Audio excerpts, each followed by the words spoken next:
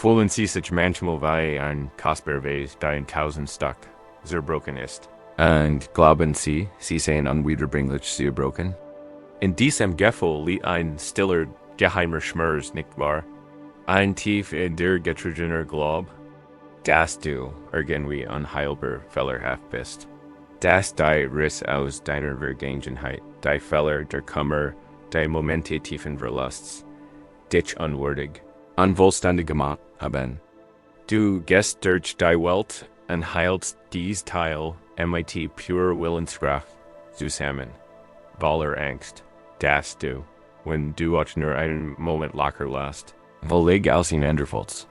Du siehst ander, die so ganz, so Michelos wirken, und die lässt einer. Eigenen Brutsch fühlt sich noch schwerer in das, was wir.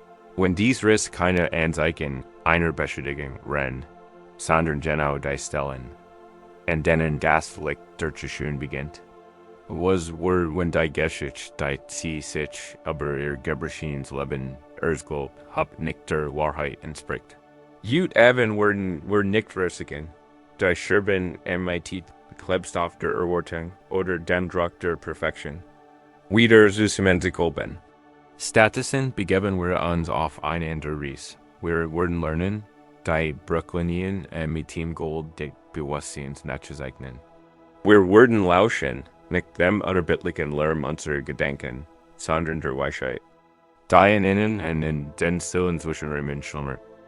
Hier, in der Still der nächsten Stunden, werden wir die alten Fee der Zen und der buddhistischen Weisheit erkunden, nicht als Lehren, sondern als sanft Einladungen, uns selbst und unser Leben in einem neuen Licht. Ist ein Raum für den Mutiget, ein Raum für den Freigen, ein Raum für die Teil von dir, die du versteckt hast. Hier musst du nichts reparieren. Du brauchst nur ausruhen, zu themen und zu suchen. Gemeinsam werden wir entdecken, dass du nicht kaputt bist, du erwachst gerade. Und dieses Erwachen beginnt mit der einfachen, radikalen Akzeptanz dessen, was ist. Es beginnt mit der ersten Geschichte. Der Geschichte vom zerbrochenen Topf und der perfekten Blume. In einem kleinen Dorf im Fuge eines nebelverschen Berges lebt eine uralte Frau. Begeistert durch ein wunderschönes Landkarte ihres langen Lebens. Han norig, aber zart von jahrelänger Arbeit. Jeden Morgen, so lang man sich erinnern kann, ging sie von ihrer kleinen Hut einen langen, gewundenen Pfad hinunter zum Fluss am Dorf rein. Und jeden Morgen trug sie das Werkzeug für Arbeit, ein lang, stable Stand auf ihre Schultern und deren beiden Enden Joels. Ein großer Tantopf hing dort und der Tiefvieh wurde perfekt. War glatt Michelos Jeffernt und hielt auf dem gesamten Weg zurück nach Haus sein Balls Wasser. Der andere Topf war jedig nicht so perfekt. Bio, von länger Zeit hat sich und seiner sieht. Ein dünner, fast unsichtbarer Riss, gebeltet. Und so legt dieser Topf auf jedem Weg vom Fluss zurück zur Hut. Langsam, aber stetig, Tropfen für Tropfen, Verlora auf dem gewundenen Weg die Hälfte sehens. W. S. S. E. R. S. Dann sie W. I. Voljar. Lang ging das. So weiter. Die alte Frau kam mit einem halbleeren Topf nach Haus. Der perfekte Topf war, wie man sich vorstellen kann, sehr stolz auf sein Leisten. Hat das Gefühl, sein Aufgabe-Tadelos zu erfüllen. Mit Kiramischem. Mitleid blickte über die Balancierstand auf den anderen zu Pio, die zerbrochenen Topf war unglücklich. Schämt sich zutiefst für sein Eigen und Wohlgemanheit. Fällt sich wie ein Versicher. Sah die Spur der verschwendeten Wassers. Die jeden Tag hinterlieu und sein Herz schmerzt wie Kammer über sein Eigen Unselenglied. Aber nur zu einem Zweck geschaffen, zum Wasser tragen, und konnte aber nur die halbe Arbeit leisten. Die Scham wurde so groß, dass der zerbrochene Topf eines Morgens, als die alte Frau in einem Flussufer vollen Wald, sprach, ist tot. Mir so leid. Flus der Diese mighty einer Stimme. Die noch Staub und Verzweiflung klang. Ich muss mich bei dir entschuldigen. In den letzten 2 Jahren konnte ich nur die Hälfte meiner Leitung ausliefern. Weil durch diesen Riss in meiner Wasser bis zu deinem Haus austritt. Wegen meiner Fehler machst du die ganze Arbeit und bekommst nicht den vollen Gegenwart für den Mühe. Der Blick der alten Frau wurde sanfter. Sie lächelte sanft und ihre Augenfalten wurden zart. Dann tätschelt sie die Tanneberflut steh. Alles war ease, die Wing, keins. Hast du es nicht bemerkt? Fragt sie, ihre Stimme so sanft wie die Strömung des Flusses. Wenn, wir zur Hut zurückkehren, solltest du dir den Weg genau ansehen. Und so gehört der Zierbroschen Top auf dem Rockweg den gewundenen Pfad hinauf wie im Jeheigen. Zum ersten Mal habe den Blick von seinem eigenen Tropfenden, Wasser, und blickt auf den Boden neben dem Weg. Und sah etwas Rusig dort am Wegesrand. Und nur am Wegesrand skummt eine Timberabensband aus Wildblumen. Leuchtens blau, Furiges orange und sonniges gelb, blüten in einer Voll von Leben und Farb, geküsst von der Morgenson. Sie wachsen in einer perfekten Reihe und folgen dem Weg vom Fluss bis zur Haustür der alten Frau. Als sie nach Haus kämen, stellt die alte Frau die Tipi ab und wandte sich dem Topf mit dem Riss zu. Hast du die Blumen gesehen? Fragt sie. Ich wusste immer von deinem Makel. Ich wusste, dass du undick bist. Und weil ich es wusste, habe ich es ausgenutzt. Ich habe Blumenzimmer auf deiner Seite Weges gepflanzt. Und jeden Tag, wenn wir vom Fluss zurückgingen, hast du sie gesehen? Seit 2 Jahren kann ich diese wunderschönen Blumenflocken meinen Tisch zu schmecken und Freude in mein Zuhause zu bringen. Sie hielt ihn. Ihr Blick war tief und voller Zärtlichkeit. Und dich, genau so wie du bist, sagt sie, hat es keine Gelegenheit gegeben, die diesen Weg oder mein Zuhause sucht. Den Riss hat dich nicht wortlos gemacht.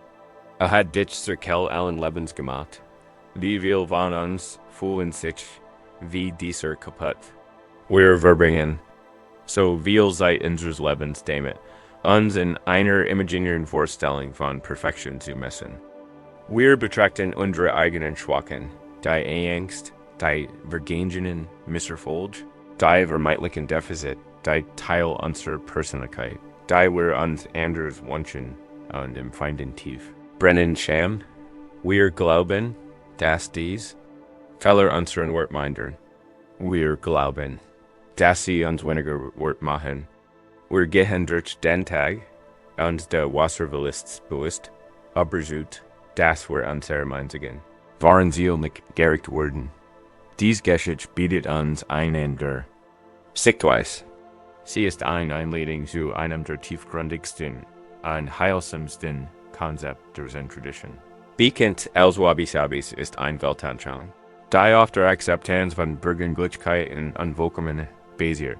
Wabi-Sabi ist die Geistheit, der Gen die unvollkommen, vergänglich und unvollständig sind. Es ist die Weisheit im Bescheidenen und Demütigen. Es ist die Stillwertschätzung der Zyklen der Natur von Wachstum und wie da in einer Welt. Die noch mehr, noch besserem, noch Mäkelsigkeit schreit, Wabi-Sabi flüstert, das im Authentischen. Verwitterten, verletzlichen ein tief und berührendes Lied. Es sieht dich geneiden einem abgenutzten Holstisch, einem ausgefransten Stockstoff oder einer entgestellten Keramikschüssel.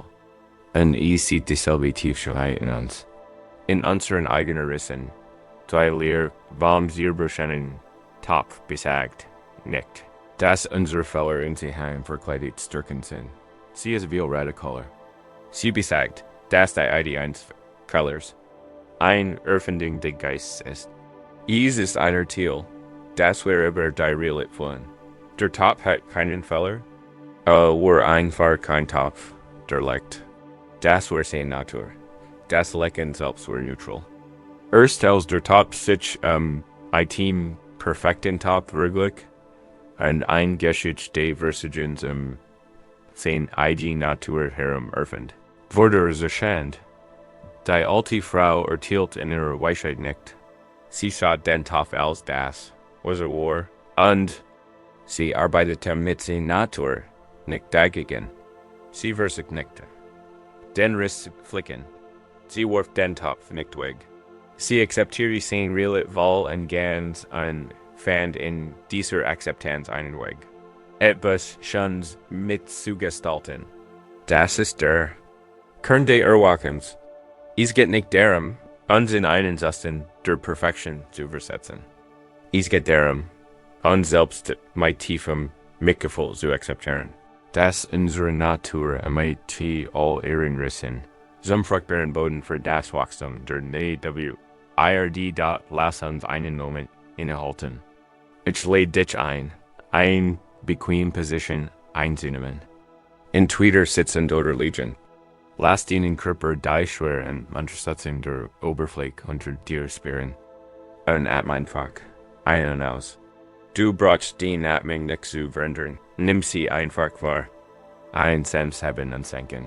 Erinnern Sie sich an einen ihrer eigenen Schürzen. Es muss nicht ihr größter oder tiefster sein. Nur Eigenschaften, die sie lange als Makel haben. Dialekt ist diese Sensibilität, die Tendenz, Dinge in einer Welt, die ihnen hört beschreibt, so tief, so empfinden. Dialekt ist die Schüchternheit, die es ihnen schwer macht, in Gruppen zu sprechen.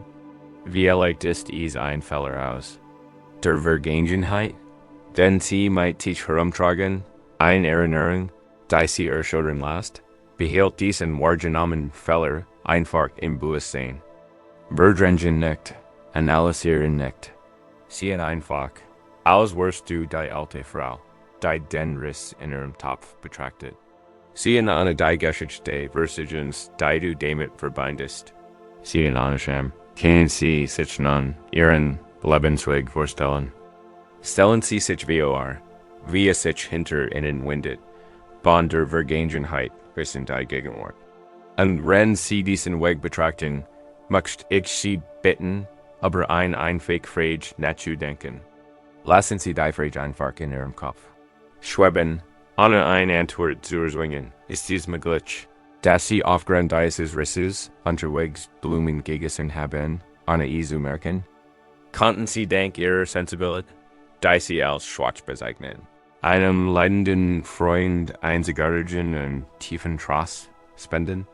Konnten Sie durch die eines Musikstücks oder eines Sonnenuntergangs erkennen, die andere übersehen haben? Hat Ihre Schüchternheit, die Sie als Sozialversigen betrachteten, Sie dazu gebracht, ein aufmerksamer Zuhörer zu werden und anderen einen sicheren Raum zu bieten, ihre eigenen Geschichten zu killen? Hat sie in die Still, reich inner, Walter Bucker und der Kreativität geführt? Ist dieser Fehler aus der Vergangenheit, der sie mit Scham erfüllt, Kell ihre größten Empathie Jordan?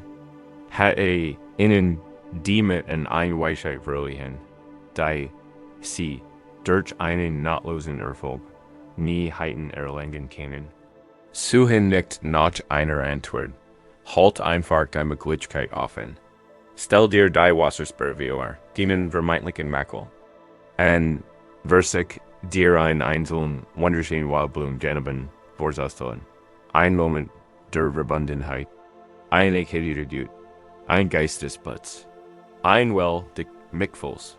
Die Metaphor des undickter Wasser ist ein Symbol für unsere Hygiene. Heilige Verlässlichkeit. Wir leben in einer Kultur, die den versiegelten Bilder wäre, das perfekt Gef, das nichts verliert. Das Leben selbst ist ein Prozess des Austausches, des Gebens und Nehmens, des Chaos und des Fliegens. Es ist unsere Verletzlichkeit, unsere Offenheit für die Einfluss der Welt, unsere Riss, die es uns ermöglichen, uns wirklich zu verbinden, zu lieben, zu fühlen und zu wachsen. Ein perfekt versiegelte Topf kann nichts geben und nichts empfangen. Ist vollständig. Überhaupt steril. Ist der Riss. Der ist dem Wasser der Lebensaugenblick. Ausschöströmen an die Welt auf ein Wies zu Lehren, die wir vielleicht nie ganz begreifen werden. Lass für die letzten Momente dieser Reflexion die Geschichte los. Lass den Weg los. Lass die Blumen los. Komm einfach zurück zu deinem Atem und stell dir vor, du lässt mit jedem atmen. Eins nach dieser alten, schweren Geschichte, die zerbrochen sind. Los, atme mit jedem Einatmen ein Gefühl schlichter, sanfter Akzeptanz ein, genau so zu sein, wie du bist in diesem Moment. Ein gebrochen und einzigartig, perfekt geeignet für die Reise, after du dich befindest, du bist nicht gebrochen. Du gießt einfach nur Blumen am Wegesrand, und wenn wir heute Abend unsere Reise fortsetzen, werden wir feststellen, dass dieser Weg oft überflutet ist. Nicht nur durch das Wasser, das wir tragen, sondern auch durch den unaufhaltsamen Fluss unserer eigenen Gedanken. Der nächste Schritt unseres Erwachens besteht darin, zu lernen, diesen Fluss nicht zu blockieren, sondern in Frieden und seiner Seite zu sitzen. Und so kommen wir wieder dorthin zurück, wo wir begonnen HABN da still, inneren C-Section. Dieses Gefühl, das Gefühl, ein kostbarer Weise zu sein, der in tausendstag zerbrochen ist. Der still geheim Schmerz zu glauben, unwiederbringlich zerbrochen zu sein. Spür für einen Moment die Erinnerungen dieses geweckt. Und jetzt, spür den Raum, derem. Spür die Luft, die du atmest. Spür die sanft still, die Heier unter den Geschichten, die Gänse herrscht. Die Scherben sind nicht wie von Sauberhand wieder zusammengeklebt. Die Risse sind nicht verschwunden. Das war nie das Versprechen. Das Versprechen war, dass du lernen könntest, sie anders zu sehen. Heute Abend sind wir einen langen Weg gemeinsam gegangen. Wir begegneten dem zerbrochenen Top und lernten, dass unsere Fehler die Quelle ungewollter Schönheit sein können. Wir saßen im Fluss unseres eigenen Bewusstseins anerkannten, dass wir nicht von der Strömung unserer Gedanken mitreden lassen. Wir hielten die Lehrtas und schaffen Raum für neue Weisheit. Wir legen die Last unserer nicht abgeschlossenen Brief los und boten uns selbst die Vergebungen, die wir anderen so bereitwilligen. Wir laden die Geister unserer Vergangenheit zum Tiefen und entdeckten, dass sie nur einsam Teil von uns selbst wären, die nach Anerkennung suchten.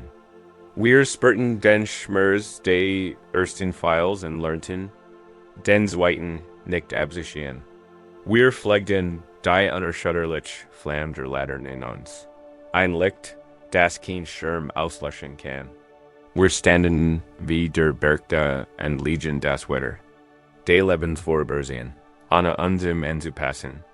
Wir erkannten die Weisheiten Konzepte der goldenen Repertoire und verstanden, dass wir nicht trotz unserer Bruch, sondern gerade durch sie schöner und weiterstehend weiter wurden. Wir lernten, uns wie ein Bambus zu biegen, unser schaumiges Wasser zur kommen zu lassen, und die kostbare Dringlichkeit dieses einen vergänglichen Lebens zu erkennen.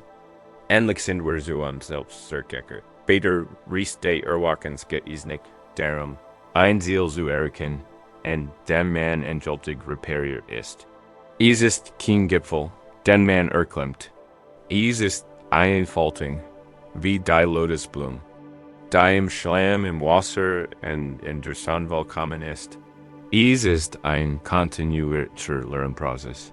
Die Bruch des eigenen Lebens mit dem Gold des Bewusstseins und des Silberswitch. Heute Abend hast du zugehört. Du hast ein Heiligpaus geschaffen. Du hast diesen Geschichten und dieser still erlaubt, Sammlung des Friedens in dir zu sein. Die Einladung ist jetzt sanft. Majest du morgen, wenn die Welt imitieren and verdrungen in ihrem Lehren auf dich zukommt. Einwendig von dieser still, Tier tragen.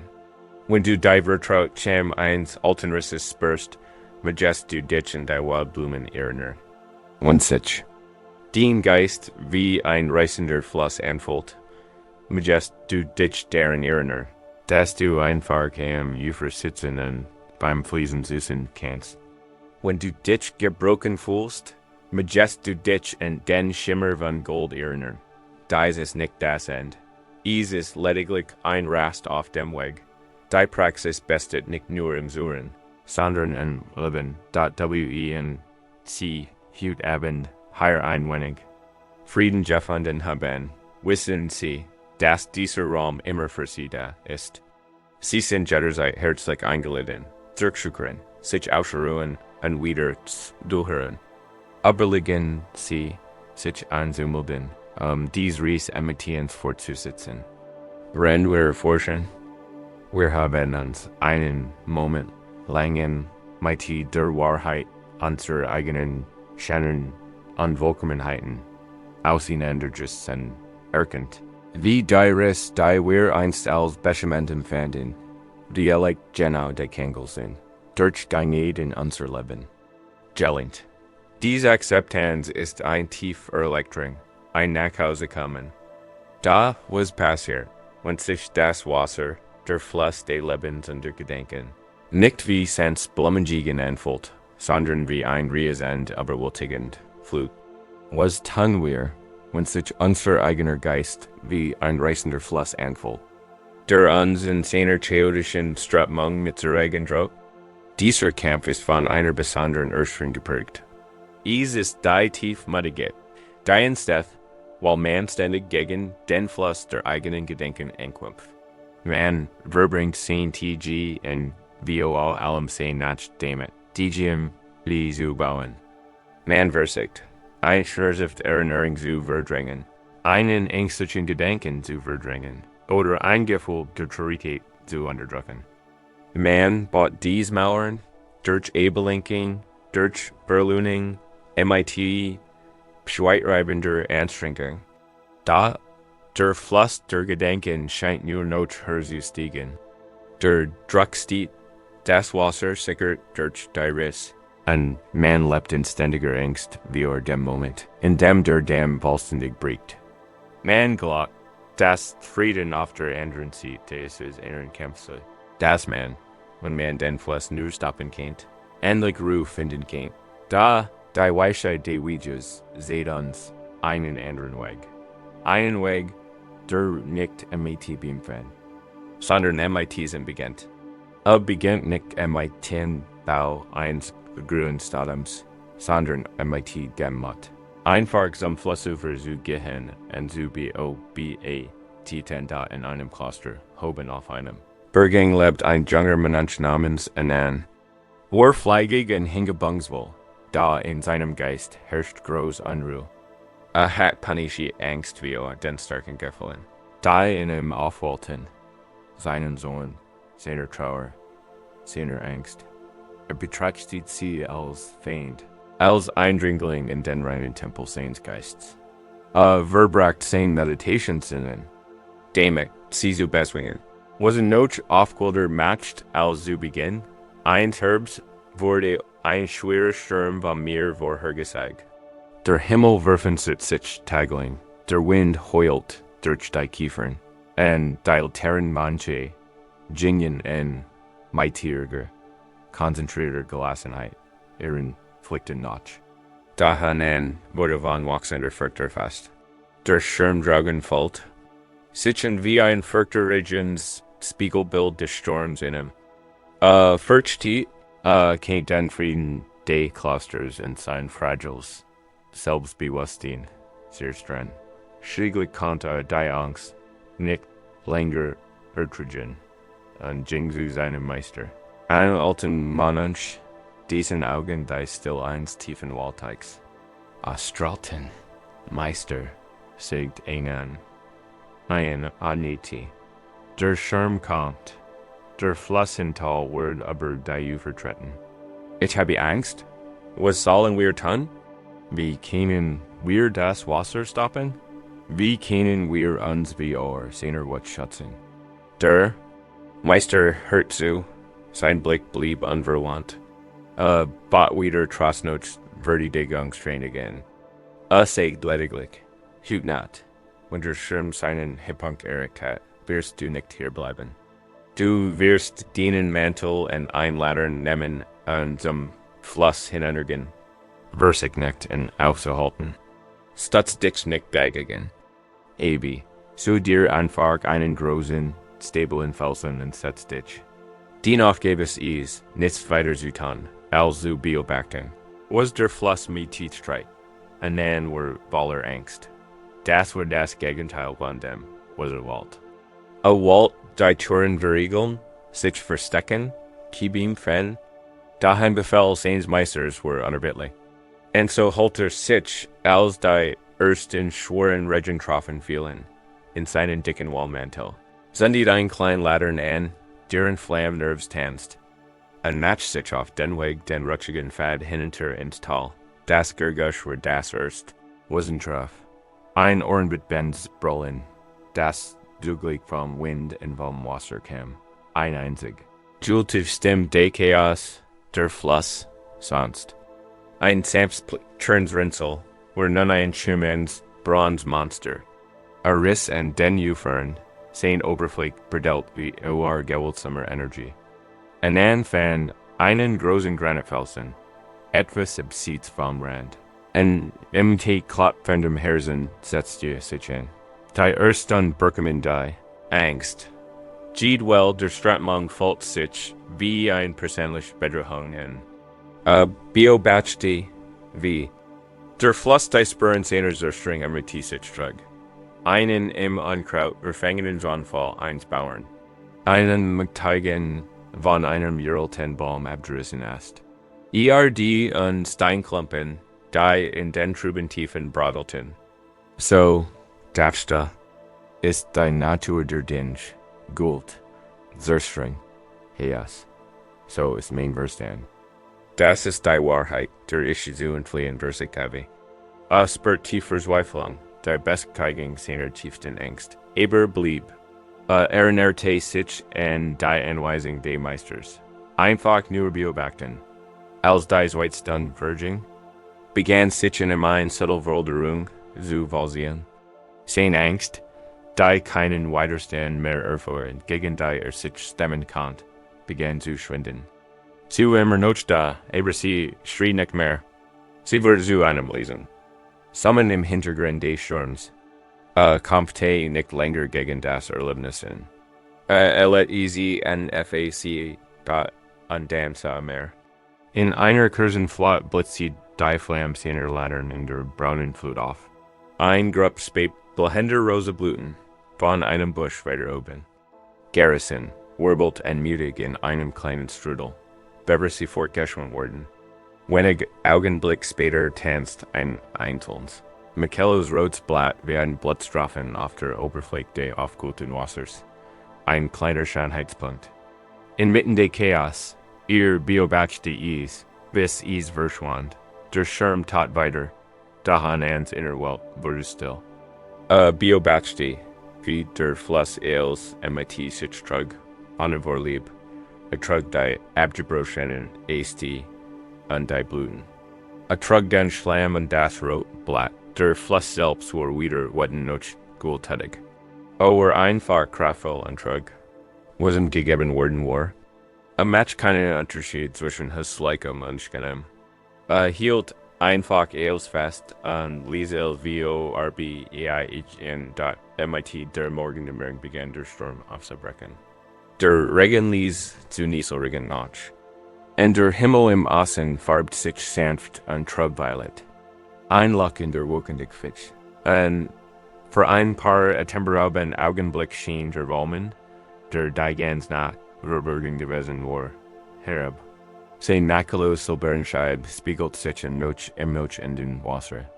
Und dann blickten den Fluss und sah den Schlamm, das Gurgel und in all dem Verborgen, das Ruhig. Unerschütterlich Antlitz des DES.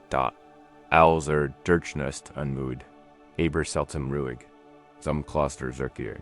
Wordt het in der Meister, nicht nur, an Verstand, die kernlicher dieser Geschichte, die Tiefweisheit die nicht widerstands. In der buddhistischen Tradition ist dies keine passive Resignation, sondern eine aktiv, intelligent und tief mitfühlende Auseinandersetzung, MIT der Realität, wie sie ist. Wir leiden so tief, weil wir glauben, unsere Gedanken und Gefühle seien persönlich schwachen, die zu beultigen, zu kontrahieren oder zu besiedigen gilt.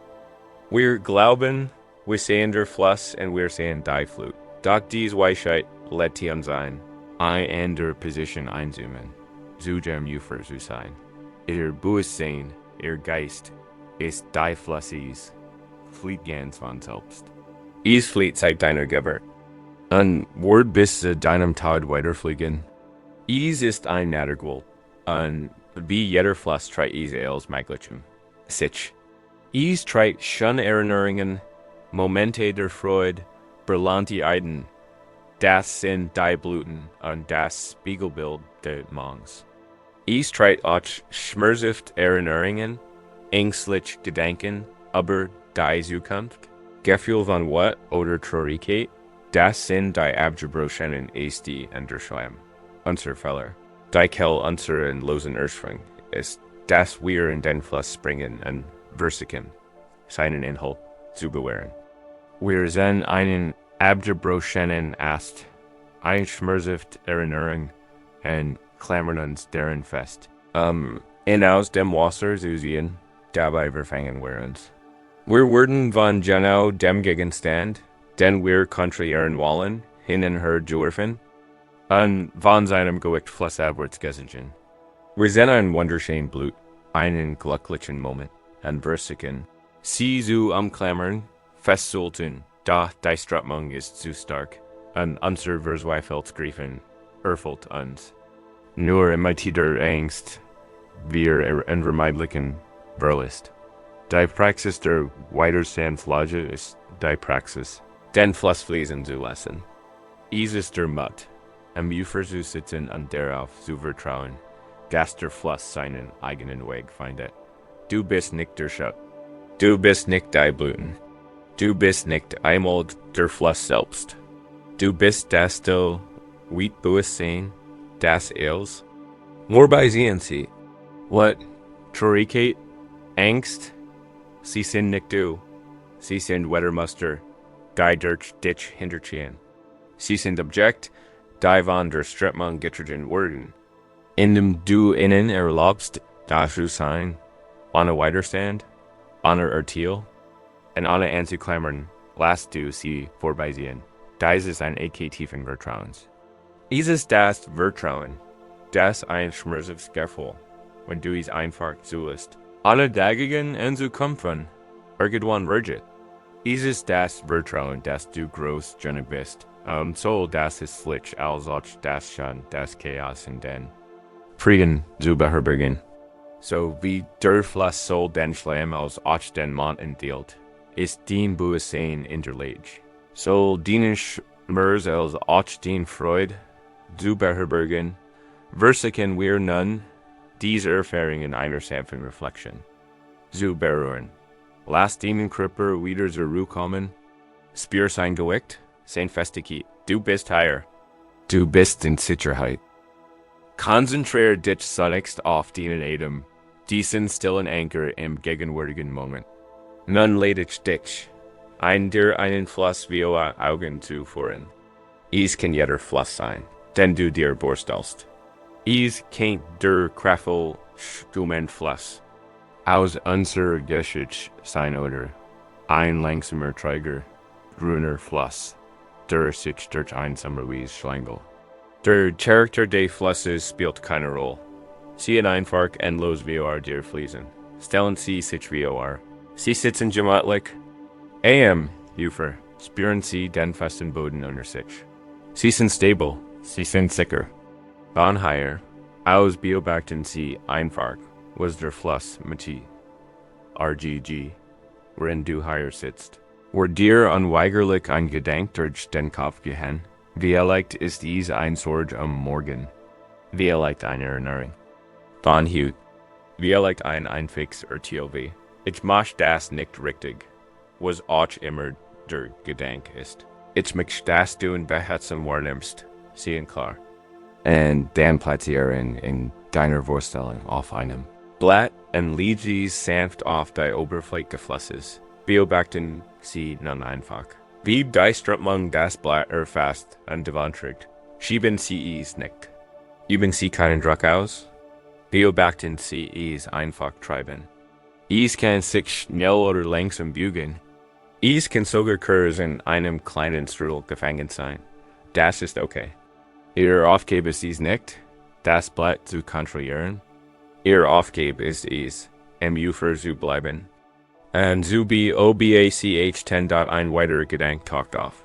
Vielleicht ein Gefühl der Traurigkeit. Nimm es wahr. Traurigkeit. Leg die Traurigkeit auf ein anderes Blatt und lass sie ins Wasser fallen. Sieh so, wie sie verschwindet. Ein Erinnerung in ein schon Zeit kommt. Erkennen sie in ein schon Erinnerung. Leg sie auf ein schon sonnenbeschendes Blatt und lass sie los. Beobacht, wie auch sie flussabwärts bietet machen, sie so weiter. Gedanken werden kommen, einer nach dem anderen. Ihr einzige Aufgabe ist es, jenen Gedanken auf ein Blatt zu legen. Und zu beobachten, wie vorbeitritt. Sie werden feststellen, dass manche Gedanken schwer sind, wie nass ist die. Sie legen sie auf den Fluss, und sie scheinen sich kaum zu bügen. Das ist in Ordnung. Lassen Sie sie schwer sein, lassen Sie sich langsam bügen. Die Übung bestet. Nicht darin, den Gedanken loscher werden, sondern in auf den Fluss zu liegen, in wann du, der Beobachter MUFE, du wirst abgelenkt. Den Gedanken schweifen ewig. Du wirst den Fluss und verlierst dich plötzlich in einer Geschichte. Das ist kein Versagen. Es liegt in der Natur des Geistes. Der Moment, in dem du merkst, dass du abgeschweift bist, ist ein Moment wunderbaren. Erwachend, kehre in diesem Moment sanft und ohne Vorurteil einfach zum Flussufer zurück und beginn von vorn. Beobacht, wie der nächste Gedanke aufkommt, und leg ihn auf ein Blatt. Dies Übung enthält die Wahrheit. Du bist der Himmel, nicht die Wolken. Du bist das Bewusstsein, nicht der Gedanke. Indem du im Ufer sitzt, kultivierst du ein tief inner Still, einen Zufluchtsort. Der dir immer zur Verfügung steht, egal wie turbulent die Gewässer deines Lebens werden, du entdeckst, dass Frieden nicht die Abwesenheit von Gurgel im Fluss ist. Frieden ist die Stabilität Felsens, MUFER.WEN, where diesen Fluss fließen lassen und aufruhen. Gegen ihn zu kommen, beginnt ein natürlicher Klargrund.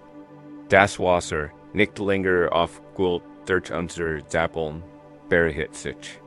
Und in dieser Ruhe herrscht ein Raum, ein Lehr. So lange haben wir dir dieser Lehr gefordert und sie bei dir Lärmen Sorgen gefällt. Da was when diese Lehr. Kein zu verstehens Lachis, sondern ein Gift, das mein Team gefällt werden kann, was when wir Wahrnehmung zu finden, bereit sein müssen, ein Lehrtask zu werden. Wenn wir im stillen Ufer sitzen und den großen Fluss unseres Bewusstseins anscheinend fließen lassen, beginnt sich in uns eine neue Landschaft zu entfalten. Die hektische Energie des Kampfs gegen die Strömung last Nacht. Das Tusende, Wassers wird zu einem Murmel, und in sein Still tritt etwas anders. Ein Gefühl von Wheat, still, Lehr. Für wir von uns kann sich dies Lehr südest angewohnt. Ja, sogar Beiner Higen anfüllen. Wir sind so in den Lärm und die Hektik eines vollen Geistes gewöhnt, dass sich seine Wesenheit wie ein Lehr anfühlt. Unser Leben ist ein ständiger Prozess der Entwicklung. Wir sammeln Informationen, Erfahrungen Meiningen, Sorgen und Verantwortlichkeit. Und packen sie dicht in unser Bewusstsein. Unser Geist wird zu einem Raum, der so vollgestopft ist, dass kein Platz mehr zum Bügeln, keine Luft mehr zum Atmen bleibt. Wir fühlen uns erfüllt, doch wir sind nicht gehungert.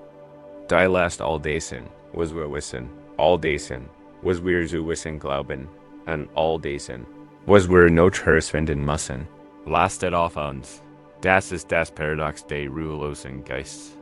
Flieht aber bleibt aber so just durstig, sind. Sitzt nach dem frischen, klaren Wasser des Friedens. Da sein Becher ist bereits bis zum Rand gefüllt mit dem abgestandenen Wasser seiner eigenen Schlussfolgerung. Wir gehen unser Leben, unsere Beziehungen und sogar unsere eigene Heilung mit einem bereits voll ist. Wir fremd so, da unser Becher ist so voll, was wir als nächstes sagen würden. Das sein Wort keinen Platz. Finden, zu landen. Wir stehen wir an einem Problem. Da unser Becher ist so voll mit eigenen Annahmen und vergangenen Fehlern, dass ein neue Lösung ungleich ihren Weg finden kann. Wir suchen spirituelle Weisheit. Da unser Becher ist so voll mit komplexen Ideen und starren Überzeugungen, dass die einfähige Wahrheit keinen Raum hat, sich zu offenbaren. War Erleichterung, war's Erwachen instead nicht der Durch, das wir. Unserem bereits überwallen Kelch noch etwas, noch ein Stück Wissen hinzufügen. Sie instead durch den nötigen und Demütigkeit inzulehren. Dies Wahrheit wird in einer der berühmtesten und eindringlichsten Geschichten der Zen-Tradition. Das Gelten ist wir einmal an Universitätsprofessors, ein Mann von großer Gelehrsamkeit und Ansehen. Hat sein Leben dem Studium der Philosophie und Religion gewidmet und jeden antiken Text und jeden modernen Kommentar zum Wesen der Erleuchtung gelesen. Stundenlang konnte aber die subtilsten Punkt von Lehren lehren. Da, trotz all seiner intellektuellen Brillanz, nagt ein stilles Unbehagen in ihm. Besses ein Weltkart, hat aber noch nie einen einzigen Schritt getan. Kennt jedes Wort des Rezepts, hat das Essen aber noch nie probiert. Als der Professor von einem Zen-Meister hört, der ein einfähiges Leben in den nächsten Bergen fort, beschlossen ist zu besuchen, ihm über das Wesen des Zen zu sprechen. War aber so, dass mit seinem umfassenden Wissen ein anregenden Debatt führen und dem sehr gesigen lebenden alten Mönch, wie sogar einiges aufsiegen kennt, was aber sein Got und macht sich auf den Weg erreicht. Ein klein unscheinbar Hut. Der Meister, ein alter Mann, glasner Ausstellung an Augen, die ins du durchschauen schienen, begrüßen einer einfachen Verbeging und laden zum Tee ein. Der Professor, der kaum erwarten konnte, begann sofort, sein Wissen zu präsentieren. Sprach aber den historischen Buddha, die Komplexität von Nagarjunas Philosophie und die verschiedenen Denkenschulen, und sein Wort erfüllten den Kleinen. Still in Raum, da der Zen-Meister hört Gettelbing zu. Unterbrochen nicht, begann einfach mit dem Jurelten Regidebrinen. Bewegt sich langsam und bedeutet, sein Aufmerksamkeit ganz auf sein Aufgabe wärmt die kann man die Blätter und goss das heiße Wasser ein. Der Professor redet weiter kaum ein Atempause einlegen und ergütert seine eigenen Theorien über Ego, Bewusstsein und den Weg zur Befreiung. Der Meister nahm ein einfähig Keramiktasse und stellt sie wieder den Professor. Dann begann einzuschenken. Der Professor, der noch immer sprach, beobachtete, wie sich die duften, bernsteinfarben Flüssigkeit in die Tasse voll. Sie erreicht die Hälfte, dann drei Viertel und schließlich den Rand. Da der Meister hört nicht auf einzuschenken. Der Tee begann über den Rand der Tasse zu laufen, lief in den Seiten herunter and bildet einen dunklen Fleck auf der Sovereignty Talmimat. Der Professor was Susa in seinen eigenen Monolog verdieft, Isu bemerken. Da als der Tee immer weiter floss, verstummter Schlieglich, sein Augen weiten sich wie Schreck. Halt, Riefer, was machst du da? Die Tasse ist voll, sie lief über. Ich geht nicht mehr hinein. Der Meister hielt in und stellt. Die Tiken AB. A sodden Professor sanft, über durchstrengden. Bietet, sagt der Meister Lies. Steckst du voller eigener Meinungen und Spekulationen. Du kommst hierher, Fragen zum Zen zu stellen, doch dein Geist ist bereits aber wohl. Wie kann ich dir etwas zeigen? Wie kannst du etwas empfangen, wenn du nicht zuerst den Task lehrst? Der Professor saß sprachlos da, nur das Gergusch der treffenden Tees war souverän. In diesem Moment begriff dass all sein Jarlinges. Wissen zu einer Barriere juren war nicht zu einer Bruch. Das Gef, das so mussem Gefel hat hinderten anderen. Denn Tizu Geniugen, dies Geschicht ist ein kraftvoll Lehre aber das, was im Zen bekannt ist als Shoshi, oder Anfängergeist. Anfängergeist ist kein Geist der Unwissenheit. Is get nicht darum, nichts zu wissen.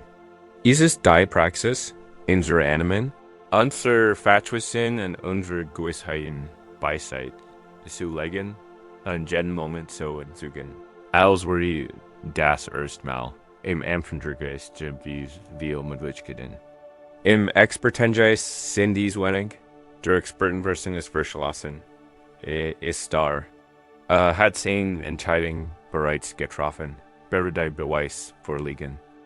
Filter die neue Erfahrung durch die Leinwand seiner Vergangenheit. Wenn wir aus dem Expertenwissen agieren, sehen wir die Welt nicht, wie sie ist. Wir sehen ein Spiegelbild unserer eigenen Konditionierung. Wir sehen unseren Partner nicht. Wir sehen die Geschichte all unserer vergangenen Auseinandersetzungen. Erwartungen. Wir freuen nicht das Wienen unseres Kinds. Wir freuen unsere eigenen Erzählungsscharien. Wir spüren nicht das pure Gefühl der Traurigkeit. Wir spüren unsere Geschichte darüber, warum wir nicht traurig sein sollten. Den Anfängergeist zu kultivieren bedeutet, radikal Offenheit zu entwickeln. Es ist die Demut, zu sagen, ich weiß es nicht. In unserer Kultur wird ich weiß es nicht, oft als Zeichen von Schwach angesehen.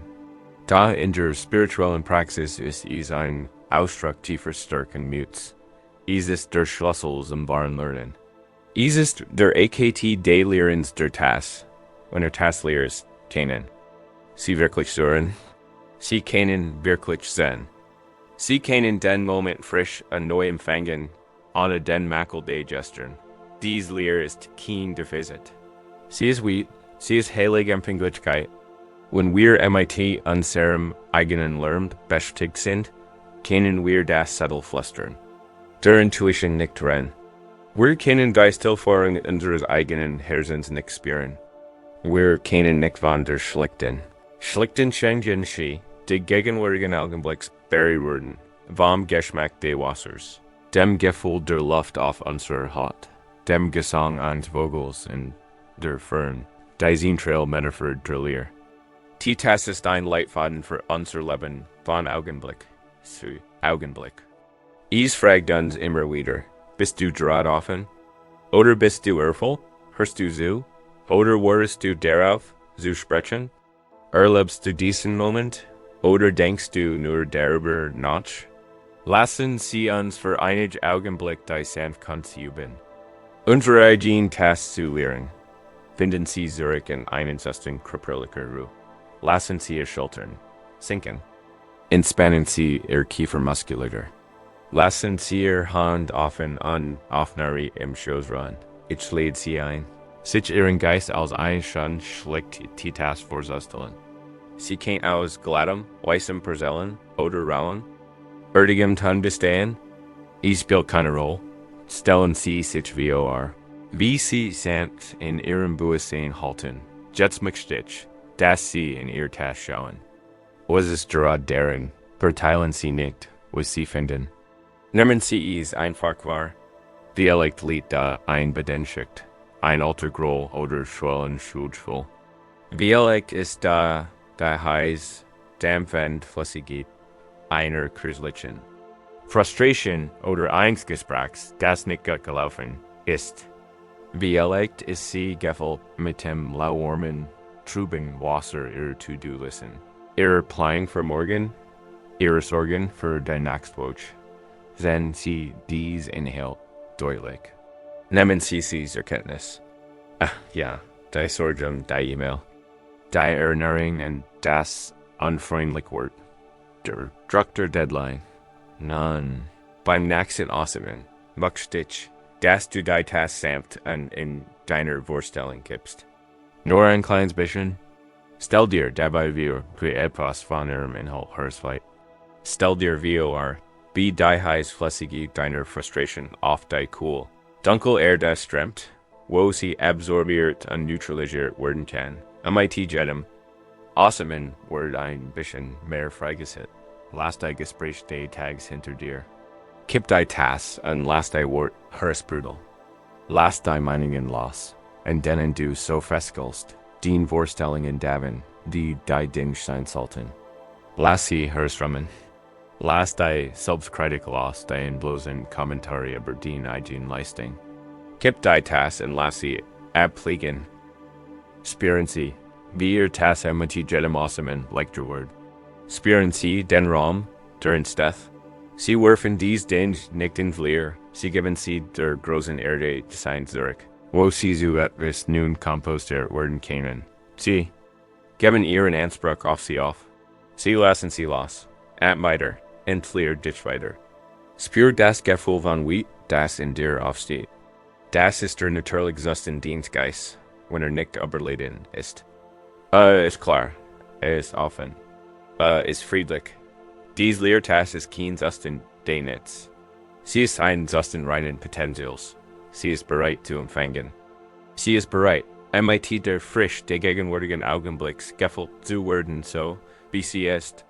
Sie ist bereit für tief, erholsam Ruhe. Wenn wir in dieser Neujunen still, dieser inneren Wheat run, bemerken wir vielleicht, dass uns manch Dinge schwerer fallen als andere. Ganz unten im Becher bleibt oft ein dicker Schwere. Rückstand.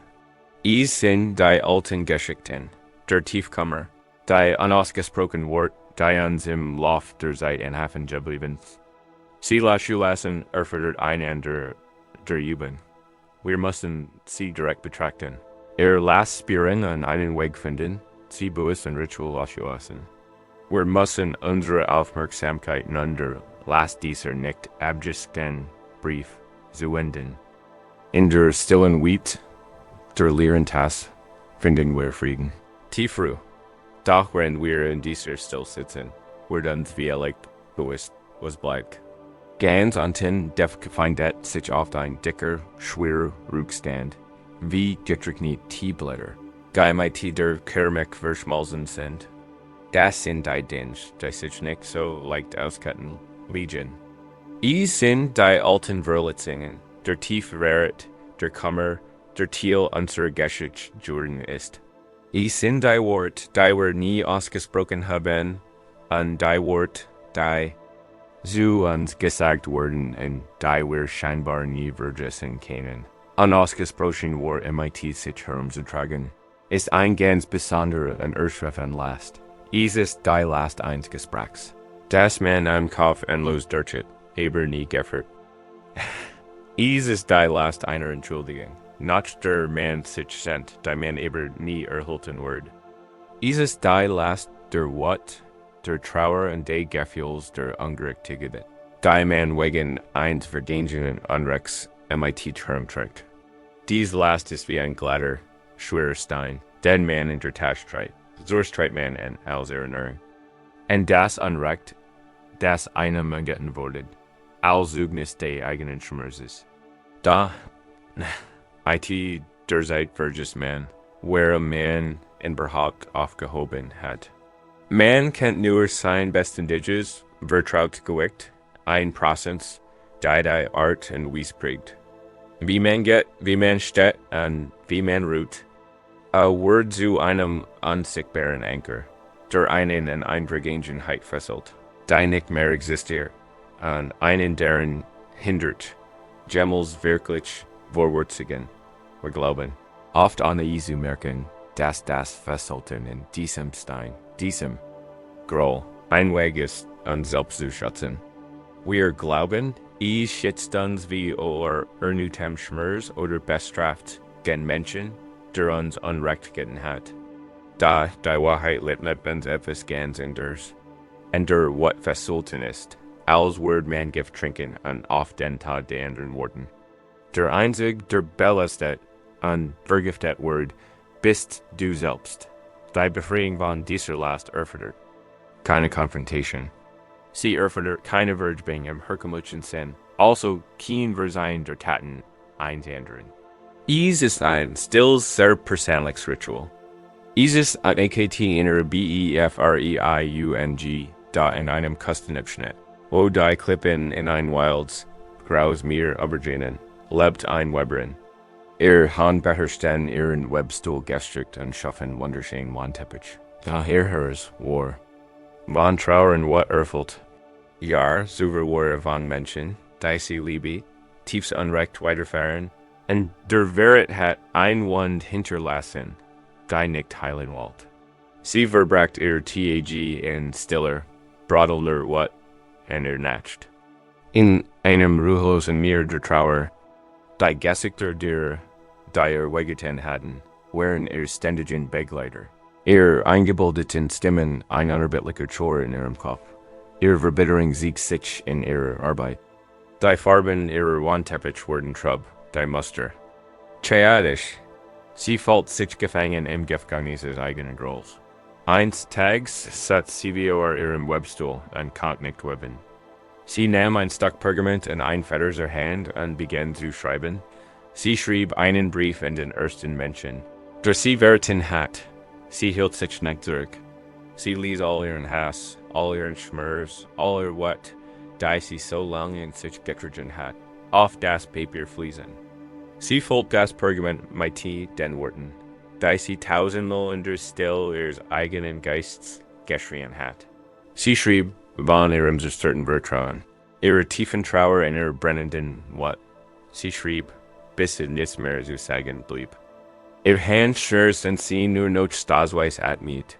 Sie betrachtet den Brief. Da ist es schwarz-weiß Dokument ihres eigenen Gifts. Sie hat nicht die Absicht, in abzuschicken. Der Adressat werden diesen. Der Gedank darin, in abzuschicken. Match sie nu, noch nervöser. Stattdessen wirken sie ein seltsamer Impuls. Sie gingen in ihr Werkstatt und smelt ein paar Stück Treibholz, Hanschner. MITerin Weberhänden, baute sie ein winziges einfähiges Boot. Drag großgenig für das Jeffelty Pergament. Als die Dämmerung sich über das Grauwasser senkt an die Welt in Violet und Anthrazitni Tauch, ging sie zum Ufer hinunter. Die Fluturm sie nie Wasser nieder. Der kalte Schaum Spalter fiel.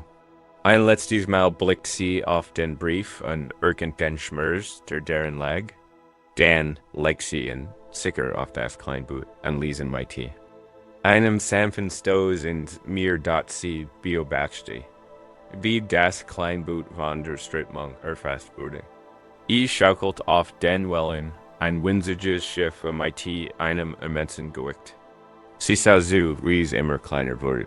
Ein dunkler Fleck, am dunkler werdenden Horizont. Es ist schlichtlich vollständig von der Weite Meers und der Nacht verschluckt. Verda. Sie stand lang da. Spürt die kalte Luft auf ihrem Gesicht. Und spürt zum ersten Mal seit Jahren einen Raum in sich, wo der Brennen Noten der What gewesen war. Und nicht verschwunden, aber hat sich gelagert. Das wurde zu ihrem Ritual. Immer wenn die Last eines Grolls schrieb wurde, schrieb sie. Sie schrieb Brief voller What? Brief voller steckender Trauer, Brief voller verzweifelter, fragender Trauer. Sie schrieben diejenigen, die sie verletzt hatten. Und diejenigen, die sie vermisst, und manchmal schrieb sie Brief an die Person, die sie einmal war. Jeder Brief war ein Geständnis, ein Aufstecken einer Wand, und jeder Brief wurde ein.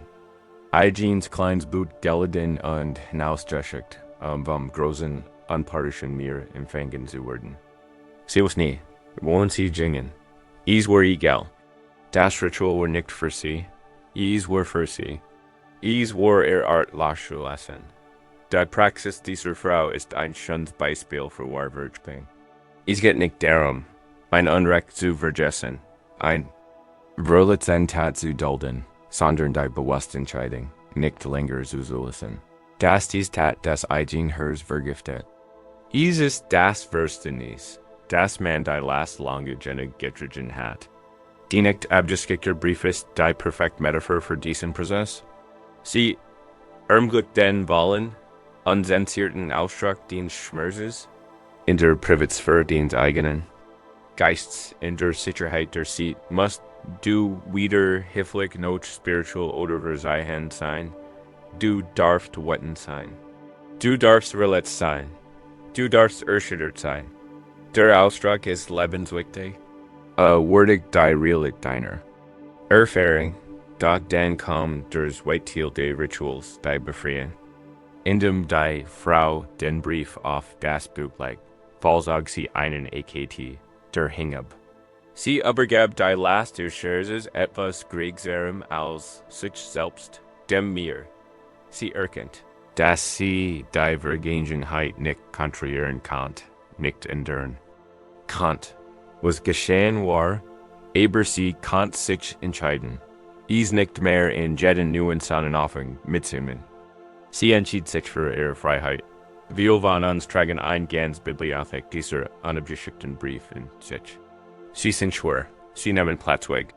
Sie halten unsere Tassen ständig mit altem, abgestandem Wasser gefüllt. Die Praxis, die Loslassens steht uns jederzeit zur Verfügung.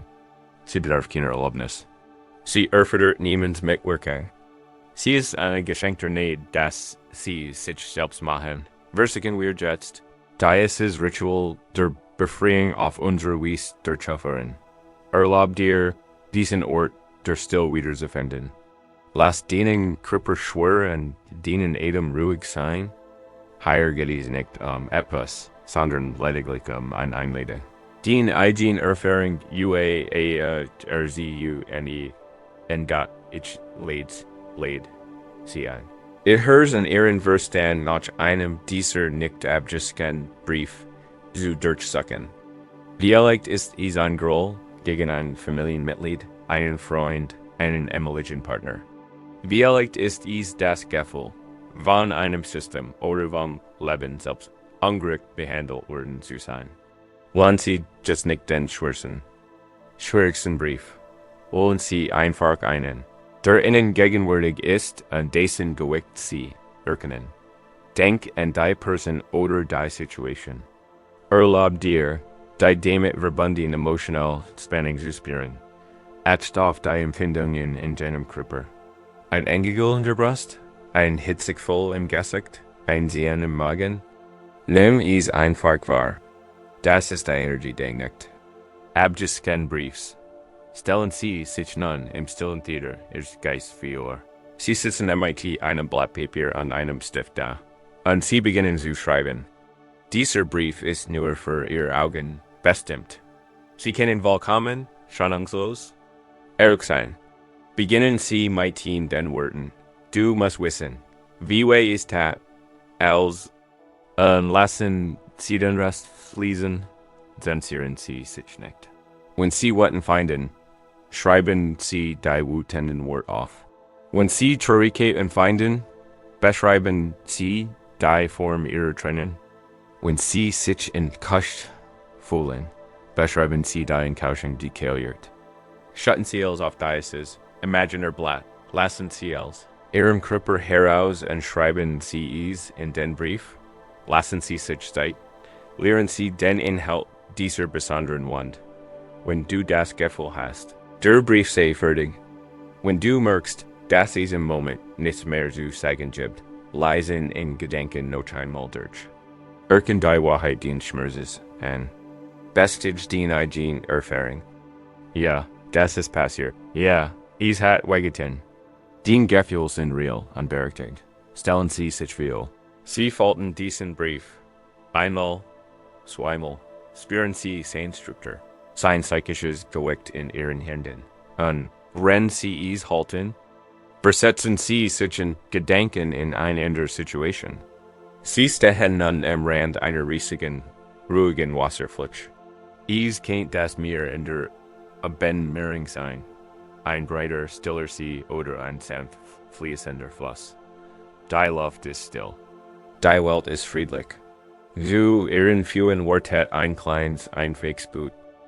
Nimm den gefolgten Brief, diesen Belter den Schmerzes, und legen vorsichtig ins Boot. Befestigen dort. Und wenn du Gast hast, kannst du in Gedanken ein letztes Wort der Erleichterung sprechen. Etwas Einwegs, ich habe das. Lange genug MIT mir Fragen tragen? Oder lass dies jetzt los. Oder einfach, ich entscheide mich für die Freiheit. Gib dem Boot mit deinem nächsten Längen. Langsamen Atmen, einen sanften Schubs.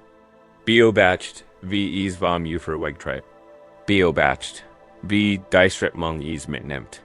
MIT jedem führt sich das Boot immer weiter. Es kommt nicht. Es flieht einfach MIT dem Wasser. Du bleibst am Ufer und beobachtest. Spür den Raum, der sich in dir öffnet, wenn das Boot kleiner wird. Es ist der Raum, der einst von dem schweren Stein eingenommen wurde. Mag sich zart anfühlen. Mag sich leer anfühlen. Mag sich friedlich anfühlen. Was auch immer du fühlst, ist in Ordnung. Verweil einfach dabei, dem Boot beim Verschwinden. Zuzusen. Schau zu, bis du es nicht mehr sehen kannst. Es ist verschwunden. Sein Inhalt wurden dem weiten, akzeptierenden Wasser übergeben. Die Geschichte ist zu Ende mit tiefen und spürbarem Ausatmen und festen Boden unter dir. Du bist hier. Du bist präsent. Du bist leichter, die Übung kann immer wieder wiederholt werden. Vielleicht hast du ein ganz flott von Booten zu versenden. Das ist okay. Der Weg der Heilung ist kein einzelnes Ereignis, sondern ein kleiner, mitfühlender AKT der Befreiung. MIT jedem Brief, den du verschickst, holst du ein Stück deines Herzens zurück. Du lehrst den das Einwilligen mehr und schaffst Platz für Frieden, Freude in den gegenwärtigen Moment. Dort manchmal sind die schwierigsten Brief nicht in anderer Gerechtigkeit. Sie sind in uns selbst Gerechtigkeit. Sie sind der Kummer, den wir über unsere Fehler in der Vergangenheit aber die Teil unserer Geschichte, die wir nicht vergeben können. Es sind die Erinnerungen, die uns verfolgen, die in den stillen Stunden der Nacht immer wieder ablaufen, an uns deren erinnern. Wie wir versagt und wie zerbrochen wir waren. Waren Frieden zu finden, müssen wir bereit sein, uns diesen Geistern zu stellen, nicht mit Angst, sondern mit einer überraschenden und radikalen Tat der Tut. MIT jedem geschickten Brief, den wir ins Wasser werfen, befreien wir uns von den Beschwerden, die wir anderen gegenüber hegen. Dieser AKT ist ein rein stiller Erleichterung. Und das sind die schwierigsten Brief, die mit den schwersten. Poststempel, auf die in uns selbst gerichten. Die Vergebung, die wir der Welt entgegenbringen, kann sich unerreichbar anfühlen, wenn es unsere eigene Vergangenheit geht. Wir werden zu unseren eigenen schärfsten Glaubigern und fordern die Bezahlung einer Schuld für längst vergangene Fehler. Eine Schuld in loser Scham und Reue Gott, so wird eine Erinnerung zum Geist. Ein vergangenes Ereignis, ein Moment der Versagens. Ein im Zorn gesprochenes Wort, eine Entscheidung, die wir gern rückgängig machen werden. Sie hört auf, ein Einweg Erinnerung zu sein, sie entwickelt ein Eigenleben. Sie wird zu einer aktiven, atmenden Präsenz in der Architektur unseres Geists. Sie ist der Geist in der Maschine. Ein Geist durch die stillen Gens der Nacht und flüstert uns unsere Fehler zu, wenn wir im berlitzlichsten sind. In Momenten der Freude flackert am Rand unseres Blickfelds und erinnert uns daran, dass wir die Glocks nicht würdig sind. Wir spüren sein Schurge Präsenz und tun, was jeder tun wird, wenn einem Geist gegenübersteht. Wir rennen WEG, WI lenken uns, MIT, Arbeit, Lernen und loser Aktivität. Wir versichern den verwunschenen Raum MIT neuen Erlebnissen zu überdecken. Wir versichern MIT what oder intellektueller Analyse auszuschreiben. Wir rennen uns ein. Wir heiten in Überwunden, Gehör der Vergangenheit, und da Energie, die es kostet, dies zu verschlossen zu halten, ist enorm. Der Geist, ungefedert, aber unbesiegt, wird nur noch hartnäckiger. Rüttelt und der Tür erstent in den Wunden. Unser Versich, in zu leugnen, wird zur Kelseiner matcht. Wir glauben, die Vergangenheit heimsucht uns dahin Wahrheit, heimsucht uns unsere Weigerung, unser Zeus TLLEN in einem Bergkloster lebt. Ein junger Mensch, der von einem solchen Geist gequält wurde, in seinen freien Tagen im Tempel hat in einem Moment Jugendlichen Stolzes und Leichsens einen leeren Pilger, der Hilfe gebeten hat, grausam und abflug angesprochen. Der Pilger senkt lediglich den Kopf und ging weg, sein Gesicht ein meist stiller Trauer. Der Moment war augenblicklich vorbei, da für den jungen Mann hat gerade erst begonnen. Die Erinnerung in das Gesicht des alten Manns wurde zu seinem Geist. Sie verfolgten unerbittlich, wenn zu meditieren versicht, erscheinen die verletzten Augen des Pilgers hinter seinen geschlossenen Lidern. Und sein Geist fühlt sich MIT scham, wenn die Sutras des Mikfuls rezitiert, halten seinen eigenen grausamen Wort in seinen Ohren weiter und verhandenen. Stürzt sich in seine Arbeit, hackt MIT Minister wat Holz, schrubbt Baden, bis sein natural Wound wären, eils in dem Versich, der Erinnerung zu entkommen und sie zu erschaffen. Da die Hörder arbeitet, desto mehr wurde, und desto stärker wurde der Geist in seiner Ursprung. Und great sich von seinem Widerstand. Schließlich suchte, verzweifelt seinen Meister auf. Gest in dem Sehenqualen, und die Geschichte brach in einem Schwall von selbst das aus. Im Heraus, Meister, flette, du musst mir einen Weg zeigen, diesen Geist zu vertreiben. Gib mir ein Mantra, ein Ritual, urgent etwas dessen Vertrieb. Ich kann MIT zur Scham nicht leben. Der Meister hört MIT unveränderter Mien zu, bis das Bekenntnis der jungen Manns in Schweigen versunken war. Der Meister führt wieder ein Ritual noch einen Gesang durch. Sah seinen Schüler MIT Boinderhegen der Ruhe und sagt, das Problem ist nicht der Geist. Das Problem ist, dass du ein schlechter Gastgeber bist. Wenn das nächste Mal erscheint, wirst du nicht weglaufen. Du wirst offern, was du gerade tust. Du wirst in die Küche gehen, 2 Tassen Tee zubereiten und in den Zimmer sortieren. Du wirst ein Tass für dich und ein für deinen Geist hinstellen. Du wirst ihn einladen, sich zu dir zu setzen. Und dann wirst du einfach hören, der junge Mensch war in Set. Sich da zu setzen, im Tee anbieten, das war Wahnsinn. Weil ein Schwert an sein Meister befahl ihm, den Tisch zu decken, da der Blick des Meisters war unverwandt. Und so will der Mensch folgt ein da in dieser Nacht. Als in seiner Seele sah, Berkemann die Vertraut kultiviert. Die Luft wurde schwer. Im Schatten der Eck begann, sich die Erinnerung in das Gesicht des Pilgers zu formen. Der erste Instinkt des Monks war, davon in die Gesangschule zu fliehen und sich im Lärm zu verlieren.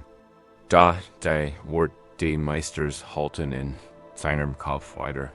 Sein Hand zitterten so sehr, dass kaum noch Handlungsfigur. Stand off. Steifen Bienen Jinger in die kleinen Kutsch. Der Atem stalkt ihm. Sandy den kleinen Herd en da sein Verstand schrien en dies tritt aufgebe aufzuheben. Konzentriert sich auf die einfachen Bewegungen, die Blätter messen, Gaswasser einschenken. Dies ist klein, alltäglich Ritual erdeten. Ein kleiner Anker in seiner Meer aus Angst. Schenkt sich 2 Tassen dampfenden grünen Tee. Der duften Dampf bildet einen starken Kontrast zu der kalten Angst in seinem Bauchstaat. Trug das Tablet zurück in sein Zimmer. Die Präsenz in der Ecke fällt sich nun stärker und schwerer und ging auf zu. Kniet nieder und stellt das Tablet auf den Boden. Stellt ein Tass Bior sich an ein Bior die wechselben Schatten. In denen der Geist haust, seins dem eintrag ins Flüstern. Ich sehe dich, sagte dem Geist. Ich bin Bior dir weggelaufen. Es tut mir leid. Bitte, setz dich zu mir. Trinchi. Nahm sein eigen Tass, deren Wurm seinen eisigen Händen ein kleiner Trost war. Wartet. Wehrt sich nicht, rant nicht. Versig nicht einmal, zu meditieren. Sei einfach nur da und spürt die Wohlwacht. Der Scham, die Bedauerns und die Selbstasses, die der Geist mighty sich bracht. Alies die Gefühl widerstandslos, aber sich hinwegspallen. Es war unerträglich, aber blieb standhaft dat begann im mighty dem Geist zu sprechen, nicht ihn zu vertreiben, sondern ihn zu verstehen. Du bist wegen de Pilgers hier, sagte Lies. Du bist hier, while ich grausam more.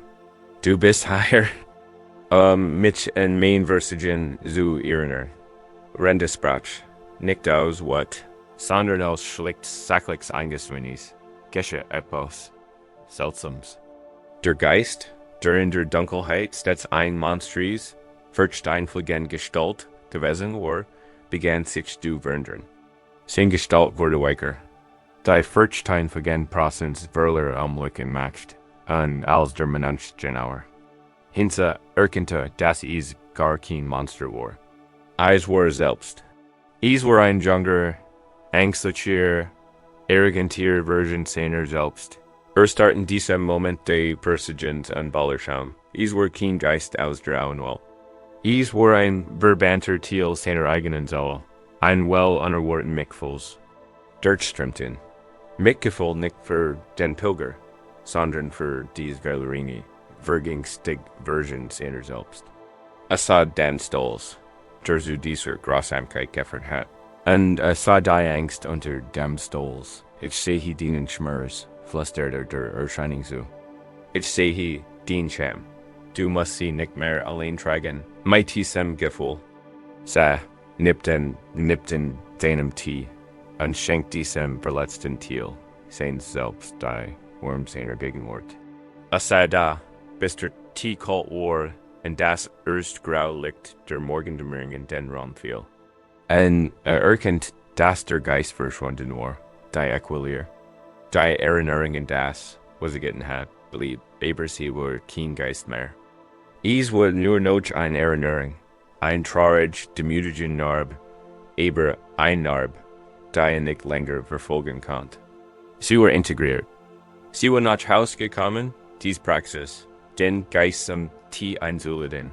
Ist ein tiefgründiges Lehre über das Wesen der Heilung.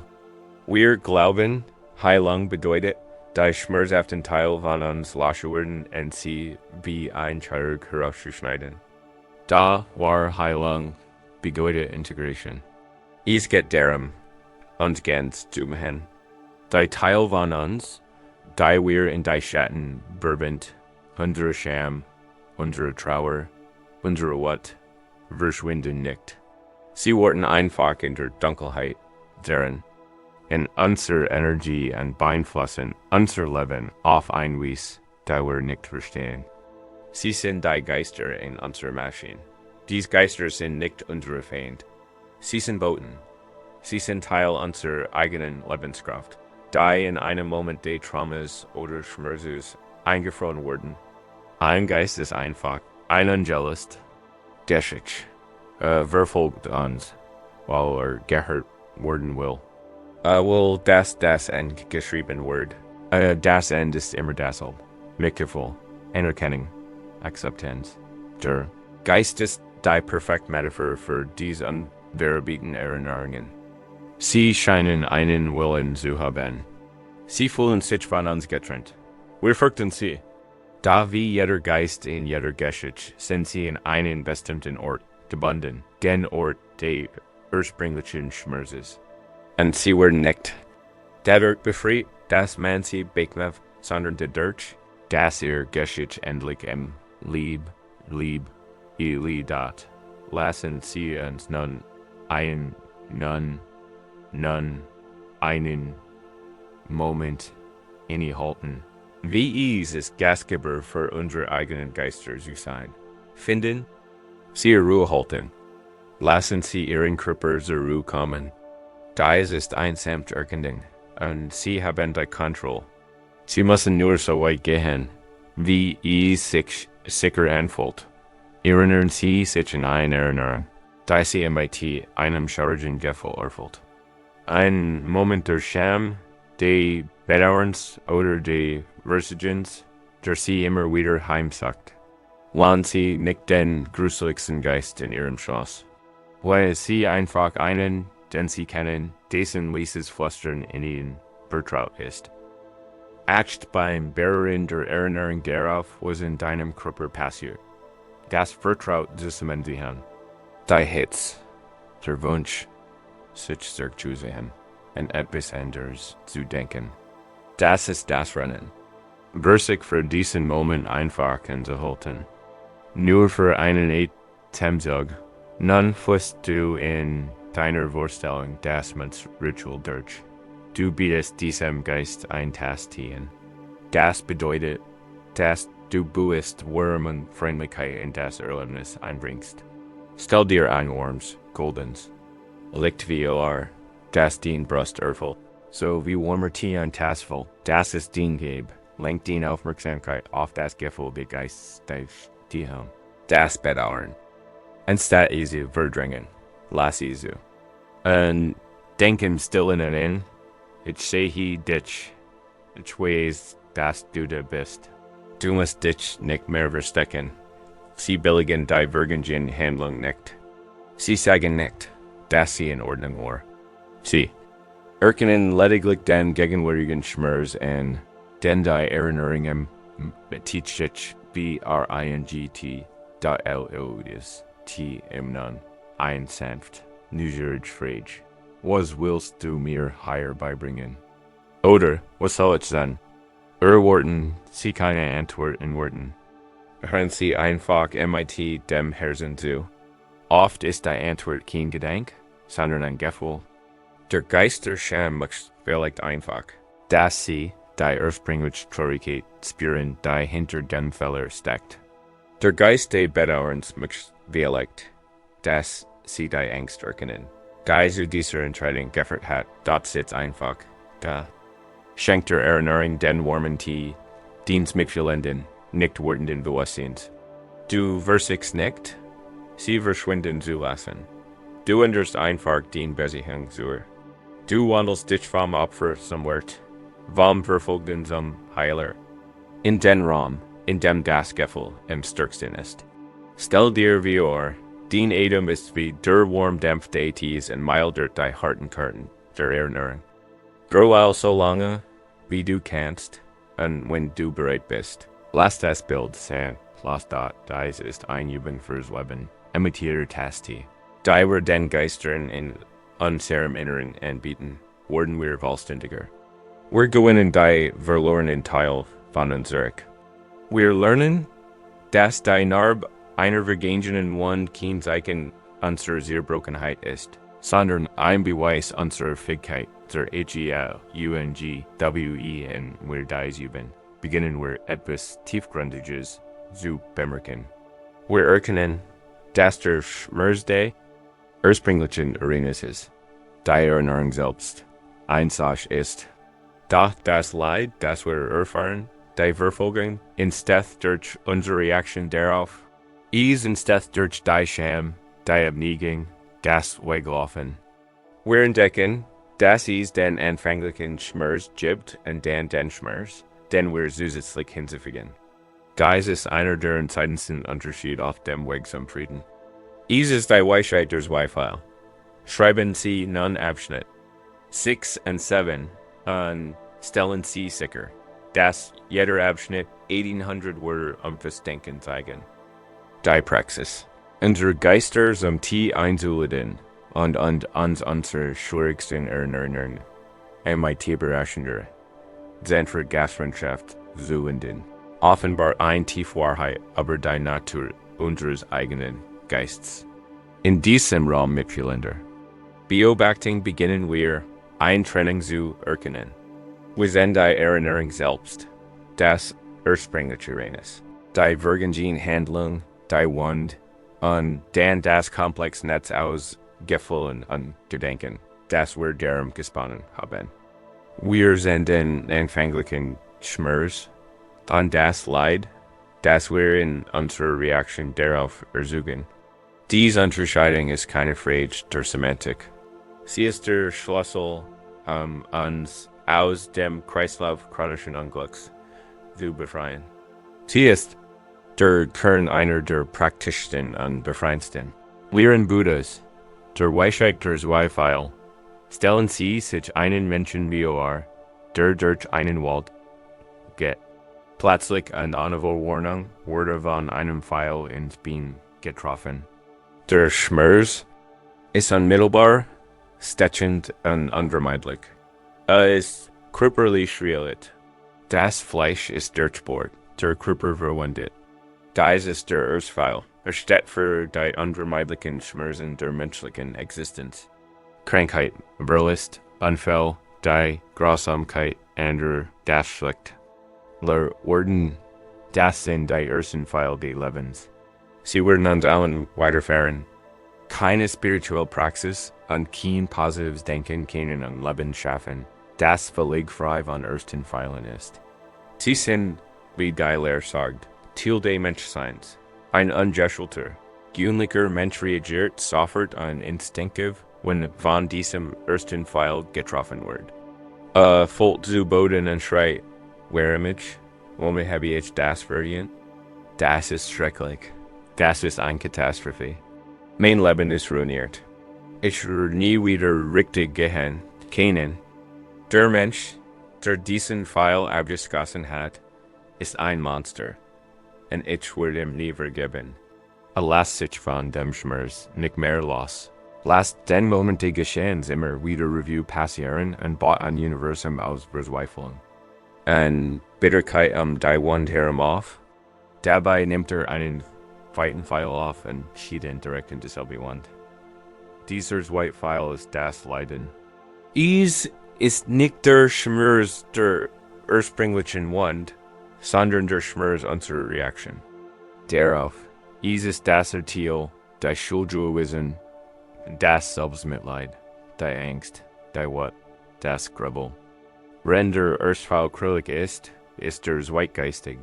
Es ist die Geschichte, die wir uns über den Schmerz erzeln. Der Urteil ist ein reines, der zweite ist unsere Interpretation. Der Urteil ist unvermeidlich. Der zweite, so, lehrt Buddha, ist optional da auch ein Schüler des Friedens. Ein weiser Mensch, wird vom ersten Pfeil getroffen. Ist nicht innen. Spürt denselben scharfen, unmittelbaren, unvermeidlichen Schmerz. Sein Bein ist durchbohrt. Spürt den, schockend den Schmerz. Da, weil seinen Geist trainiert hat, reagiert anders. Spürt den Schmerz und sagt sich, da ist ein Schmerz. Der Körper wurde von einem Pfeil getroffen. Das ist ein unangenehmes Gefühl. Beobachtet den Schmerz mit klarem und ruhigem Geist. Spürt ihn wohl und ganz, ohne sich dagegen zu wehren, aber auch ohne ihn zu verstärken. Schied nicht denn, es weiten Weil der Paniken, Verzweiflung in Dauernd. Statusen schätzt der die. Situation ruhig ein und sagt, was es nun das klagst, was ich tun kann. Ich muss diesen Pfeil entfernen und die Wund versorgen. Spürt gen Schmerz. Aber nicht das Leid. Spürt gen Schmerz. Aber wird nicht selbst zergeschickt durch Schmerzes. Dies Lehre ist keine Anweisung, Kult oder Gefühl zu sein. Es geht nicht darum, unsere Gefühle zu unterdrücken oder so zu tun, als hätten wir keine Schmerzen. Im Gegenteil, es geht darum zu lernen, unseren Schmerz so vollständig und so rein zu spüren, dass wir ihn nicht nötig zusätzlich durch die Anzeigen erschöpfend lastlichen Leidensbelassen müssen. Dies Praxis basiert auf einem tiefen Verständnis der Funktionsweise unseres Geistes, einem Konzept, das bekannt ist als Vedana, was oft als Gefühlsten übersetzt wird. Jeder einzelne Moment unserer Erfahrung, ob nun durch unsere Funktion oder durch unseren Verstand geschieht, wird sofort und automatisch MIT im Gefühlsten Person. Ist entweder angenehm, unangenehm oder neutral. Sie Einschätz, Musikstück in Verstand markiert ist sofort als angenehm. Sie stoßen sich denn an der Verstand markiert ist sofort als unangenehm. Sie sind ein Lehrwand und der Verstand markiert sie als neutral. Das geschieht vorkonzeptional. Wer behauptet ein bewusster Gedankensteth, unsere Lebenslänge, tief verurteilte Gewohnheit, unsere Unjut-Reaktion. Bestet darin, sofort in den angenehmen Empfindungen festzuhalten, die unangenehmen Guldsam. Zu verdrängen und die neutralen zu langweilen und zu ignorieren. Dieser ständig hektische Tanz von Verlangen und Abneigung, von Sehen und Schieben ist der Motor unseres Leidens. Dies Reaktivität ist weit Pfeil. Wir spüren ein unangenehmes Gefühl in unserem Körper. Den ersten Pfeil. Unreagieren. Automatisch darauf, indem wir uns entspannen. Das Gefühl hassen. Und Sorgen darüber machen, was es bedeutet, und uns wünschen, es mag verschwinden. Wir haben gerade den zweiten Pfeil abgeführt. Wir spüren ein angenehmes Gefühl, einen Moment der Freude, und reagieren automatisch darauf, indem wir dann ergreifen, seinen Furchten und Sorgen machen, wir mehr davon bekommen können. Das ist Festhalten, ist auch ein zweiter Pfeil.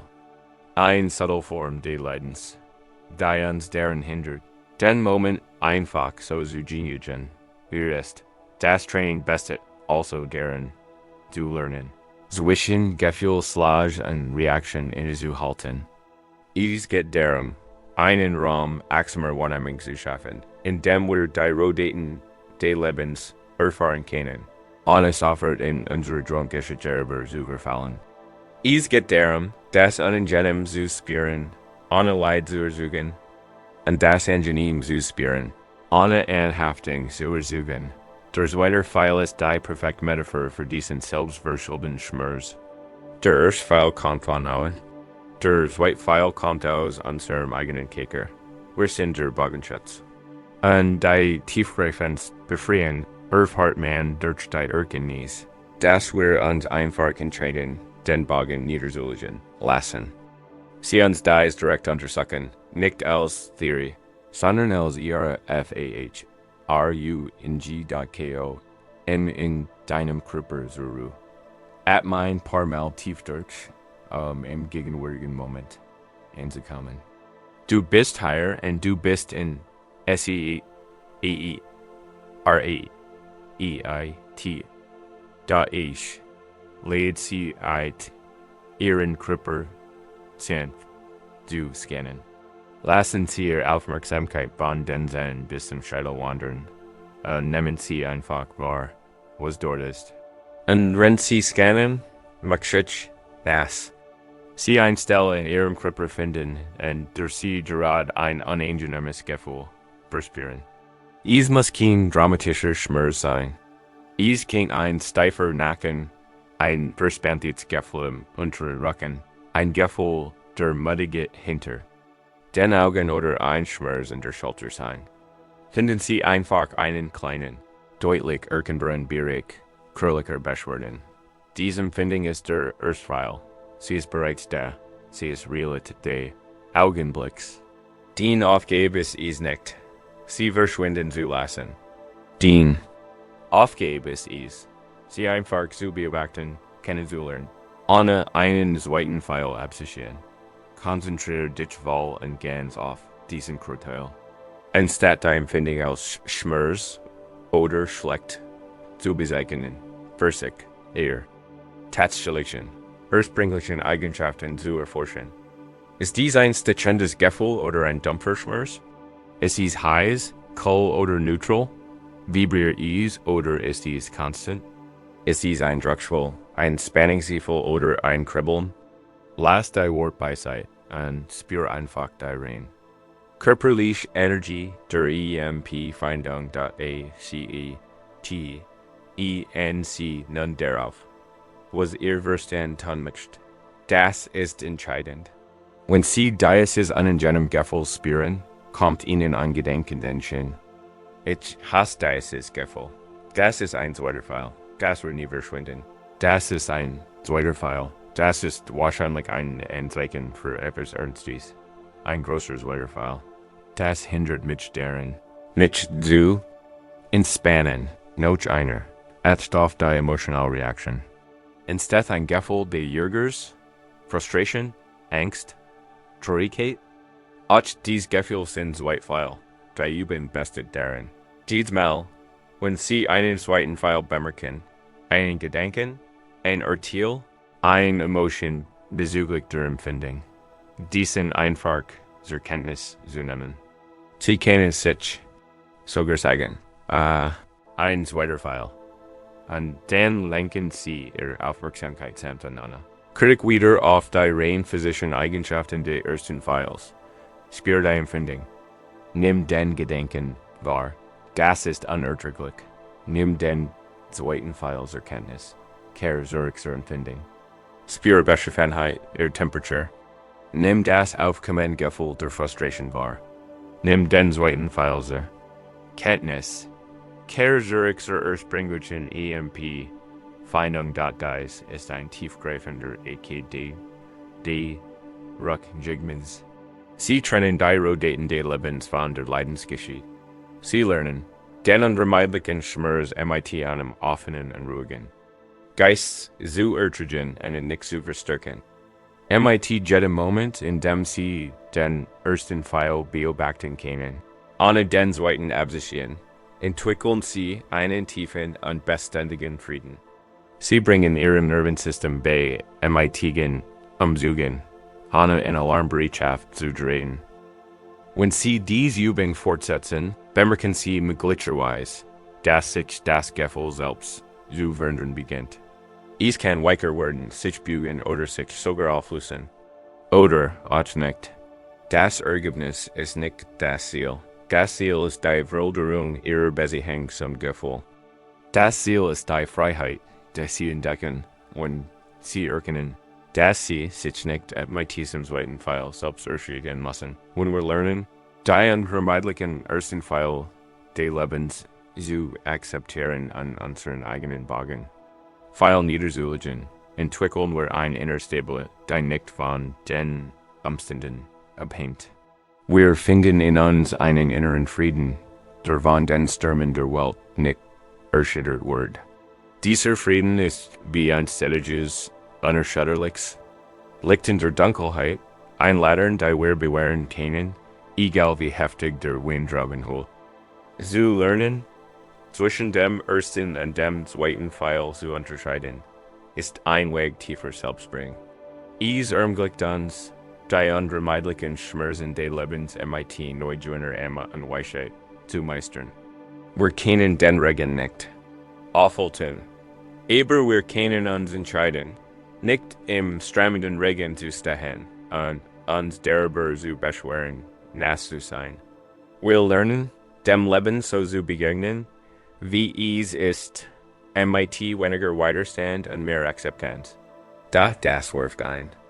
Wichtig Frage auf, wenn die Sturm kommen, wenn die ersten Pfeil dicht und schnell fliegen, Wo finden wir Halt? Wenn wir uns nicht vom Chaos uns herum definieren lassen wollen. Was definiert uns denn? Wo ist unsere Zuflucht? Wir verbringen so viel Zeit unseres Lebens damit, diesen Zuflucht außerhalb von uns selbst zu suchen. Wir versuchen, unseren Leuchtturm auf dem Treibsand der Anerkennung anderer, auf dem schwankenden Wort unserer Karriere, auf unserem vorübergehenden Gesundheitsstand oder auf der Anhöfen von Besitztümern.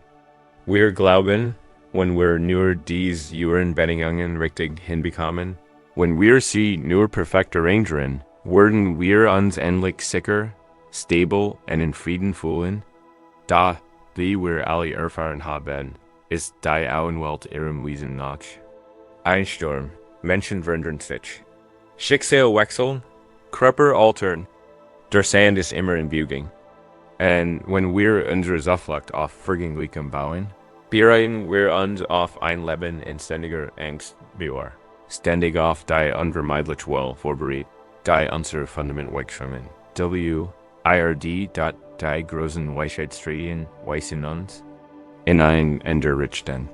Sie lehren uns, dass wahre Zuflucht der einzig verlässliche Ort der Sicherheit nicht etwas ist, das man im Außen errichten, sondern im Inneren entdecken muss. Es ist ein unerschütterlicher Kern des Friedens, der bereits Teil unserer Natur ist, ein Licht, das immer brennt, selbst wenn es vom Nebel unserer eigenen Verwirrung verdeckt wird. Es zu finden, müssen wir einfach lernen, unsere Aufmerksamkeit vom Schirm abzuwenden und auf die Fliege unseres eigenen Lichts zu konzentrieren, das ist die Geschichte eines alten Manns, der Leuchtturmwärter auf einer winzigen, zerklüfteten Insel, meilenweit vom nächsten Ufer entfernt war. Es war ein einsamer Posten und das Meer war dort für seinen heftigen und unberechenbaren Sturm berechtigt. Eines Jahres fegt der schlimmste Sturm seit einem Jahrhundert. Aber die Küste, der Himmel verfinstert sich, und das Meer schwoll in so gultigen Wellen, dass es schien, als streifen sie die Wolken. Der Wind heult wie ein rachsüchtiger Geist, und der gesamte Leuchtturm, aber aus massiven, in der Griefen Steinen gebaut, erzittert bei jedem Aufprall der Wellen. Dort ein junger Fischer, der in den Sturm geraten war, hat es geschafft, sein kleines Boot im relativen Schutz der winzigen Bucht der Insel zu verankern. Klettert die Felsen hinauf und hämmert gegen das große Eikentor des Leuchtturms. Der alte Wärter ließ ihn hinein, und der junge Mann brach vergnüstig. Und gibt auf dem Boden des Turmsockels zusammen. Das ist das Ende der Welt, rief der junge Mann über das tausende Winds hinweg. Das Meer wird uns mitnehmen, der Turm wird einstürzen. Wie kannst du nur so ruhig bleiben? Der alte Leuchtturmwärter blickt auf den vergstigten Mann herab. Sein Gesicht war wettergegert, aber sein Blick war klar und ruhig. Schien sich behagt nicht auf den Sturm zu konzentrieren. Meine Arbeit ist nicht das Meer, sagte mit fester Stimme. Meine Arbeit ist das Licht. Dann drehte es sich und begann langsam und methodisch den Trip hinaufzustigen. Der junge Fischer, der keinen anderen Ausweg wusste, folgte ihm. Wenn sie kletterten, schien die Wut des Sturms stärker zu werden. Der Lärm war ohrenbetäubend. Die Steinwand trieften wie feuchtige. Da der alte Mann kümmerte sich nicht darum. Stieg mit gleichmäßigem, gemütlichem Tempo. Inauf, sie erreichten die Turmspitze. Den großen Laternen, einen Raum aus Glas und poliertem Messing. Hier bat der Schirm ein furchterregendes Schauspiel, sichtbar in all seiner Wut. Da, der Wärter ging seinen Pflichten nach. Überprüft den großen Doktorlamp. Mit einem weichen Touch wischte einen Fleck an der riesigen, gulbten Linz. Prüft gen Gulstan. sein Bugungen, Prosais, Sparsam, Unvan Stiller, Erfurcht, Erfurt, sein Ganswell, sein ganzer Fokus Kalt der Einfachen, Heiligen, Aufgabe, davor zu sorgen, das Licht Helbrand, Rein und Bestwinning. Ein Clares in unerschütterlichs Luftführer für alle anderen Zielen, da im Sturm verloren gingen. Versicht nicht, den Wind aufzuhalten. Verflucht nicht, die Wellen. Kommen sich einfach an MIT Gensam Herzen das Licht dort der Jungfischer Biobachdien gebend.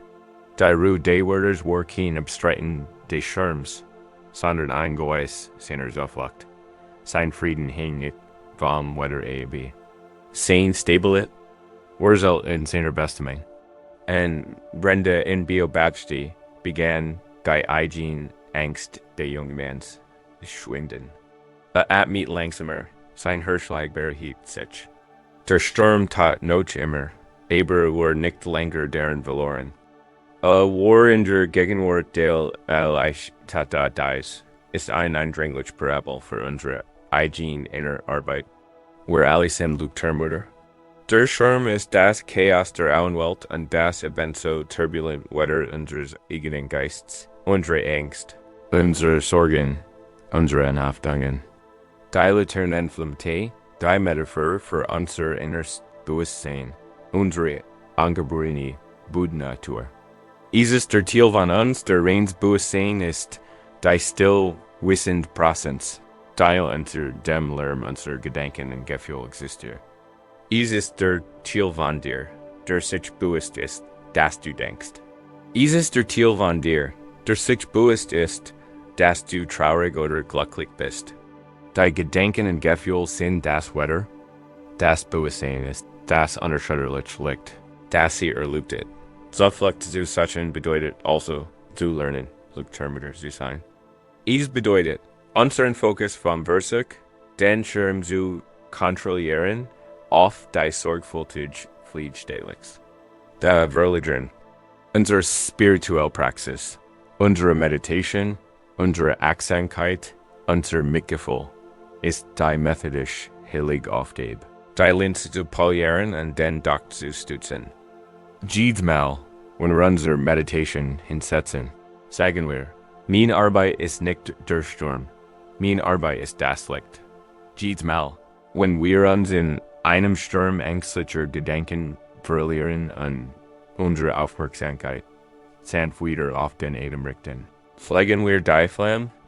Wir stärken unsere Verbindung zu diesem inneren Zufluxer der ruhigen, klaren Bewusstseins.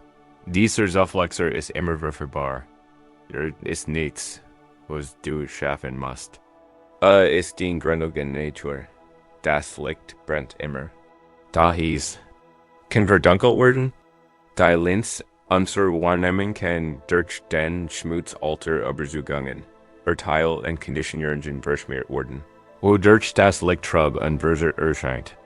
Unsere Praxis bestet darin, die Linz zu reinigen, damit das Licht unseres eigenen Bewusstseins klar und hell durchscheinen kann.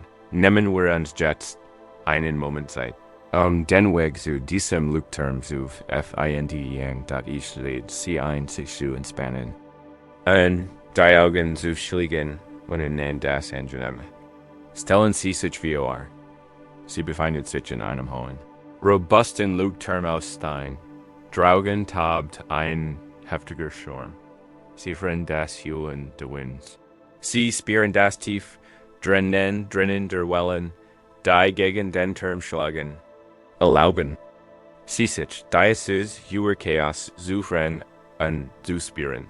Doch drinnen bist du sicher. Spür den massiven Steinboden unter dir. Spür die Kraft der dicken, geschwungenen Mauern dich herum. Dieser Turm ist den Körper, den Gegenwart in diesem Moment. Ist stark genug, dem Sturm, Stan Jolton. Lenkt den Aufmerksamkeit nun vom Schirm drogen auf den Erst. Find ein Stell in deinem Körper, vielleicht mit deiner Brust, den Herzens oder den Solarplexus, und stell dir wird, dass dort ein klein, ständig brennen, Flamme brennt. Das ist den Latern. Das ist den Lichtdaten. Nax in Augenblicken bestet den einzig Aufgeb deren. Dies Flamm Samps zu pflegen, rich den Aufmerksamkeit auf sie. Ihre Eigenschaften. Sie ist warm. Sie ist bestwindig. Sie ist friedlich. Sie flackert nicht wild im Wind. Denn sie ist geschützt. Tiefem inneren Day-Terms. Sie brennen einem ruhigen Selbstbewusstsein. Goldenen Licht der Gegursch des Schirms werden anhalten. Ein Well der Gefühl, Angst, Trauer kennt. Gegen den Term schlagen. Ein Schwall ängstlicher Gedanken kennt durch das Glas pfeifen. Das ist in Ordnung. Lass den Sturmschirm sein. Dien Arbeit ist das Licht. Jedes Mal, wenn du merkst, dass die Aufmerksamkeit vom Lärm des Schirms abgelenkt. Borde. Lenk sie sanft an Anwerdung, zurück zur Flamme. Rich die Aufmerksamkeit auf dies Wurm. Spür, wie sich dies Wurm durch den Brust, den Bauch und den Schultern ausbreitet. Das ist die Wurm diens eigenen Bewusstseins, deiner eigenen Gut. Sie ist diens Auflagt. Atmen sie ein und stellen sie sich wie. Edem se wie Reins, Sabirs Joel, dass die Flamme dirt und sie ein wenig heller brennen lässt. Atmen. Sie stellen sie sich wie. Sie polieren die Groß Linz die Flamme, damit Licht klar leuchten kann. Du bist der Hüter dieses Lichts. Das ist den wichtigste Aufgabe. Die Welt wird immer Sturm haben. Der Geist wird immer sein Wetter haben. Da dies inner Zuflucht, dies beständige Flamme des Bewusstseins, ist immer da. Frieden ist nicht die Abwesenheit des Sturms. Frieden ist die Anwesenheit des Lichts. Wenn wir lernen, dieses Licht zu pflegen, erhält es den Raum und Herren. Es seht uns die Landschaft unseres eigenen Geistes, den inneren Garten, für dessen Pflege wir verantwortlich sind. Damit dieses Licht hell leuchtet und die Linz sauber bleibt, müssen wir geschickt hüter dieser inneren Welt werden und lernen. Was wir pflanzen, was wir gegen und was wir sanft gehen, wir müssen zum Gärtner unseres eigenen Geistes werden. In stillen, geschützten Raum des Leuchtturms lernen wir, unsere Innerflamme zu pflegen. Wir entdecken, dass unsere Hauptaufgabe nicht deren bestet, den Schirm zu bekämpfen, sondern das Licht unseres eigenen, beständigen, ruhigen Bewusstseins zu kultivieren. Wenn wir dies tun, wenn wir unsere Aufmerksamkeit nicht in erhält, dies ist Licht die Welt in uns. Und es offenbart eine Landschaft, ein Terrain, das ganz uns gehört. Es offenbart unseren Geist nicht als abstrakt Gedanken, sondern als Garten. Für manche von uns kann der erste Blick in diesen inneren Garten ein beunruhigende Erfahrung sein. Wir sehen einen überwucherten Ort, ein chaotisches Gur von Unkraut. Das Unkraut ängstlicher Gedanken, die dornigen Busch alten Grolls, die rankenden Ranken, Gewohnheitsmäger Negativität. Unser erster Instinkt, angesichts dieser Wildnis ist oft Panik und Verzweiflung. Wir glauben, wir müssten das ganz Grundstück sofort roden. Wir packen das Unkraut und würzigen, es mit sanfter Wurzel ausreißen. Wir erklären unseren eigenen Gedanken den Krieg. Wir verbringen unser TAG in einem hektischen und erschwenden Kampf, Suppen in den Brennnesseln der Selbstkritik und Hacken in den Dornen der Angst herum. Da dies Herangensweise funktioniert, selten, für jedes Unkraut, das wir ausregen, scheinen zwei neue zu springen. Je mehr wir uns auf das Negativ konzentrieren, desto mehr strennen wir den Boden unseres Geistes und machen ihn noch fruchtbarer für unerwünschtes Wachstum. Wir werden wie ein hektischer Gärtner, der all seine Energie darauf verwendet, das zu bekämpfen, was er nicht will. Und Amen nichts als aufgehüllte Erde und ein tiefes Gefühl, der Ursprung übrig BLEIBT.is gibt einen kläglichen Weg. Es ist ein Weg der behutsame Pflege, der geduldigen und mitfühlenden Arbeit. Es ist der Weg der geschickten Gegners der Weis, dass das Geheimnis eins Schönengartens nicht nur im Jaden, sondern am Pflanzen, weil da ein Zen-Meister. Durch seine Schulern die Natur des Geistes herbringen wollt, schenkt Zweishener. Wir versprechen Schüler ein kleines identisches Grundstück hinter dem Kloster. Die Grundstück wären vernachlässigt und MIT Unkraut und Steinen überwatert. Aufgab, sagt der Meister. Es ist das Land in einen Ort des Friedens und der Schönheit zu verwandeln. Wie das matcht, bleibt Yuka überlassen. Der Schüler, ein junger Mann namens Kenji, war voller Energie und Entschlossenheit. Betrachtete das Unkraut als seinen Feind. Sofort matchte sich in die Arbeit und griff das Grundstück mit wilder Intensität. Von morgens bis abends zog ein Grubber sein Rob beschreibt, sein Fingernail abgebrochen und Dreck verkrust. War unerbittlich. Rummt ein kleines Stück Land frei, nur sich zu drehen und festzusseln. Das dort News Unkraut spross. Sein Hass auf das Unkraut versuchten. In seiner Meditation visualisiert wie das Unkraut starb.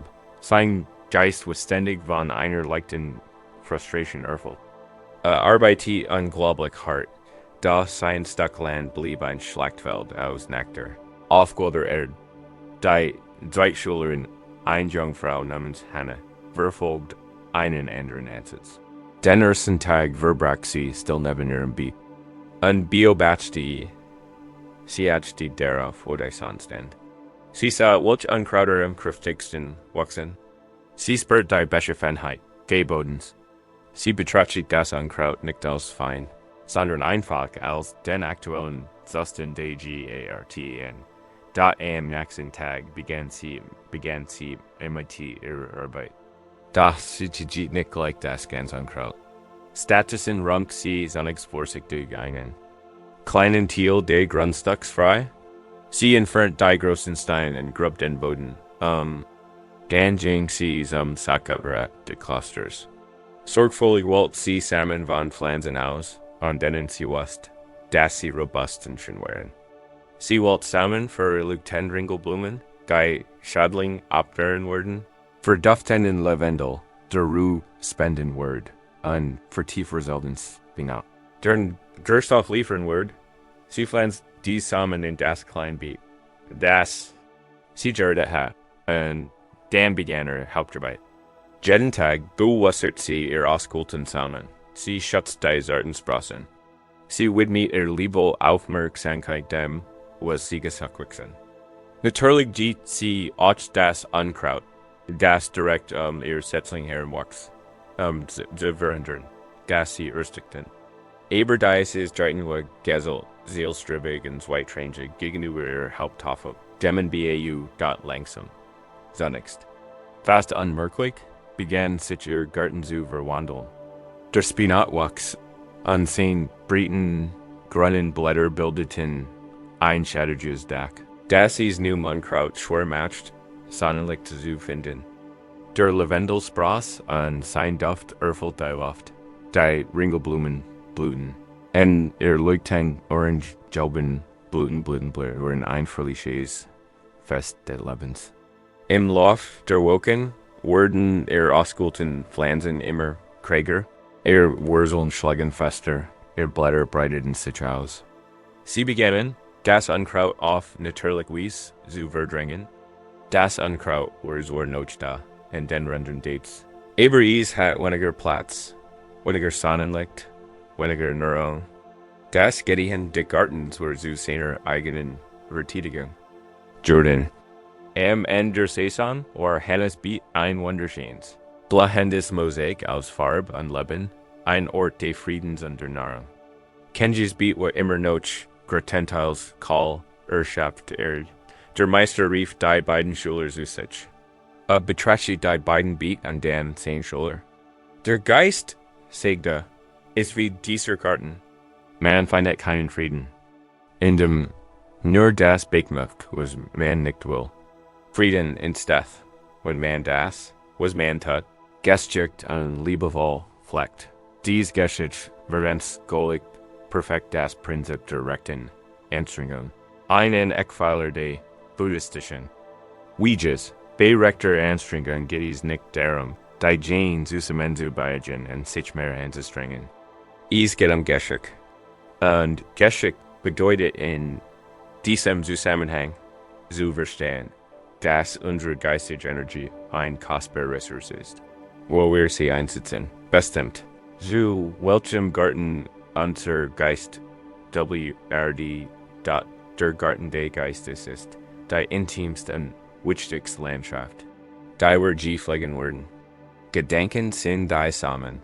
Manch Samen werden Walmwind der Umstand hieringwet, das können wir nicht immer kontrollieren.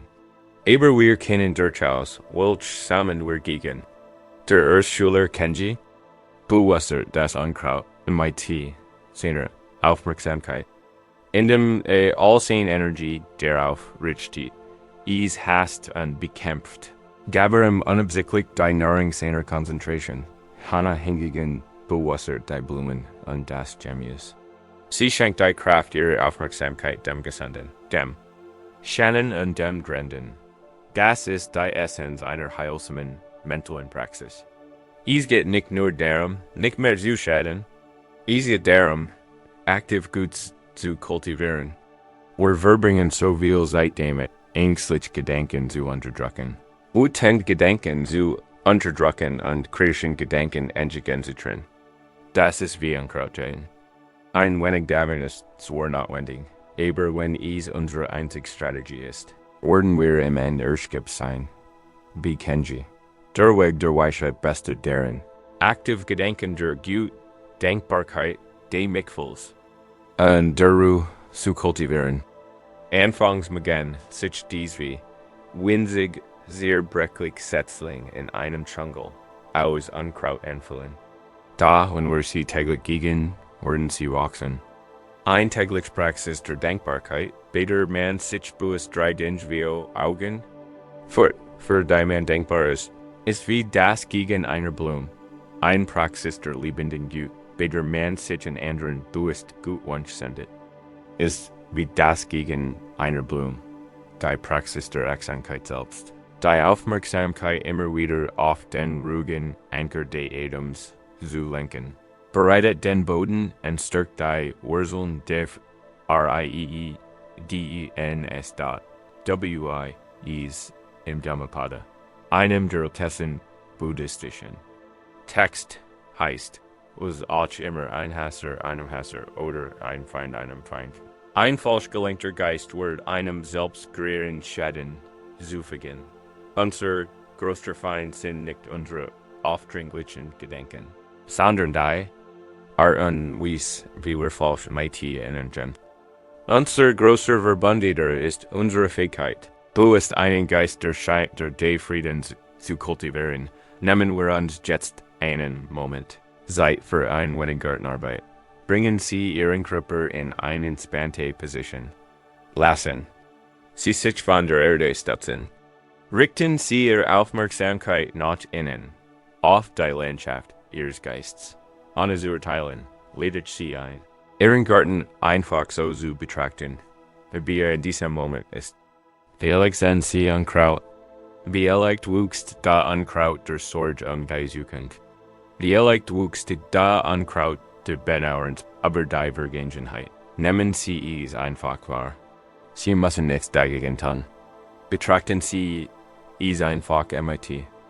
Den mitfühlenden, beobachtenden Augen des weisen Gegners.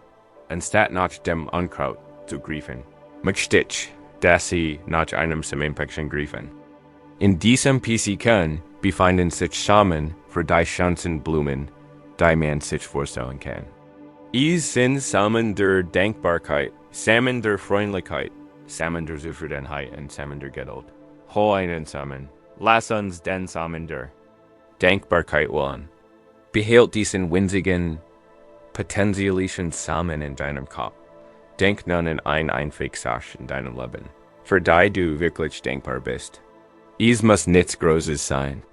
Es kann der Komfort der Bett sein, in dem du liegst.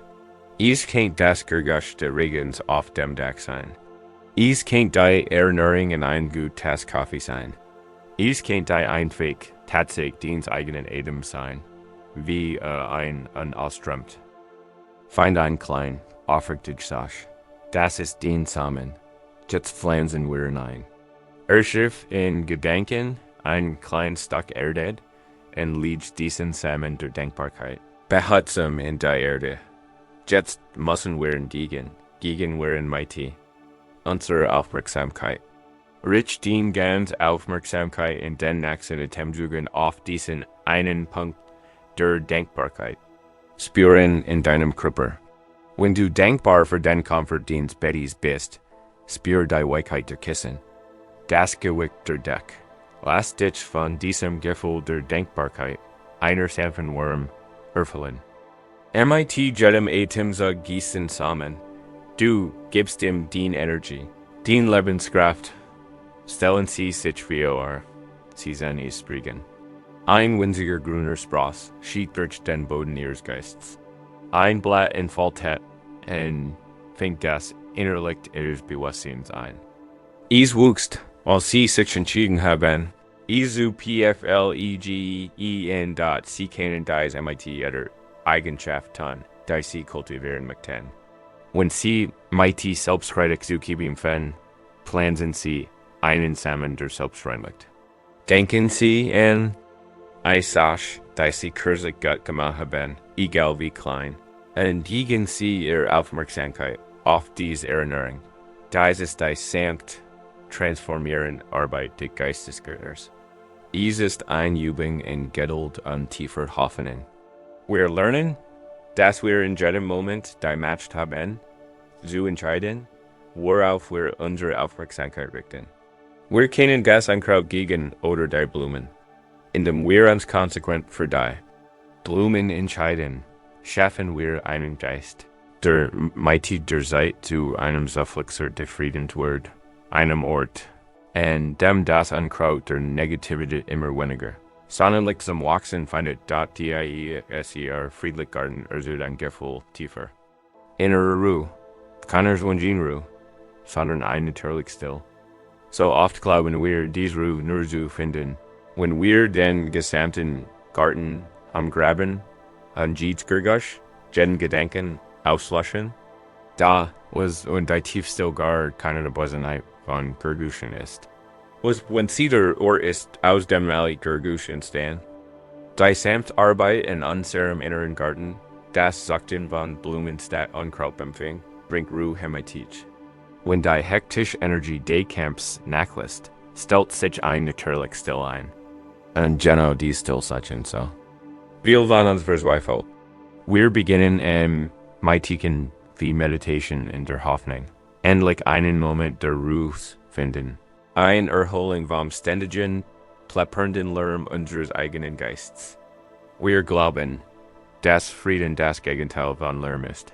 Wir stellen in uns als einen Zustand vollkommener, ununterbrochener Stillwehr, einen Ort, in dem der los Strom der Gedanken endlich versiegt. Und so beginnen wir unsere Übung. Wir setzen uns, schließen die Augen und versiegen, den Lärm abzustellen. Und sofort empfangen uns eine Kakophonie. Ein Plan für morgen, ein Liedgeil, ein Sorge über ein Gespräch, ein Jucken in der Nähe, der Lärm scheint lauter zu werden, sobald wir ihn bitten, ließ zu sein. Diese Erfahrung kann unglaublich entmutigend sein. Sie kann sich wie ein Versagen empfehlen. Wir denken, ich kann das nicht. Mein Kopf ist zu beschäftigt. Ich kann nicht still sein. Wir glauben, der Lärm sei das Problem an unserer Unfähigkeit, ihn zu besiegen. Sei unsere Schuld.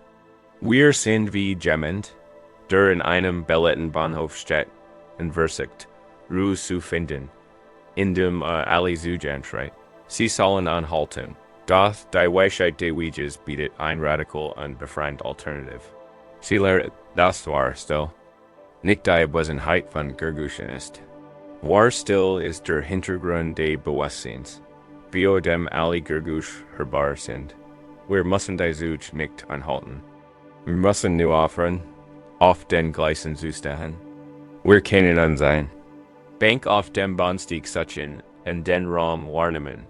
Der den Zugen das Kommen and Gehen ermglicht. Wir kennen lernen, nicht auf den Lärm zu rennen, sondern auf die Still. Die den Lärm bergt da in einem Bergkloster. Wurde der Tagesablauf durch den Klang einer großen Bronzeglock bestimmt. Ihr tiefer, klangvoller Ton rief die Manche zur Morgenmedischen. Zu den Mahlzeiten, zur Arbeit und zum abendlichen Gesang. Für einen jungen Novizen, der gerade angekommen war dies Glock ein ständiger Qual. War auf der Suche nach Ruhe ins Kloster gekommen. Da sein Ruhe wurde mehrmals täglich durch den gebieterischen Klang der Glock gestört. Jedes Mal, wenn sich in seine Meditation vertieft an einen Schimmer von Still spürt, läutet die Glock und sagt zusammen, sein Geist war augenblicklich aufgeholt. Da ist es schon wieder. Das der, und ein Well der Würgerdream Berkemann. Der Klang der Glock wurde zu seinem Feind. Begann, in zu erwarten, in zu fürchten. Sein Gesamtpraxis wurde zu einem angespannten Worten auf die nächste Unterbrechung. Die Glock, die ein heiliger Ruf in die Gegenwart sein soll, wofür in zum Symbol seines Unvermögens Jordan Frieden zu finden, eines Tages Jinger. Voller Frustration zum Abt des Klosters, einem sehr alten Meister geduldiger Erscheinung. Meister, beschwört sich der Neweis, ich kann hier keine Ruhe finden. Ich versuche zu meditieren, aber das ständig Luten der Glock, zerstört jeden Frieden, den ich finden kann. Wie kann man bei all diesem Lärm erlichten? Finden? Der Meister sah den Jungen in ein schwaches Wissens Lächeln umspielt sein Lippen. Das Problem ist nicht die Glock, sagte. Das Problem ist, dass du falsch hörst. Hut Abend, während der Abendmeditation, mit dich, das, du etwas anderes versichst. Nicht die Glock. Lauschen Sie Statusen der Still, der Neweis wird von dieser Anweisung berührt. Aber war entschlossen, zu versichern. Abend nahm seinen Platz in der Meditation ein. Wie immer war gespannt und wartet auf den unvermeidlichen Klang. Die Zeit kam, und der Minuten der Glock zugeteilt war, begann, sie mit dem großen Hochspiel zu schlagen. Der Erstang ertend, ein tiefer, kraftvoller Bong des durch den Holzboden bis in den Körper den Jünglings vibrierte. Dort diesmal folgte der Anweisung des Meisters. Konzentriert sich nicht auf den Klang selbst. Status und aufmerksam. Auf seinen Lebenszyklus. Hört den scharfen Anschlag des Tongs, den ersten Aufprall. Dann hört das lange, wunderschöne Nachklingen, die schimmernden Klangwellen, die den Saal erfüllten. Folgt dem Klang als langsam Abklang. 10. Energie langsam schwand, immer leiser wurde, bis es war weg. Und in dem Moment, als der Klang verstand, verfiel der Neweis in das, was als nächstes kam. Es war einstill, so tief, so umfangreich und so grenzenlos, dass sie sich realer anfühlte, als der Klang selber. Es war keine Leer. Es war ein reich, weit und lebendig Präsenz. Wurde plötzlich klar, dass die Still mit erst mit dem Offeren der Glock begangen hat. Sie war schon immer da gewesen. Der Klang der Glock war nur ein kurzes Ereignis gewesen. Innerhalb die Still dort wartet auf den nächsten. Glockencello. Bionje folgt dem Tong von seiner Entstehung bis zu seinem Tod und versank erneut in dem riesigen Ozean der Still. Der folgt begann die Still nicht nur zu schreddert die Glock. Herbivores und Zigarrenhunters. Die Glock unterbrach die Still nicht mehr. Die Still war die Leinwand und die Glock nur ein einzelner flüchtiger Farbstrich. Sein Feind war sein größter. Lehrer Jordan hat aufgehört, den Lärm lauschen zu wollen und den unendlichen, bereits vorhandenen Frieden entdeckt. Deren umgab, dieser Erfahrung wies auf ein der tiefgründigsten Lehren des Buddhismus hin. Das Konzept der Shunyata Lehre, für das westliche Ohr kann leer neerlistig in klingen, an ein Kulti. Beide tungslos leer segurieren. Das ist ein Missverständnis. Shunyata bedeutet nicht nichts. Bedeutet leer von einer separaten, festen, unabhängigen Existenz. Wie es auf die Wahrheit hin. Das als radical miteinander verbunden ist und in einem Weiten. Offenen Feld der Möglichkeiten in Steth und Virgit. Das ist die Still. Die denn, Klangheit, die Still ist nicht das Gegenteil des Klangs. Sie ist die Notwendig, Voraussetzung davor, dass der Klang überhaupt erfahren werden kann. Ebenso ist unser Grundlegensbewusstsein, unsere rein, bloß Wahrnehmung, die Leer oder Still, in der Aufgenommen unseres Lebens entstehen. Unsere Gedanken, unsere Gefühle, unsere Empfindungen, sie sind wie die Glocken. Sie entstehen, wirken einen Moment lang sehr, laut und kräftig, und dann lassen sie sich wieder in der Stille Bewusstseins auf. Aus der sie kommen. Unser Leiden ruht daher, dass wir uns nur auf die Glocken konzentrieren. Wir jagen den angenehm klingenden Glocken hinterher, laufen vor dessen Daven und ignorieren die Lesen. Unsere Aufmerksamkeit ist völlig von den vorhergehenden Phänomenen gefesselt und wir vergessen das Weib. Still und beständig Bewusstsein, das unsere wahre Natur ist.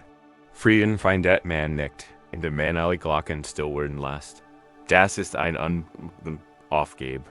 Frieden findet man, indem man sein Identität von der Glock auf die Still verliert. Die ermöglicht, die Glock zu versichern. Wir jetzt auf die Still zu rennen, wo immer du bist. Lass dich zur Ruhe kommen. Du brauchst keine besondere Umschwung. Jeder Ort ist perfekt für diese Übung. Lass deinen Körper ruhig sein. Öffnen. Sie sind ihre Wahrnehmung für die Welt der Gergusham. Sie hören. Wenn Sie einfach so, ohne zu benennen oder zu urteilen, vielleicht trennen Sie das zusammen. Eins Gergs, den entfernten Wirkerslärm, das Rascheln von Blittern oder ihren eigenen. Lassen Sie dies Gergush einfach kommen und gehen. Sehen Sie ein passiver Empfänger. Ein sensibles Mikrofon für die Welt. Jetzt werden wir unsere Aufmerksamkeit subtil verlagern. Anstatt uns auf die Gergush selbst zu konzentrieren, lädt Sie ein, auf den Raum zu rennen, zwischen die Gergush. Achten Sie auf den leisen Hintergrund. Aus dem ein Gergush hervortritt und in dem sich auflässt, bieten Sie den Weiten. Stillen Raums, in dem Sie sich befinden. Dieser Raum wird nicht durch das Gergush vorbeifahren. Autos gestört, der Ton geschiedener Halt Stillraum. Der Stillraum selbst bleibt ungestört. Versichern Sie dies ungestört wie still zu spüren. Lasst uns dies Übung nun noch innen verlagern. Konzentriert euch auf Ihren Gedankenfluss. Gedanken sind die inneren Glocken. Ein Gedanke kommt auf, BONGs kennt ein Sorge, ein Plan, eine Erinnerung sein. Versichern Sie. Sie zu beobachten, ohne sich in Ihre Geschichte zu verlieren. Beobachten Sie, wie Sie entsteht, hören Sie Ihren Klang, und beobachten Sie dann, wie Sie sich auflässt, und dann lausch. Spürst du in der kurzen Pause, bever der nächste Gedanke aufkommt, die Still? Spürst du die ruhig, bewusste Atmosphäre, deines eigenen Geists? Sie mag nur für den Bruchteil einer Sekunde sein, aber sie ist da ist, geht nicht darum, die Gedanken zum Stillstand zu zwingen. Das resultiert nur noch mehr Lärm. Es geht einfach darum, sich mehr für die Still als für den Lärm zu interessieren. Wenn ein Gedanke kommt, lassen kommen, lassen erklingen, und dann lauscht dem Raum, den hinterlässt.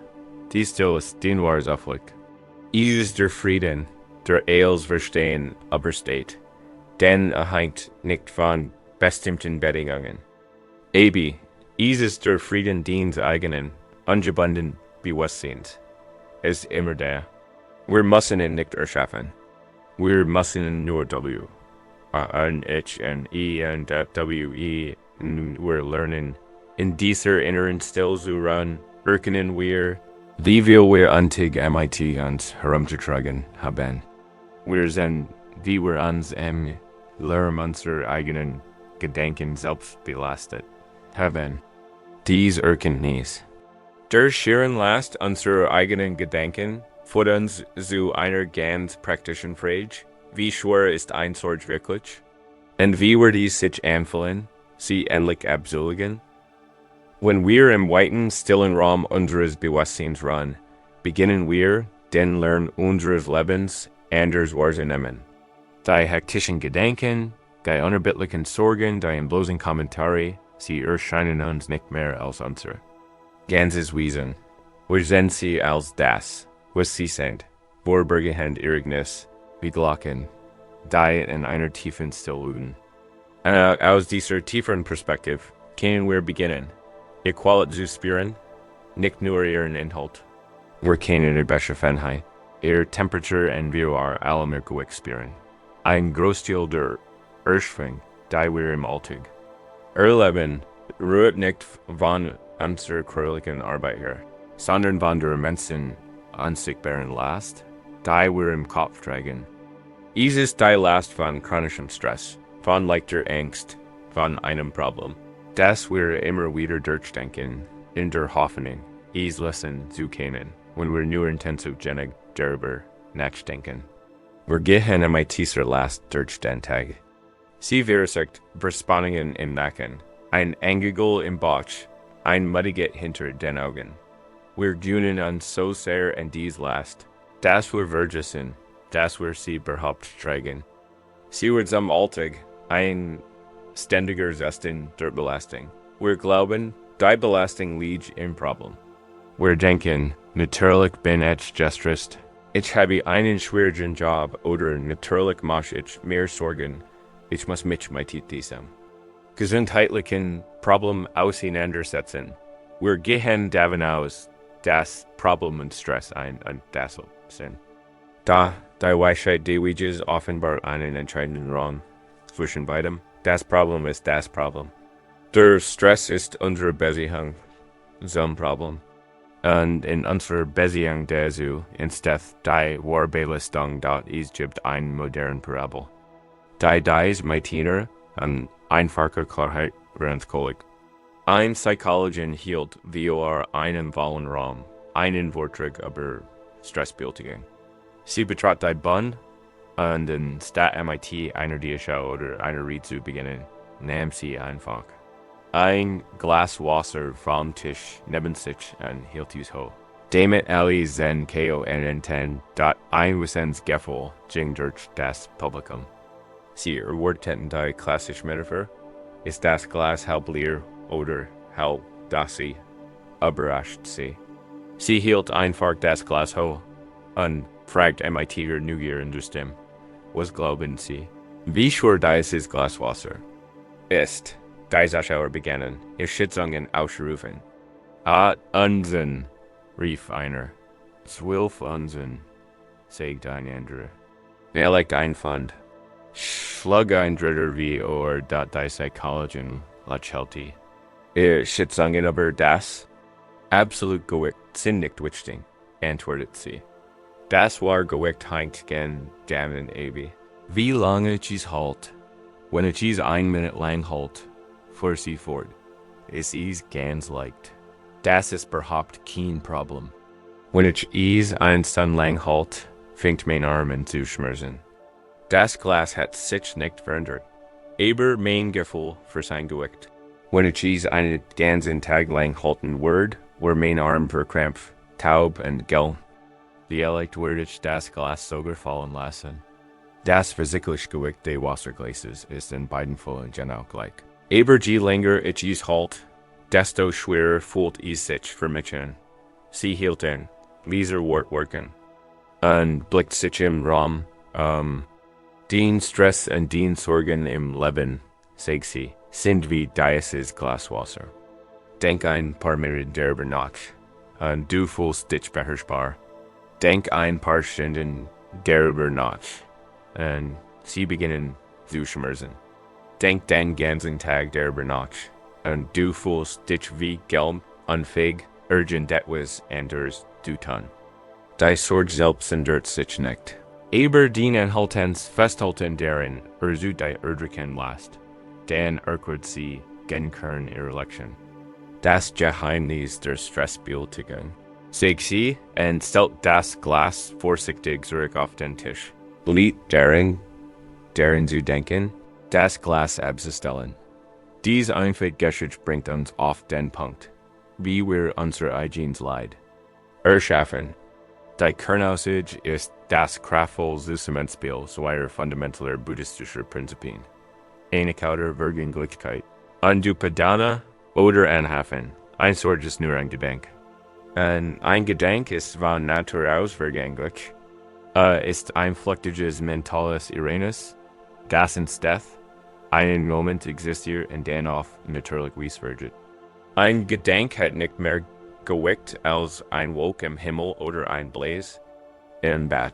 Das ist seine Natur, ist nicht. Es ist so leicht wie das Glas Wasser. Wenn sie es am ersten Mal hochheben, das Problem, die Kälte ganzen Gewichts, ist zu Paganis ist unsere Tendenz, uns festzuhalten, zu klammern. Ein beunruhigender Gedanke taucht auf, und anstatt wie ein Wolk vorübersehen zu lassen, klammern wir uns darin fest. Wir halten ihn fest, wir identifizieren uns MITM. Wir gerennen MIT weiteren Gedanken. Wir trinken sein Wurzeln, MIT unsere Angst. Wir geraten MIT in ein Debatt. Da ist es festhalten, die Weigerung, den vergänglichen Gedanken einfach vorübersehen zu lassen. Wir liefern sein Kraft und sein Gewicht. Wir sind diejenigen, die sich weigern, das Glas abzustellen und dann beklagen wir uns darüber. Wie schwer unser Arm ist. Unser Gehirn hat ein gut dokumentierte Tendenz zur Negativität. Aus verständlichen evolutionären Gründen ist unser Gehirn wie Klettverschluss für negative Erfahrungen und Teflon für positive. Ein einzig Kritik kann uns den ganzen Tag im Gedächtnis bleiben, während ein ganzen Kompliment sofort in unser Rollen. Wir sind darauf programmiert, nach Bedrohungen zu suchen, und so halten wir beunruhigende Gedanken natürlicherweise stärker fest. Achtsamkeitspress bedeutet, sich dieser Gewohnheit bewusst zu werden. Es bedeutet zu bemerken, ich halte gerade das Glas Wasser. Der Moment des Bemerkens ist der Moment der Möglichkeit. Der Moment, in dem wir uns entscheiden können. Etwas anderes zu machen. Der ein Glas Wasser ist die perfekte Metaphor für die Sorgen. Die sich an den ganzen Tag mit sich herumtragen. Es sind nicht die großen, existenziellen Angst, sondern die spezifischen, wiederkehrenden Angst. Die Sorge ein Vollrechnung.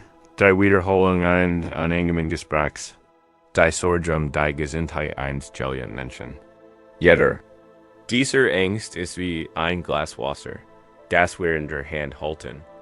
Und die Offer in dieser Lehre ist nicht so zu tun, als ob das Glas nicht existiert, sondern es bewusst und regelmäßig abzustellen. Versuchen wir die einfache, tiefgründige Übung, das Glas abzustellen, gehen Sie Ihrem Körper die Ruhe. Lassen Sie sich von der Schwerkraft tragen. Ich lade Sie ein, sich ein konkret Sorge ins Gedächtnis zu rufen, da Sie in letzter Zeit beschäftigt. Wollen Sie ein bestimmtes Glas Wasser, das Sie in der Hand halten? Es kann ein klein oder ein mittelgroßes Sorge sein. Vermeiden wir für diese Übung die schwierigen sind.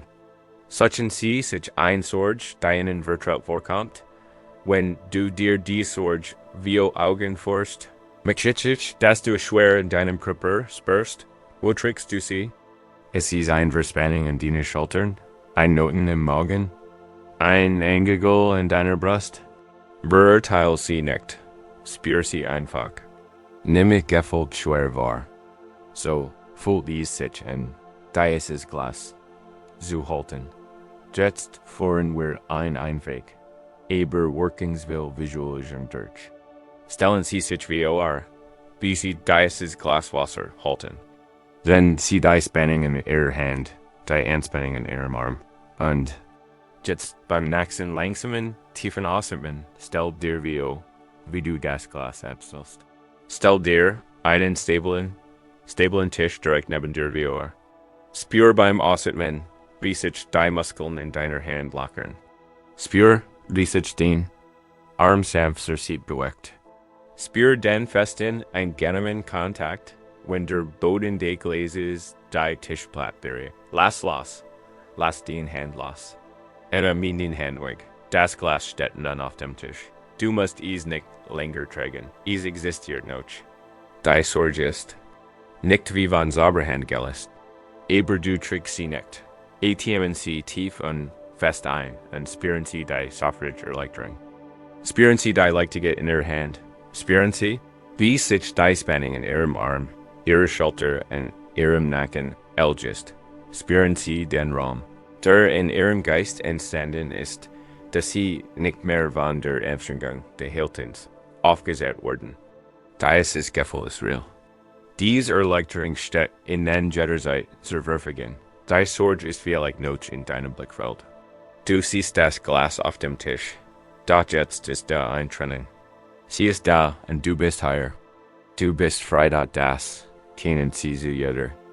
Täglich kann. Wenn sie sich in einem Teufelskreis der Sorgen verlieren, können sie innehalten und sich im Geist sagen, ich halt das Glas.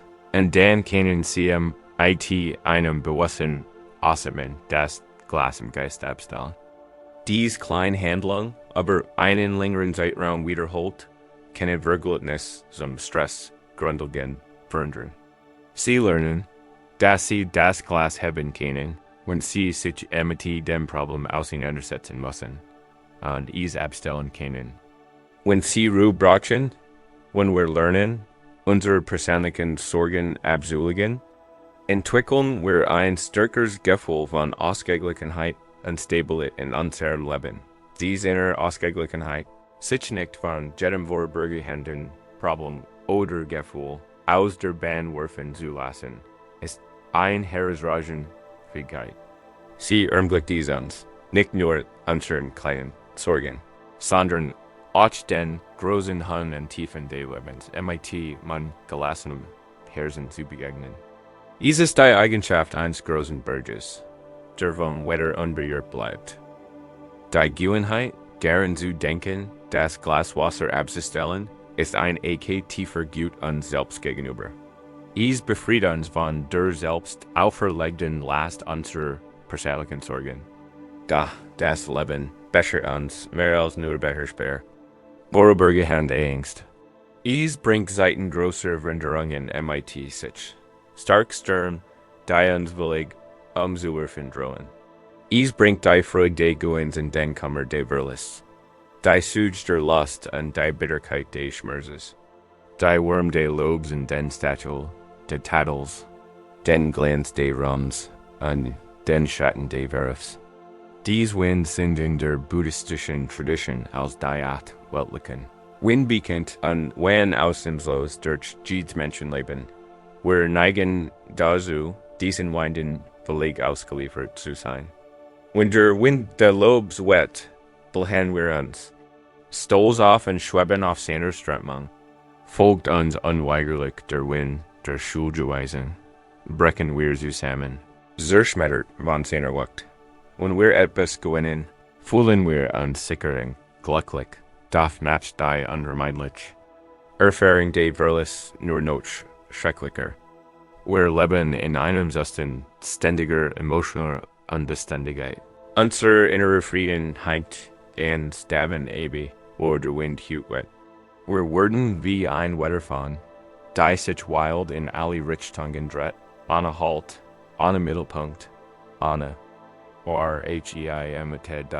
dieses Zuhause zu finden. Müssen wir ein Wesensart entwickeln, die von Wetter unbeeinflusst bleibt.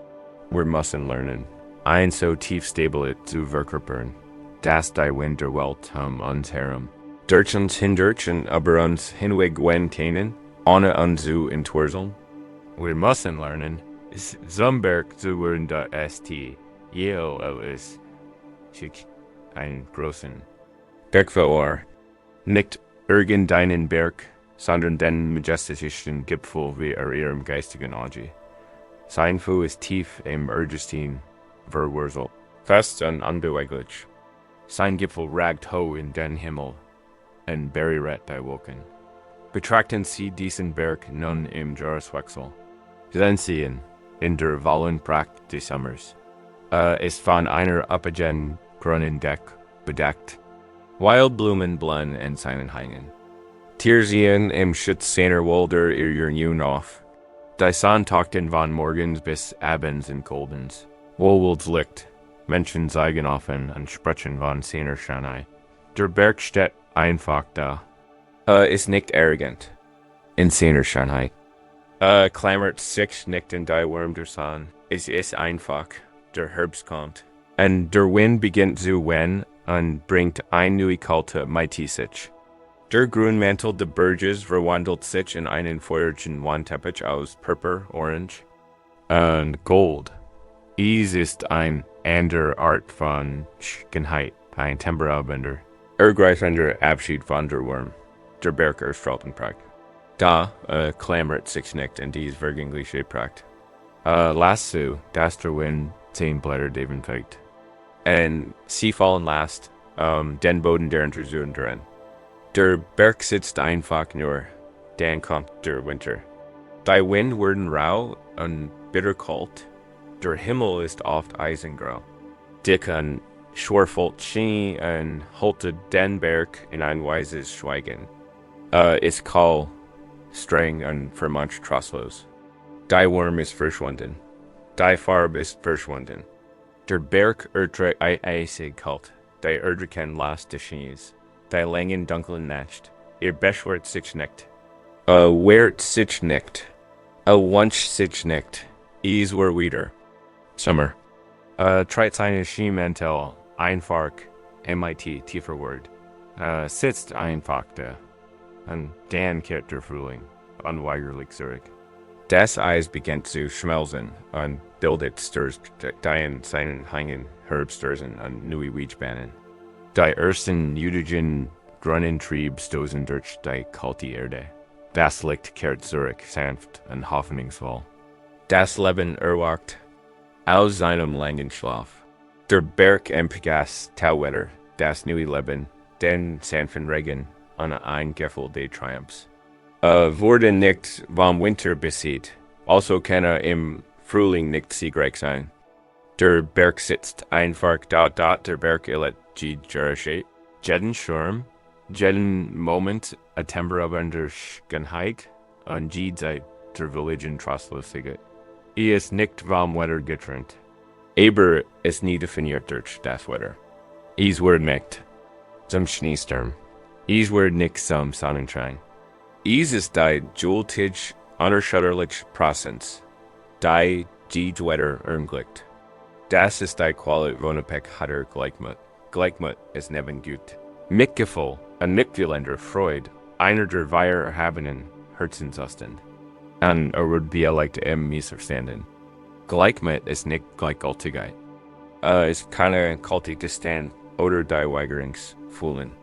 Im Gegenteil, ist ein so affines, so weit und so ausgeglichenes Herz, dass es die Bandbreite der Lebenserfahrungen aufnehmen kann, ohne aus dem Gleichgewicht zu geraten. Ist der Mut, Freude zu empfinden, ohne sich anzuklammern und Schmerz zu empfinden, ohne sich abzustoßen. Ist die Weisheit zu wissen, dass es nur Wetter ist. Das durch den weiten Himmel des Bewusstseins, DIEHT der Burgess, die perfekte Metaphor für dies unerschütterliche Präsenz, die wir in uns kultivieren. Kennen, gleich mit zu üben, bedeutet zu lernen, wie ein Berg zu sitzen. Es bedeutet, den Ort in dir zu finden, der still, fest und zeitlos ist. Versuchen wir jetzt diesen Berg in uns zu IND.OB. Sie sitzen oder liegen. Lassen Sie Ihren Körper sein eigenes Gewicht und seine Festigkeit spüren. Spüren Sie Ihre Verbindung zur Erde unter Ihnen. Sie sind verwurzelt. Sie sind stabil, das TELLNC sich nan. Das Bild dieses großen Berges, wie Vio, den sie sehen majestatisch Gestalt. Zen sie seinen tiefer resulten, fu in seinen hohen Gipfel. Und dann beginnen sie zu fühlen. Also besießen dieser Berg. Den Bien und den Becken bilden die solide Basis. Tief im Boden verwurzelt. Den Wirbelsbowl ist die Zentrail Ax. Die sich gerade und wordevol erhebt. Den Kopf ist der Edelgipfel. Den Arme Schultern sind sein schrägen Seiten. Verkörpern sie die still und Festigkeit des Berges. Spüren sie, Sentiment, unerschütterlich stabilit. Wenn sie higher sitzen an der Berg sind, nehmen sie die Stimmung des eigenen Geistes Körpers wahr. Vielleicht geht ihnen ein sorgenvoller Gedanke durch den Kopf. Betrachten sie ihn als ein Wolk. Die. Aber die Bergwan sieht. Sie sind nicht die Wolk. Sie sind der Berg. Die Wolk erscheint, verweilt einen Moment und sie dann wieder daben. Der Berg bleibt, vielleicht kommt ein angenehmes Gefühl auf. Die Erinnerung an einen glücklichen Moment. Betrachtet sie als einen warmen Sonnenstrahl, der auf denen hängen landet. Jenny sein Wurm, Jenny sie in vollen Zügen, und sei dir bewusst, das auch wird, wenn die Sonne über den Himmel wandert. Du musst ihm nicht hinterhergehen. Du bist der Berg.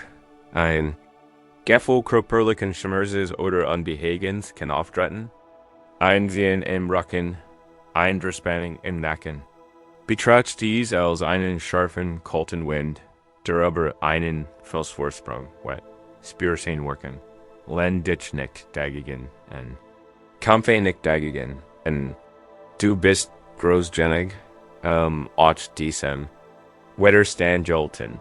Der Wind wet und lädt sich dann. Der Berg bleibt. GB dies für ein paar Augenblick. Sitz einfach da.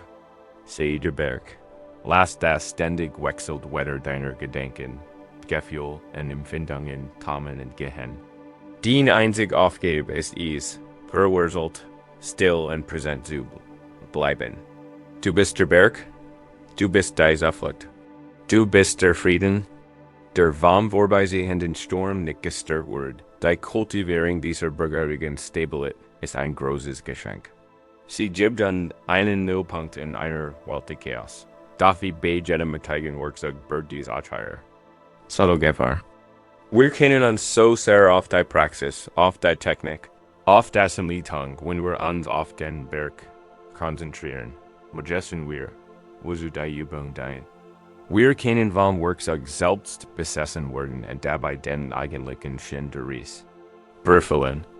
Wir beginnen auf den Finger zu starren und vergessen dabei vielleicht den Mond. Wenn wir lernen, wie ein Berg zu sitzen und ein tief inner Stabilität zu entwickeln, beginnen wir, unseren Geist zu beherrschen. Wir haben eine kraftvolle Technik gefunden, einen Zufluchtsort für den Stürmen des Lebens. Und da ist es ein wunderbar und notwendige Tap auf dem Weg. Daher kann ein neue und sehr subtle Falle tauchen. Die Falle, sich in die Praxis selbst zu verlieben. Es bestet die Gefahr, zum spirituellen Sammler zu werden. Jemand der Techniken sammelt, Konzept auswendig lernt und seine Identität als meditierender oder spiritueller Mensch aufbelehrt. Dabei aber genau die Befreiung verpasst. Die Praktiken offenbaren, es gibt eine besondere Art von Frustration, die von diesem Ort ausgeht. Es ist das Gefühl, als genau nach Vorschrift zu machen und dennoch ein Gefühl tiefer Training zu verspüren. Sie meditieren wie leicht, jeden Tag. Sie lesen wie leicht die richtigen Bücher. Sie können wie leicht eloquent über Gleichmut oder Mitgefühl sprechen. Da in den ruhigen Momenten bleibt ein Gefühl der Lehre. Sie haben alle richtigen Antworten, aber ihre Feinde immer noch keinen Frieden. Das ist der Zusatz von jemandem, der zum Experten für die Speisekarte Jordan ist, das Essen aber nie wirklich probiert hat. Hat die Beschreibung des Gerichts mit der Nahrung selbst verwechselt, die zutiefst menschliche. Niegang wird in einer der wesentlichsten und beständigsten Metaphern des Zen eingefangen. Diese Lehre ist so einfach und doch so tiefgründig, dass sie unsere gesamte Einstellung zum spirituellen Leben neu ausrichten kann. Ein Meister ging mit seinem Schüler in einer klaren, hellen Nacht spazieren. Der Wallmann hing wie ein perfekt silbern Latern tiefschwarzen Himmel und erhält mit seinem sanften Licht den Weg wieder innen. Der Meister blieb stehen, hab die Hand und du im Zeigefinger auf die Leuchtenkugel am Himmel. Schau, sagt der Meister. Schau dir den Mond an. Der Schüler, sehr fleigig und darauf bedacht. Dem Meister zu Jefflin. Fixiere seinen Blick aufmerksam auf den Finger des Meisters. Studiert seine Form, die Linien auf dem Natural, den Winkel, in dem in. Das basic. Das ist die Lehre. Der Finger ist der Schlüssel. Ich muss aber diesen Finger verstehen. Der Meister wollte einen langen Moment und suchte dann ließ. Was guckst du dir an? Fragte ich. Schau auf ihren Finger. Meister, antwortet der Schüler stolz. Ist ein ganz ausgezeichneter Finger. Der Meister schüttelt den Kopf. Ein Ausdruck sanfter Verzweiflung lag auf seinem Gesicht. Der Finger sagte, ist nicht der Mond. Ich benutze meinen Finger, dir den Mond zu zeigen.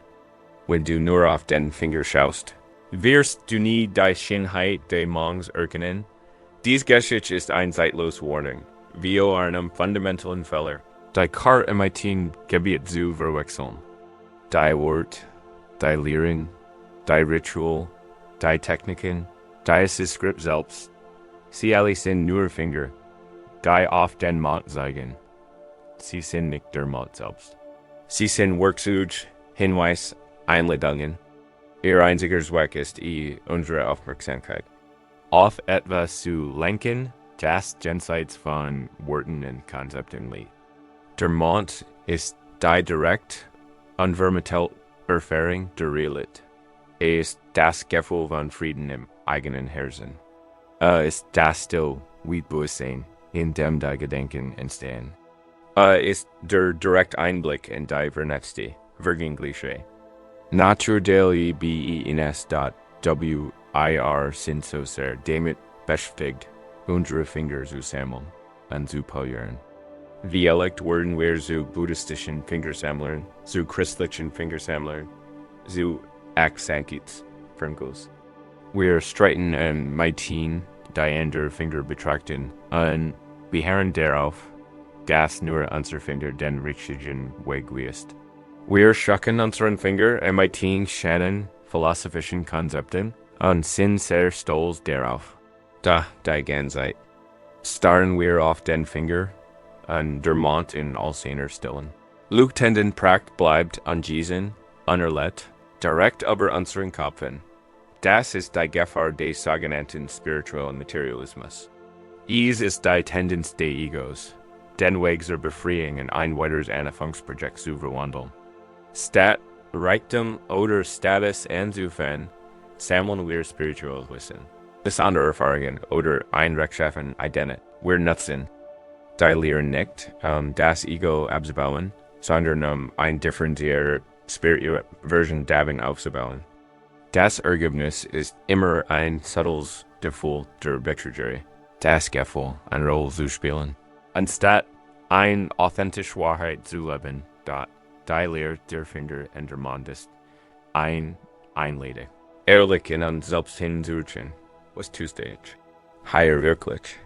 Praktiziere ich Meditation, ein guter Meditierender zu werden oder gebe ich den Frieden zu erkennen, auf den Meditation verweist. Lese ich dies Wort weiter interessant Konzept zu sammeln. Oder lasse ich mitwarnen, Zurück zur stillen, lebendigen Wahrheit in meinem eigenen Körper Geistführen. Der Mond ist nicht weit weg. Ist keine Belohnung für jahrelanges Perfektionieren des Fingerschauens. Der Mond ist higher, genau jetzt. Ist das ein Weg Bewusstsein, das dies Wort leist? Ist das Gefühl deines Atems in deiner Brust? Ist die still unter dem oberflächlichen Geplapper deines Verstandes? du brauchst keinen besseren Finger. In Zen. Du musst nur bereit sein, den Blick vom Sieger zu haben und zu sehen. Worauf gesieht wird, lassen Sie uns diesen Moment nutzen, zu üben. Unseren Blick zu haben. Tun Sie sich daru. Lassen Sie die Sorgen des Tages, die Konzept an einen für einen Moment in den Hintergrund treten. Alle Bungen, die wir bisher besprochen haben, die Schönheit im Silberscheinen Top sind. Am Fluss sitzen, die Tasse lehren, wie ein Berg sitzen. All das sind Finger. Sind wundervoll, geskickt Finger. Aber sie sind nicht der Mond. Der Mond ist das Stillbewusstsein, das dies Lektionen gelernt hat. Der Mond ist der Frieden, deren Steph, wenn du das Wasserglas absollst. Ich lädt sie ein, setzen einen Finger in ihrem Leben zu erinnern, indem sie wie festhalten. Es kann eine spirituelle Praxis sein, die wir besprochen haben, aber es kann auch etwas anderes sein. Vielleicht ist ihre Identität als guter Elternteil, als erfolgreicher Berufstätiger oder als gesünder Mensch. Diese Identitäten sind Finger. Sie sind nützliche Anhaltspunkt, aber sie bilden nicht die Gesamtheit ihrer Persönlichkeit eben. Vielleicht ist es eine politische Überzeugung oder eine wissenschaftliche Theorie, ein Denksystem, in dem sie festhalten. Das sind Finger, wenn sie einen dieser Finger entstellen sie in sich klar wie denn sie, wie sie enthalten, wie sie polieren, wie sie betätigen. Hier wird nicht gertielt, wir alle tun das. Es ist eine sehr menschliche Sache. Stellen Sie sich jetzt vorsichtig ein Frage. Worauf seht dieser Finger? Wenn ein Finger, der den einst guten Elternteils ist, worauf seht ihr dann? Vielleicht seht ihr auf den Mond der bedingungslosen Liebe, der Verbundenheit, der Fürsorge. Können Sie den Finger Ihrer Identität für einen Moment loslassen an einem Park? Die direkte Erfahrung der Liebe zu Ihrem Feind spüren? Diese Liebe ist der Modalität in Ihr Finger ein fest verankertes Glaubenssystem ist, worauf seht ihr? Vielleicht seht ihr auf einen Mond der Sicherheit, die Verständnisses der Gerechtigkeit. Kennen Sie den starren Finger des Glaubens für einen Moment loslassen und sich mighty direkten, tief empfundenen Sehnsucht nach einer gerechten und sicheren Welt verbinden? Dies ist der Mond. Die üben bestet deren, vom Konzept zur direkten Erfahrung überzeugen. Der Finger ist der Gedanke, der Mond ist das Gefühl, das Bewusstsein, die PR-Sehns, lasst jetzt alle Finger los. Lass den Berg los, den Fluss. Die Tasse. Darauf, ein guter Meditierer zu sein. Auf, zu versichern, richtig zu machen. Lass alle Hinweis verschwinden und sei einfach hier. In der schlichten Realität dieses Augenblicks. Spür deinen Atem, für die Gergusch, in Raum. Spür die Lebendigkeit in deinen Händen. Das hier ist der Mond. Wir schauen immer higher. Und wartet darauf, dass du schaust die in Minuten, wir den Mond unserer eigenen Niedelbeeren betrachten. Zen wir els. Wir sehen unsere Freude, unseren Frieden. Wir sehen auch unseren Schmerz, unsere Riss, unsere gebrochenen Stellen. Und hier brauchen wir das Mannlicht im Weißen. Denn es ist das Licht unseres eigenen Bewusstseins, das unsere tiefsten Wunden in unserer tiefsten Schönheit verwandeln kann. Es ist das Licht, das die Kunst der goldenen Reparatur erhält. Wenn wir den Blick vom Finger haben und direkt auf den Mond unserer eigenen Erfahrung blicken, wird unsere Sicht klar. Und diese Klarheit ist nicht immer angenehm. Das sanft Mondlicht des Bewusstseins erhält nicht nur die schönen, friedlichen Teil unserer inneren Landschaft. Es scheint auch MIT gleichmäßigem und unpartischem Licht auf die gebrochenen Stellen. Es scheint auf die alten Wunden, die scharfen Kanten vergangener Traumata, die schmerzhaften Brutsch in unserem Selbstgefühl. Unser erster Instinkt, wo dieses Licht einen gebrochenen Teil von uns trifft, ist zurückzuwischen. Diesen Teil wieder in der Dunkelheit zu verstecken. Denn wir trauten Heienstick der Scham zu spüren. Wir leben in einer Kultur, die das Nahtlosig, das Neue, das ganz Wert. Uns wird beigebracht, das zerbrochen sein wegwerfen bedeutet. Wenn etwas zerbricht, verliert es seinen Wert. Und diese brutale Logik wenden wir auf unser eigenes Hören. Wenn uns das Leben, Trauer, Versagen, Wert bricht, glauben wir, unser Wert sei gemindert. Wir fühlen uns wie ein wertloses, zerbrochenes Gift. Und wir verwenden enorme Energie darauf, der Riss zu verbergen. Entweder indem wir so tun, als wären sie nicht da, oder indem wir versuchen, uns wieder zusammenzuflicken. Als wären wir nie zerbrochen gewesen. Wir wollen unsere Narben auslöschen, unsere Geschichte auslöschen. Doch das ist ein ewiger Goal gegen unser. Der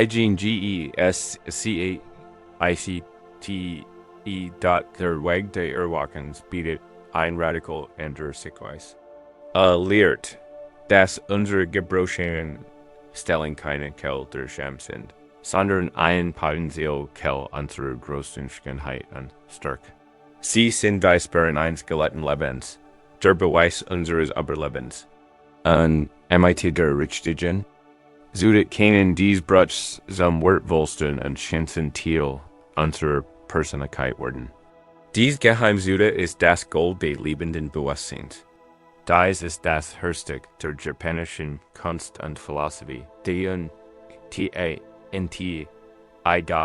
in einem kleinen, für sein temporären bekannten Dorf lebt ein Teemeister, der ein schlicht, wunderschön Titas Besses. Sie will wieder reich versiert, noch teuer. Da benutzt sie seit vielen Jahren und schützt sie sehr. Sie fällt sich in seinen Händen so vertraut, und wie die Umarmung eines Freundes. Eines Tages stieß ein Bessiger die Tasse aus. Unachtsamkeit vom Tisch. Sie fiel auf den Steinboden und zersprang in Meeresdach.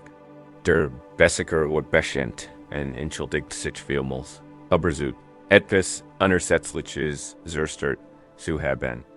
Die Schüler des Meisters betrachteten die Scherben voller Trauer. Das Leben der Tasse war vorüber.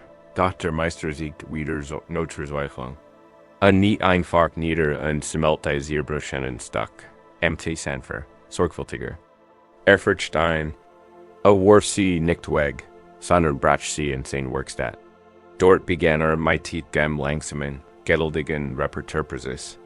Allerdings verwendet keinen transparenten Kleber, den Schatten zu verbergen, verwendet einen speziellen Lack. Ein traditionelles Baumharz, das mit feinstem, brillantem Goldpulver best bietet, behielt sich nicht. Der Prozess dauert Wochen. Akribisch führte jede Stück in das nächste und trug den Goldlack auf jeden einzelnen Riss auf.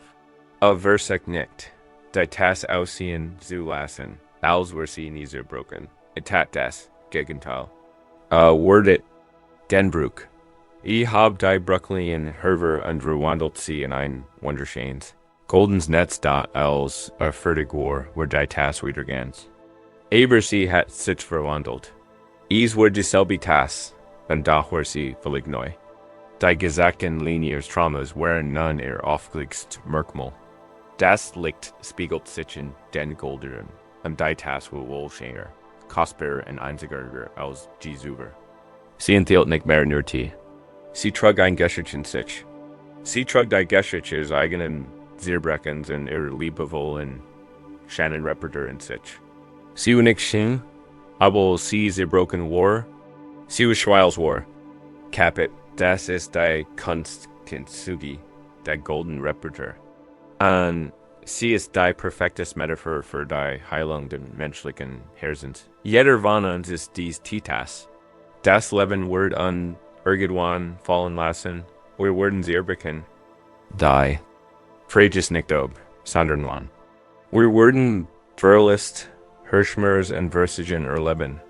Und wenn das passiert, Haben wir die Wall. Wir kennen uns als wortlos und gebrochen betrachten, und versuchen, unsere Scherben in der Dunkelheit der Scham zu verbergen. Oder wir kennen den Weg dicht hinzugewollen. Wir kennen uns entscheiden, unsere eigenen zerbrochenen Scherben MIT sanfter Erfurcht einzusammeln, und den langsamen, geduldigen Prozess der Selbstheilung MIT dem Gold der Selbstliebe. Die Selbstmitgefühls und die bedingungslosen Bewusstseins zu beginnen. Die Lehren handelt under. Transformation des Leidens beginnt als die Kanäle des Wissen, das Leiden.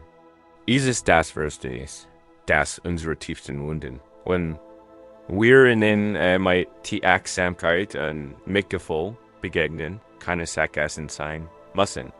Sie kennen zu Portland. Sie kennen zur Kell unserer größten Weisheit worden. Den Gebrochens Vers, einmal MIT Gold geheilt, Word zu einem Herzen, das den Schmerz anderer besser ertragen kann.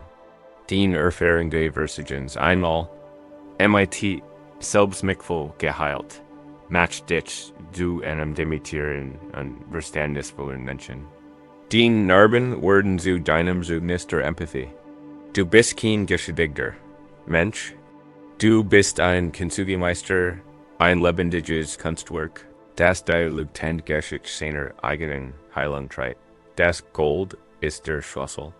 Und das Gold ist nichts anderes als das warm nicht werden Licht deiner eigenen Aufmerksamkeit. Es ist die Bereitschaft, zu deinen eigenen Wunden zu sagen, ich sehe dich. Ich werde dich nicht im Stich lassen. Du bist ein Teil meiner Geschichte. Und ich werde dich ehren. Lassen Sie uns dies heilige Kunst der Goldreparatur jetzt ausprobieren. Kommen Sie in einen Ort der Still. Lassen Sie Ihren Körper entspannen. Ich lade Sie ein, sich in einen Ihrer eigener Riss zu erinnern. In einen Ihrer Bruchstück. Es kennt die Narbe einer gescheiterten Beziehung sein. Es kennt ein beruflicher Misserfolg sein, der Ihnen Scham bereitet hat. Es kennt Einseit sein, in der Sie Ihren eigenen Worten nicht gerecht werden, weil Sie ein Geschichte zerbrochen sind. Da Sie mit die Freundlichkeit berühren möchten, erlaubt ihr, das Zerbrechen zu sein. Spür die Erinnerung an das Zerbrechen. Spür den Vertrauen Stehbruchs. Lauf nicht darin. Sei einfach da. So wie der Meister da war mighty den Scherben seines Bäckers. Stellen Sie sich wie Sie halten ein kleines Schell, flüssigem, schimmerndem Gold gefüllt. Dieses Gold ist das Licht Ihrer eigenen Gut, Ihrer unendlichen Fähigkeit. Dann Mitgefühl. Es ist warm und leuchtend. Tauch einen sehr feinen Pinsel in dieses flüssig Gold. Und beginn wir deinem geistigen Auge. MIT sem Licht die Linien jener One nachzeichnen. Je langsam wir. MIT jedem Pinselstrich versichst du nicht. 10. Riss reparieren oder zu besiedigen. Du würdigsten. Du erholsten. Du transformiersten. Rennen Sie, der schmerzliche Folgen. Kennen Sie sich selbst ausstellen. Auch dies ist Teil meiner Schönheit. Oder dieser Schmerz hat mich Mitgefühl gelehrt. Oder einfach, ich bin auf dem Weg der Heilung. Spüren Sie die Wurm des Golds, wie es in den Bruch sickert.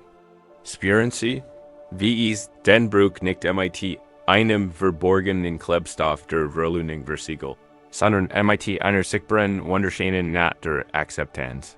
Folgen Sie jeder Linie, jeder gesagten Kante, bis die Gesamtmond in diesem Leuchtenden kostbaren Licht nachgesegnet ist. Treten Sie nun einen Schritt zurück und betrachten Sie sich selbst. Sehen Sie diesen Teil von innen nicht als Makel, denn es zu verbergen gilt, sondern als Zeichen tiefer Schönheit und Stärke.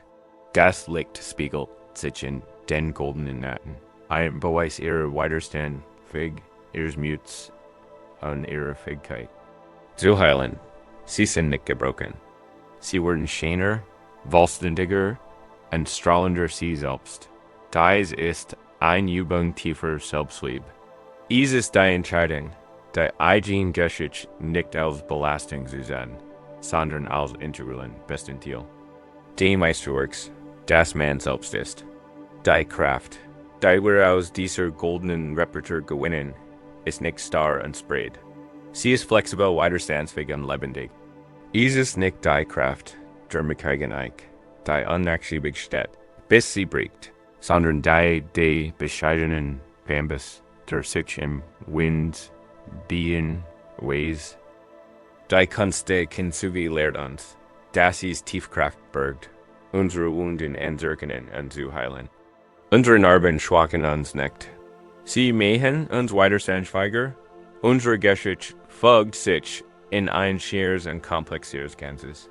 Ein Gas wirft einen Entscheiden Frage nach dem Wesen der Stärke staubt. In unserer Kultur wird uns oft beigebracht, Stärke mit Starrheit gleichzusetzen. MIT einen schutterlichen und unbugsamen Willen. Wir sollen wie ein Mitteilung sein, standhaft bleiben. Niemals nachgeben an den Kräften des Wandels MIT aller Kraft widerstehen. Wir wenden dieses Modell der Stärke auf unser Leben und wir entwickeln Starplan und Erwartungen für unseren Lebensverlauf. Wir klammern uns in ein fester, den besten Glaubenssitz und ein enge Sichtweise von Erfolg und Glück. Wir bauen ein stark, solid Festung unserer selbst und Glauben. Die Starrheit wird uns schützen. Das Leben ist kein statisches Relais. Es ist ein Fließen, sich verändernd, unberechenbare Kraft. Es ist ein gültiger Sturm. Und wenn die großen Stürme des Lebens kommen, ein unerwartete Krankheit, ein plötzlicher Verlust des Arbeitsplatzes, Gasend einer Besichung. Wird unsere eigenartige Starrheit zu unserer größten Verwundbarkeit. Der unbugsame Baum gibt nicht nach, wenn am stärkeren Wind ausgesetzt ist. Bricht. Der Weg der Weisheit weist auf eine andere Art von Stärke hin. Es ist nicht die Stärke des Widerstands, sondern die Stärke der Resilienz. Es ist ein Stärke, die biegsam, anpassungsfähig und in einer tiefen Akzeptanz der Natur, die Wandels verwurzelt ist. Es ist nicht die Stärke der Eich, sondern die BMBUS in einem großen Wald wächst und praktisch. Eich, Siwadurl testen, Grotbaum weit und breit. Es Stamm wird dick und kräftig, rinnorig. Und sich, ist die Ragden hoch und weit und bildeten ein jultiges Blatterdach. Sie war stolz auf ihr Stärke am besten Digede. MIT herablassend Mitleid blickt sie auf die schlanken Bambustube herab, die in einem nähegelegenen Wäldchen wachsen. Arme Schwachsdinger, datsch die Eich. Sie zittern und schwanken. Bejetten kleinen Luftchen. Sie haben keine Substanz, keine Warkraft. Der Bambus hingegen schwankt einfach. Und 10 Blätter flusterten im Wind. Ein Jahresfekt ein Taifun von beispiellicher Heftigkeit durch die Region. Der Wind heult MIT einer Kraft, die der Wald noch nie gekannt hat. Der Großeich stemmt sich. Sie mobilisiert all ihre Kraft, all ihren Jahrhunderteln Widerstand. Sie hielt dem Wind stand, im Tigerstamm unter der Belastung. Eine Zeit lang hielt sie stand. Da der Wind war unerbittlich, sein Kraft wuchs nur. Die Eich weigert sich, auch nur einen Zentimeter nachzugeben. Und dann MIT einem Ohrenbenden Null, der durch den Schirm halt. Zersplittert und brach ihr massiver Stamm. Und der einst Mitteilbaum stürzt, pracken zu Bodendatter Bambus Hindien begegnet dem Schirm ganz anders, als der heftig. Windwet, leisteten sie ihm keinen Widerstand. Sie gaben nach. Sie bieten sich, vor seiner gültigen Kraft, ihr schlanken Stängel bogen sich so tief, dass der bedeckten Spitzen den Boden berühren. Der Wind heult aber innen, unfähig, ihr biegsamen Körper zu fassen. Sie kämpfen nicht gegen den Schirm. Sie tanzen nämlich einher, da als der Sturm endlich wurde war und die Sandsurke Botterwald ein Bild der Verwesting. Überall wherein Mikaij boom, wie die Stolz Eich, umgestürzt, da der Bambuschein. Stan wieder aufrecht. Die boom wherein Gebogen, aber nicht gebrochen. Sie hatten nachgegeben, und so überdauert. Ihr Flexibilität war ihr größter gewesen. Dieses Gleichnis ist ein eindringlich. Lektion über die Weisheit des mittleren Weges, der extrem vermiedet. Das Extrem der Eich ist ein starres, egoistisches Festhalten an unseren eigenen Plänen und unserer Identität. Das Extrem eines rückgratlosen Unkrauts wird keinen Kern, keine Wurzeln zu haben. Der Bambus repräsentiert den mittleren Weg. Ist unglaublich flexibel und tief verwurzelt. Sein Stärk ruht nicht. Von seiner Festigkeit her, sondern von seiner Hoheit, seiner Lehre, die sein Biegung ermöglicht. Und sein Widerstand verdankt seinem riesigen, vernetzten Wurzelwerk. Das den Gesandten Haynes zusammenhält, das so sein wie der Bambus ist. Die Kunst des geschickten Nachgebens zu erlernen. Das ist nicht deshalb, wie aufgeben. Ist ein intelligent und würdevoll Anpassung an die Realität des gegenwärtigen Augenblicks.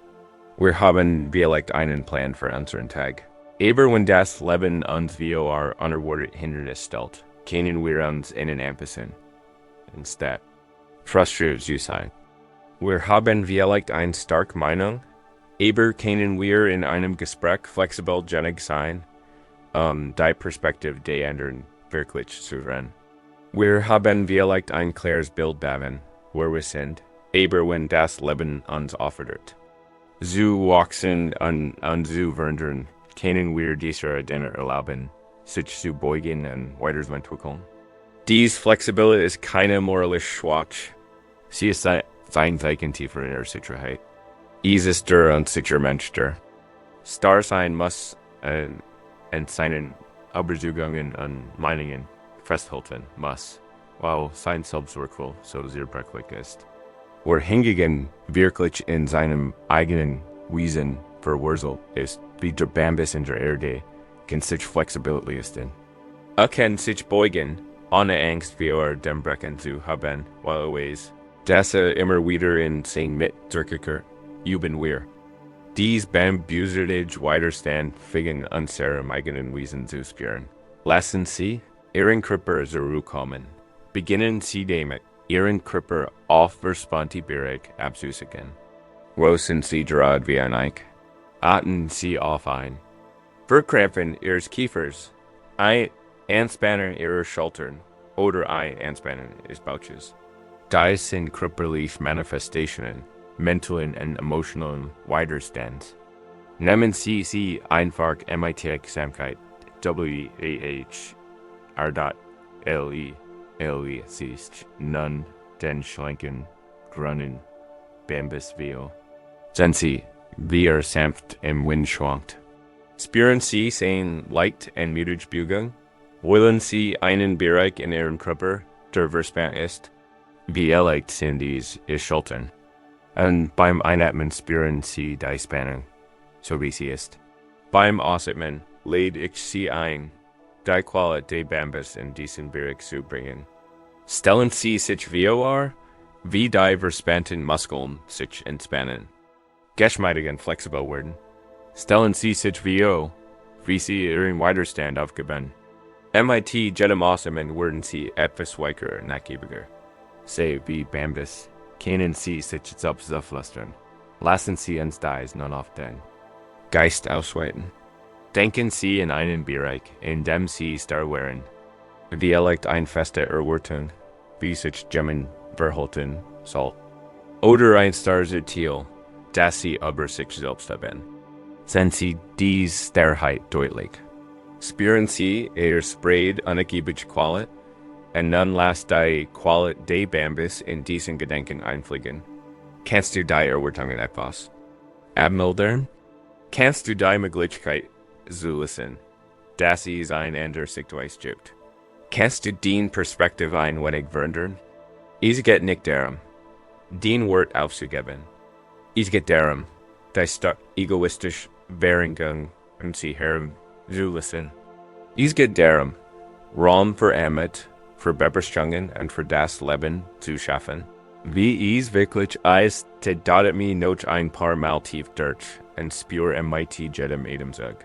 Wie dies flexible Kraft den ganzes Wesen durchdringt. Verwurzelt und da flexibel, stark und da weich, geerdet und da fähig, mit dem Wind zu tanzen.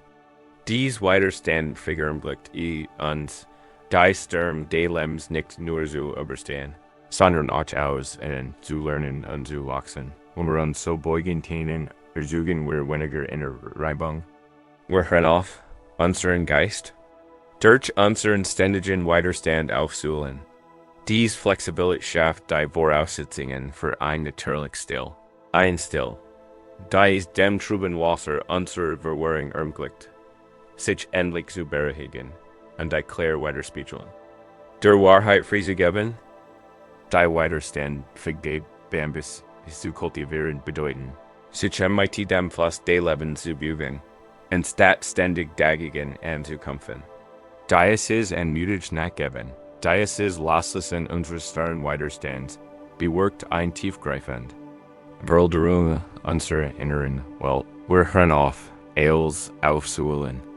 Die hektische Energie unseres inneren Kampfs beginnt nachzulassen, und in der Stelle kann ein Gefühl der Stilltreten. Da was und die innere Welt in der wir zur Ruhe kommen, ein Chaos ist, was wenn sich unser Geist wie ein trüber, chaotischer, schläger Teig anfühlt. Das ist ein sehr häufigen frustrierender Erfahrung. Wir wollen Klarheit finden. Wir wollen uns selbst verstehen, die Wahrheit über unsere Situation erkennen. Da unser Geist ist so aufgewühlt von Emotionen, so getrackt von Widersprüchlichen Gedanken, dass wir nichts sehen können. Es fühlt sich an, als würde man versuchen, sein Spiegelbild in einem Teig zu sehen, der gerade von einem Sturm aufgewurzelt. Als was man sieht, sind wir sehr Formen, Trüberwirrung und die eigene Aufregung, die sich in einem Widerspiegel. Angesichts dieses inneren Aufruhrs drängt es uns instinktiv, etwas zu tun. Wir glauben, wir müssten es herausfinden.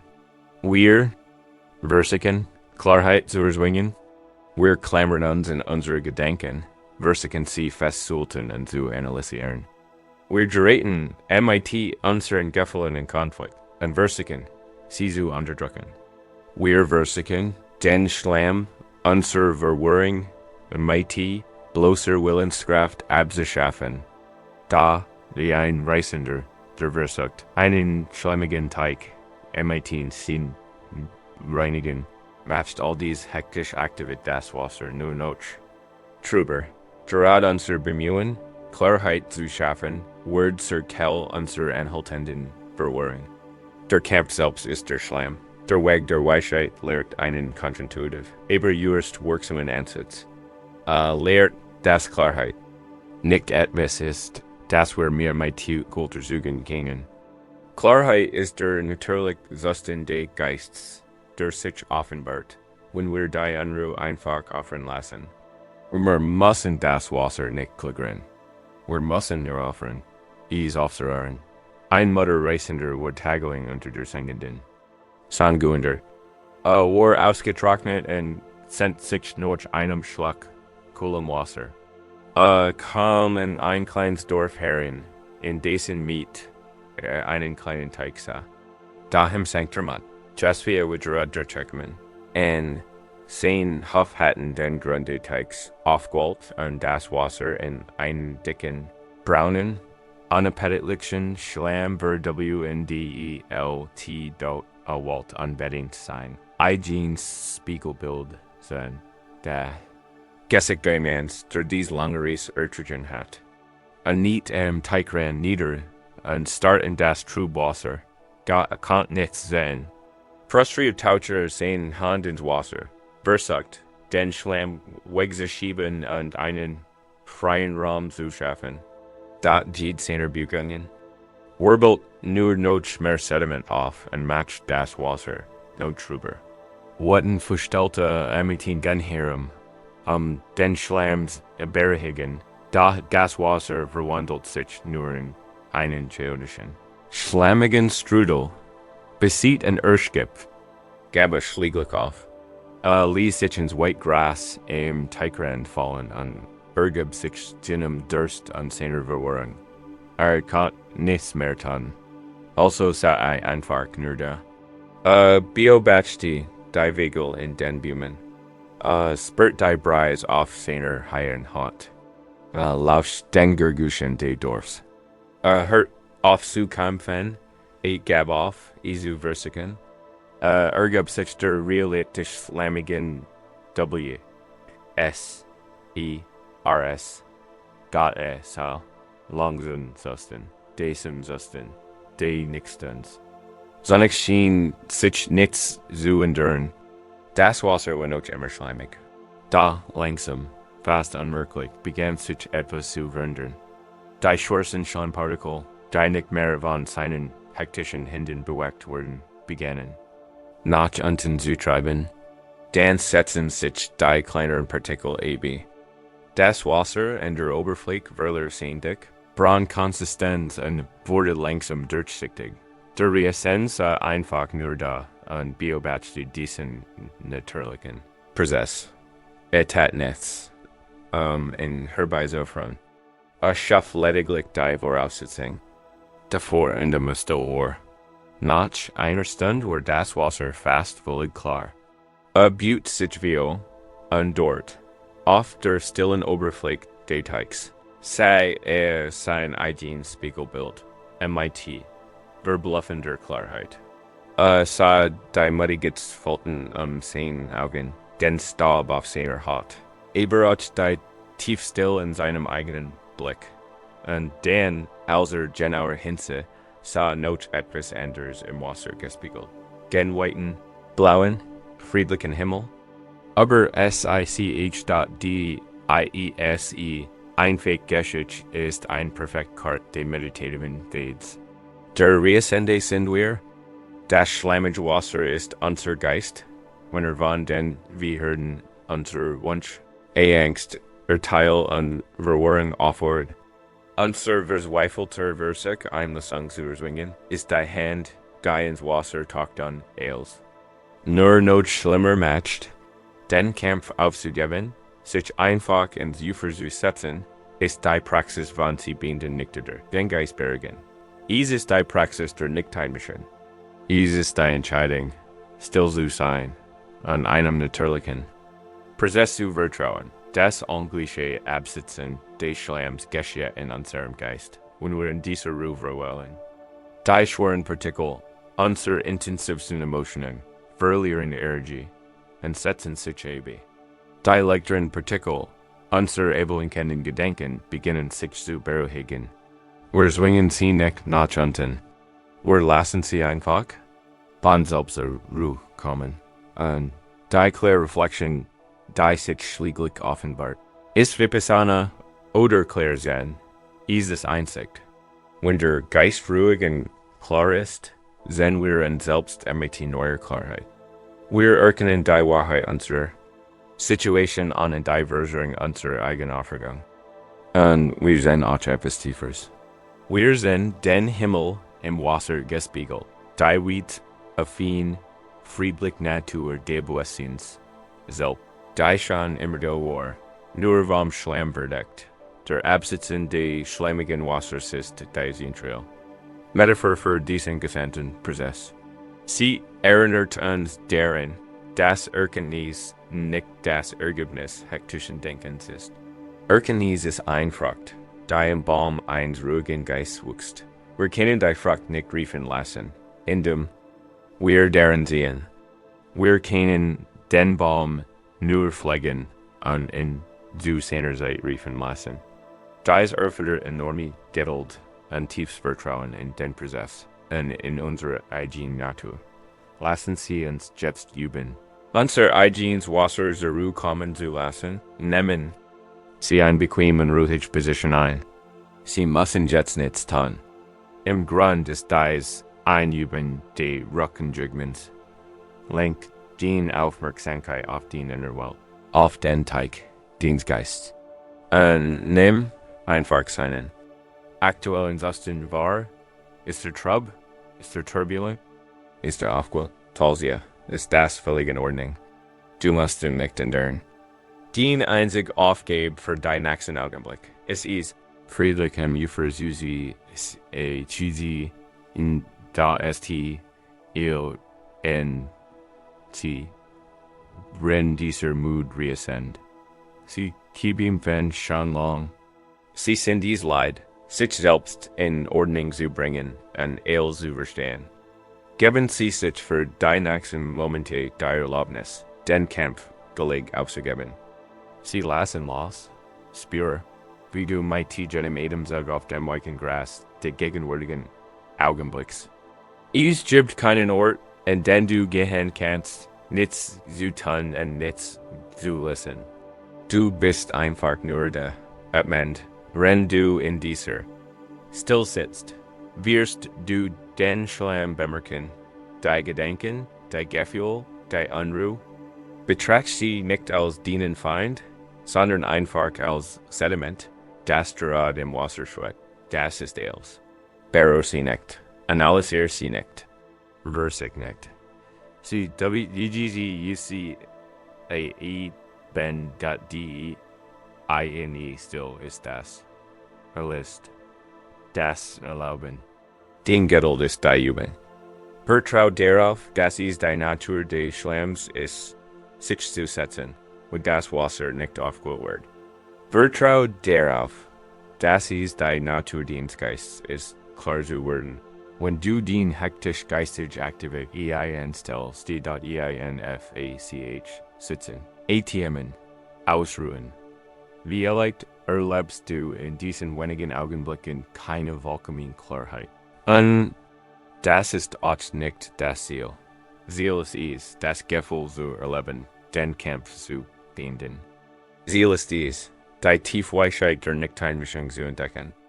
Mit jedem Moment, in dem du in diesem Zustand der Geduld verweilen kannst, schaffst du die Voraussetzungen davor, dass sich den in ihres Wasser klärt. Du lässt den Schlamm sich in dieser Klarheit wird eine neue Art der Sicht möglich. Wir beginnen, die Natur der Realität selbst klarer zu erkennen. Und was wir sehen, kann so schön als auch erschreckend sein. Wir sehen die unbestreitbare Wahrheit des ständigen Wandels, des Entstehens und Vergehens. Wir sehen das alles, was uns lieb und teuer ist, einschließlich unseres eigenen Lebens, wie ein Haus ist, das in diesem Moment brennt. Wenn wir den trüben Wasser unseres Geistes geben, sich zu beruhigen, instead tief Klarheit. Wir sehen uns selbst in die Welt mit einer verblüffenden Neuheit. Da diese Klarheit ist nicht immer beruhigend. Sie kann sogar zutiefst beunruhigend sein, denn sie offenbart eine Wahrheit, die wir die meiste Zeit unseres Lebens zu ignorieren versuchen. Sie offenbart die allumfassend, unbestreitbare Realität der Vergänglichkeit. In der Still kennen wir endlich den ständigen, unaufhaltsamen Fluss des Wandels wahrnehmen, der alles bestimmt. Nichts ist fest, nichts ist von Dauer, alles befindet sich in einem Zustand des Entstehens, Wanderns und Vergehens. Unsere Gedanken, unsere Gefühle, unser Körper, unsere Beziehungen, unsere Welt, alles ist im FAUSS.WI erleben. Alles halten wir alle seit der Welt. Wir wohnen in einem stablen Steinhaus und glauben, wir könnten alles getrost auf morgen worshipen. Morgen sagen wir jemandem unsere Liebe, morgen vergeben wir alten Schmerz, morgen beginnen wir, unser wahres Leben zu leben. Wir leben in bequemer Selbstzufriedenheit, spielen mit unser Spielsing und Ebelenken, im Glauben in solid Fundamente. Und Unendlichkeit, da die Klarsicht eines ruhigen Geistes offenbar eine der dringliche Wahrheit. Sie offenbar, dass das Haus, in dem wir leben, keine solid Steinfestung ist, ist ein Haus aus Papier. Und es brennt bereits, die große buddhistische Schrift, Gas Lodos Sutra, Erzgold ein eindrucksvoll Parabel. Ein reicher Mann lebten, einem sehr großen, alten Herrenhaus. Das Haus hat nur ein Tor. Das Holz der Hauses were morsch, die one brockelten. Eins Tages brach Platz like ein Führer aus, gas das Haus versichert. Der Mann, der Vater, hat is Geschäft, not draugen zu Jellingen, da sehen vielen Kinder wer noch drinnen an in ihr Spiel verlieft. Sie hatten so viel Spaß mit Tieren. Spielsiken en Vergnügungen, dass sie die Flammen, die sie umgeben, überhaupt nicht bemerkten. Sie sahen den Rauch nicht, sie spürten die Hitze nicht. Sie fürchteten sich nicht wie dem Einzursendung der Jude. Der Vater stand am Tor, sein Herz wie Angst, gepackt. Mein Kinder, das da, sind in Lebensgefahr. Ich muss sie rausholen. Rief ihnen zu. Kinder, kommt schnell raus. Das Haus brennt. Hier wird wir brennen. Die Kinder waren zu sehr in ihr Spiel verlieft. Sie verstanden nicht, was fewer bedeutet, was vibrant bedeutet. Sie beachteten seine Ruf nicht. Der Vater wusste, dass nicht hinlaufen. Und sie einzeln hinausfliegen konnte. Das Haus war so groß, das Führer so weit verbreitet. Musste einen anderen Weg finden. Wust. Wie sehr sein Kinder selten und schon Spielsiken liebten. Also rief sie erniet, diesmal MIT einer anderen Botschaft. Kinder, kommt schnell. Draugen wir dem Tor wurden wunderbare Schatz aufjuka. Ich habe wunderschön Hirsch, Ziegen und Ochsenkarren praktiker als alle, die ihr gegessen habt. Kommt jetzt heraus, und ich werde sie Juka geben. Als die Kinder die Verheigung dieser wunderbaren neuen Spielsiken hörten, waren sie plötzlich interessiert. Sie vergagen ihr alten Spiel und stürmten, schubsend und stoßend durch das einzige Tor in Sicherheit. Als sie alle draugen, während das Haus zu Asch zerfallen war, schenkt der Vater die Kruse an dem Wort. Jedem von innen praktiken, wunderschön versierten Ochsenkarren. Weitaus praktischer als Els, was versprochen hat. MIT einer geschickten Luge und einer mitfühlenden Tuschung, reddeter CBR einer. Realen und unmittelbaren Gefahr. Dies ist das Gleichnis vom Brennens Hauses, ist keine Geschichte. Die Angst ersuchen soll, sondern ein Gefühl tiefer Dringlichkeit. Wecken soll. Das brennende Haus ist Samsara, der in los Kreislauf von Geburt und Unzufriedenheit, in dem wir leben. Die Kinder sind wir selig unwissend, aber unsere eigen misslich. Verdieft in die vergänglichen trivialen Spielsachen. Weltlichen Vergnügens, Status und Ebelenken. Der lieben Vater ist das Prinzip erwachter Weisheit. Und das Führer ist die Wahrheit der Vergänglichkeit. Die Leidens und die, das Haus wird nicht eines Tages in Brand treten. Die Lehre ist viel radikaler. Das Haus steht in FLAMME und da im Augenblick dieser Moment ist voller Veränderungen. Die Seelen in deinem Krypt verstirben und wurden ersetzt. Der Atemzug, den du gerade getan hast, ist für immer verloren. Die Welt, in der du morgen aufwacht bist, ist nicht dasselbe, die jetzt existiert. Wer dies Wahrheit nicht sieht, gleicht den Kindern, die Abschluss in der brennenden Wille spielen, die geschickten Mittel, die Upia, der Veters ist der Weg der Praxis selbst. Die Lehren, die Meditationen, die Versprechen von Frieden und Erleuchtung, sie sind wie die Scheinkehren. Sie sind die mitfühlenden Verlockungen, die uns aus unserem brennenden Haus der Unwissenheit in die Sicherheit klar sich rufen. Wenn wir wirklich und tief begreifen, dass unsere Zeit nicht unendlich ist, dass dieses Leben ein kostbar, flüchtig und unwiederholbare Gelegenheit ist, ändern sich unsere Prioritäten. Wir freuen auf, das Wichtigste aufzuschieben.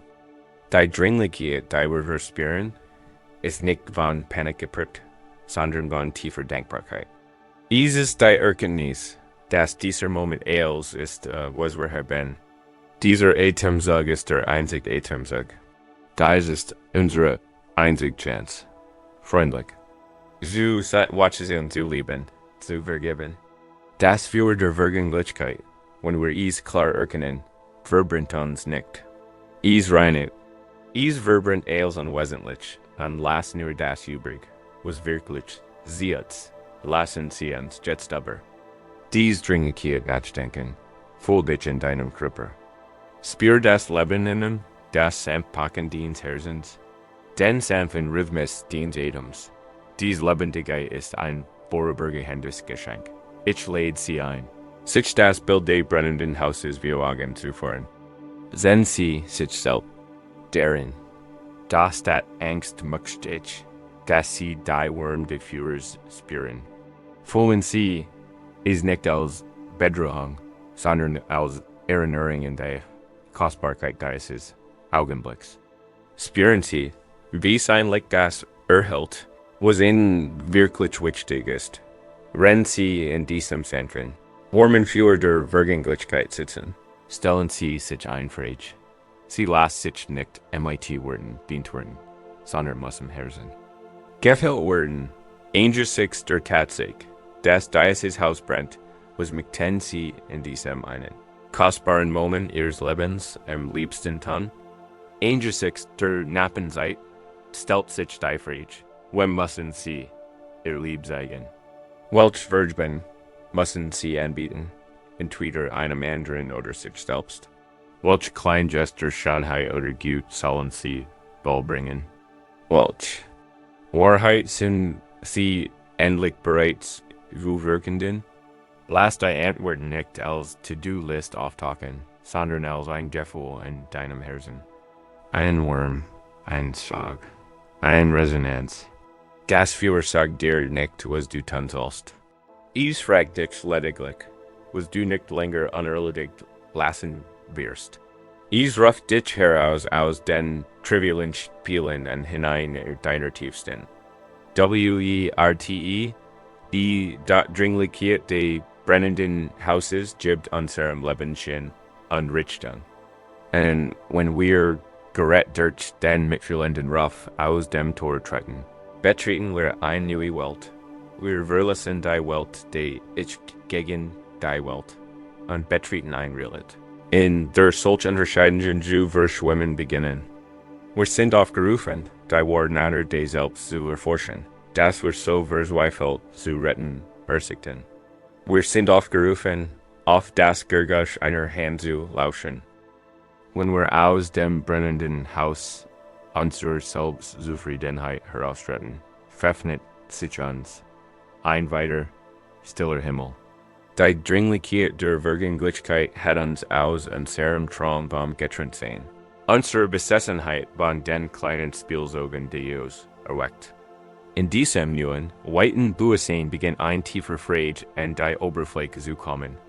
Wir haben unser ganzes Leben lang die Geschichte unseres Iches im Blick gehabt. Mein Problem, mein Erfolg, meinen Schmerz, mein Überleben, da was es dieses Ich, von dem wir so eingenommen werden. Es ist so fest, getrennt und real, wie wir immer angenommen haben. Dies ist das Gebiet der Nicht-Dualität, einer der tiefgründigsten und subtilsten Aspekt des Friedens. Es spricht den tiefsten Schmerz des menschlichen Daseins an, das Gefühl, ein isoliertes Selbst zu sein, ein einsam Subjekt in einer Welt user Objekt. Wir spüren dies Training bis in Mark. Es ist ich higher drinnen in die Welt, da draugen, es ist ich und du. Es ist der existenzielle Einsamkeit, das Gefühl, ein Fragment in einem fragmentierten Universum zu sein. Unser ganzes Leben ist darauf ausgerichtet, dieses getrennte Selbst zu schützen und zu fördern. Doch die Zen-Praxis stellt ein radikal Frage, was, wenn dieses getrennte Selbst eine Illusion ist, was, wenn das Gefühl der Trennung, der Traum, ist an unserer wahre Natur ein nahtlos, grenzenlos Verbundenheit ist. Uns auf diese Wahrheit hinzuweisen, die jenseits der Grenzen der logischen Sprache liegt, entwickelten Zen-Meister ein einzigartiges Lehrmittel. Die Kohen ein Kohen ist hin. Rätsel, das Isu listen gilt, sondern ein Frage, die Isu bedenken gilt. Dieses Einfrage, die den rational, dualistischen Verstand, Kirschliegen, so ein direkt intuitive Erkenntnis Klicken soll. Das wie Berum Test dieser Kunst ist das von Meister Hakun. Wir kennen das Gurgush Zweier. Klatsch an der Hand, Sega, wie klink ein Hand? Sofort match sich der logische Verstand in die Arbeit. Versicht is Herrschu finden. Ist dies das Gurgush de Wind? Ist die still? Schnippst die Hand um mighty den Fingern?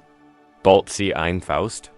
All these Antworten stammen aus der Welt, von Sachen wirken, der Welt der Dualit. Sie basieren. Auf der Idee, das ein Ding mit inneren interagiert. Doch das können wir auf etwas ganz anderes hin. Das Gurgush Zweier klatschender Hand ist der Klang unserer allglücklichen Welt. Is ist die Welt der Dualit, von Subject und Objekt. Von Selbst und anderem, von Gebrochen Tad, von Götten BSC. Ein Gurgush zu ersuchen, müssen zwei getrennte Dinge zusammenkommen.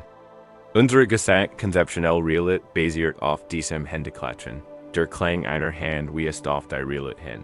Die existiert vors Wort von Verstand in zwei Teile gespalten. Is wie es auf das einheitliche Seinsfeld hin. Aus dem alle Gegensätze entstehen.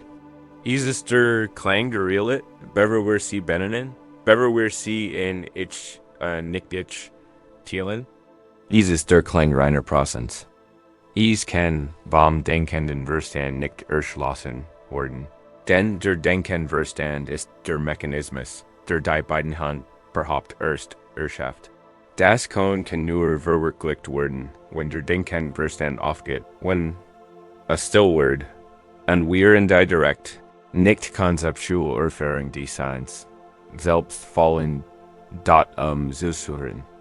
Klang einer Hand bedeutet, auf den Klang deiner wahren Natur zu lauschen, bever du sie ich genet hast.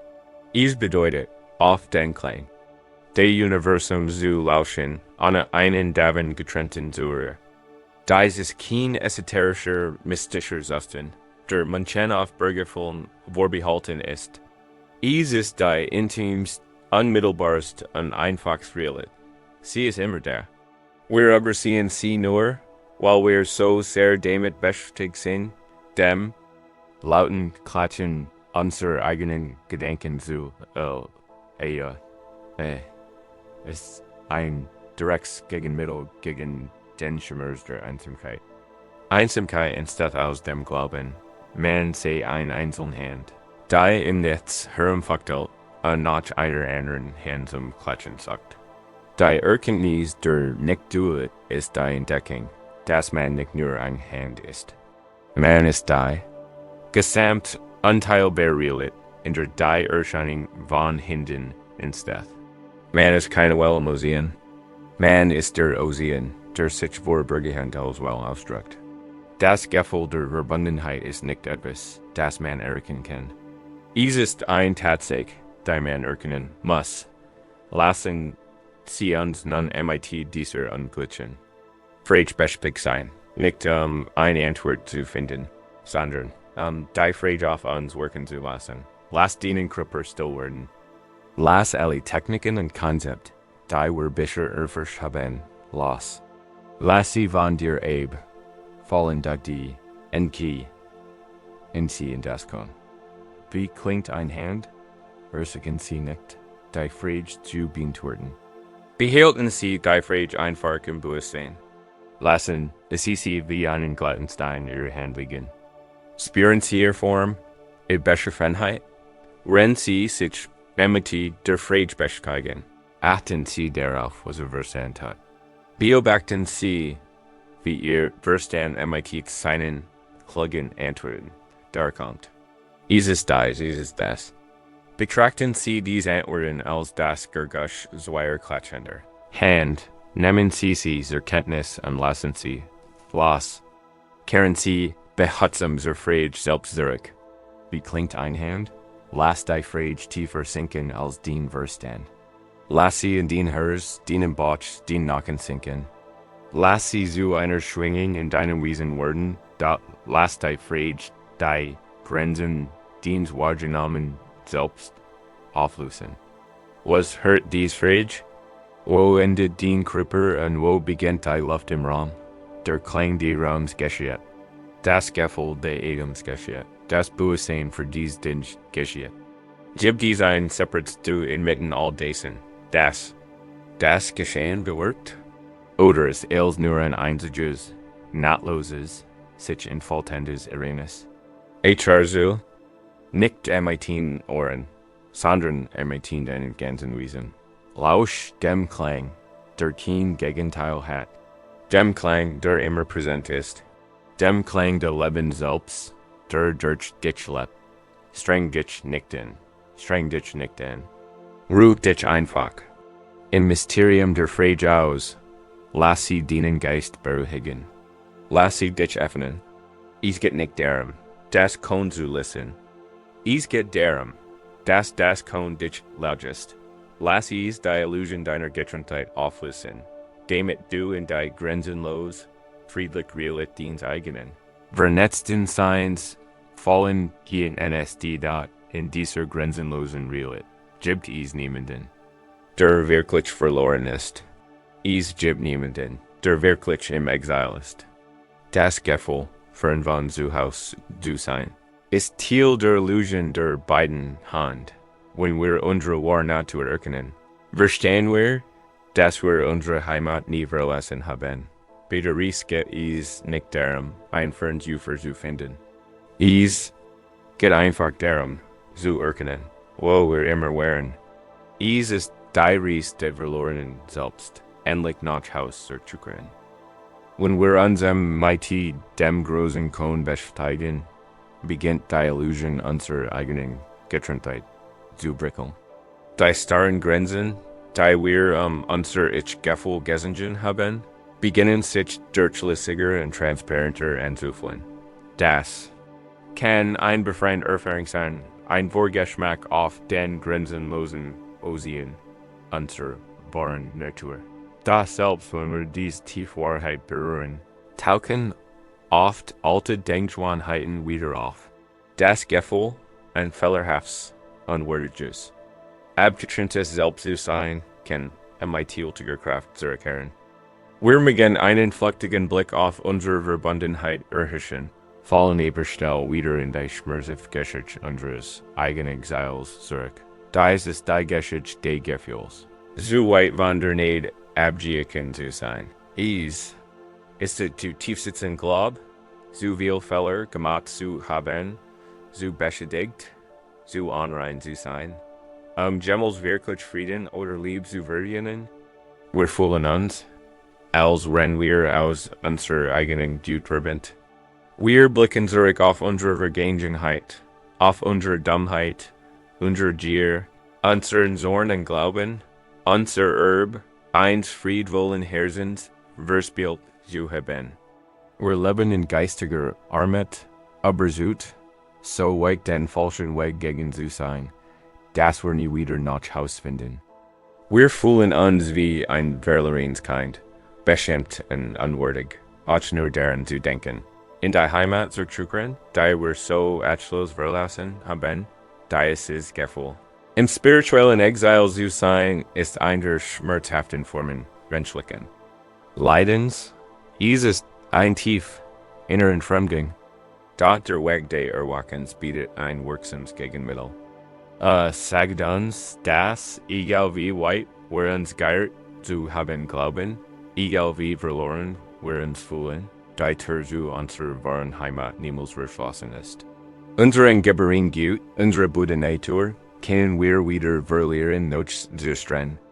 Sie ist ein unerschaffliches Erb, das geduldig und in mightigen gangloser Liebe auf unsere Rückkehr wartet. Diese Wahrheit wird wunderbar in einer Geschichte eingefangen, die in die berühmte Parabel aus dem Westen erinnert, direkt MIT anzugehören. Buddhistischen Touch. Ein junger Mann wurde son ein sehr wohlhabenden und mitfühlenden Vaters. Wuchs in einem prächtigen Zuhause auf, das MIT allen Erdenampert und allen Erdenklicken schätzet war, da war ruhelos.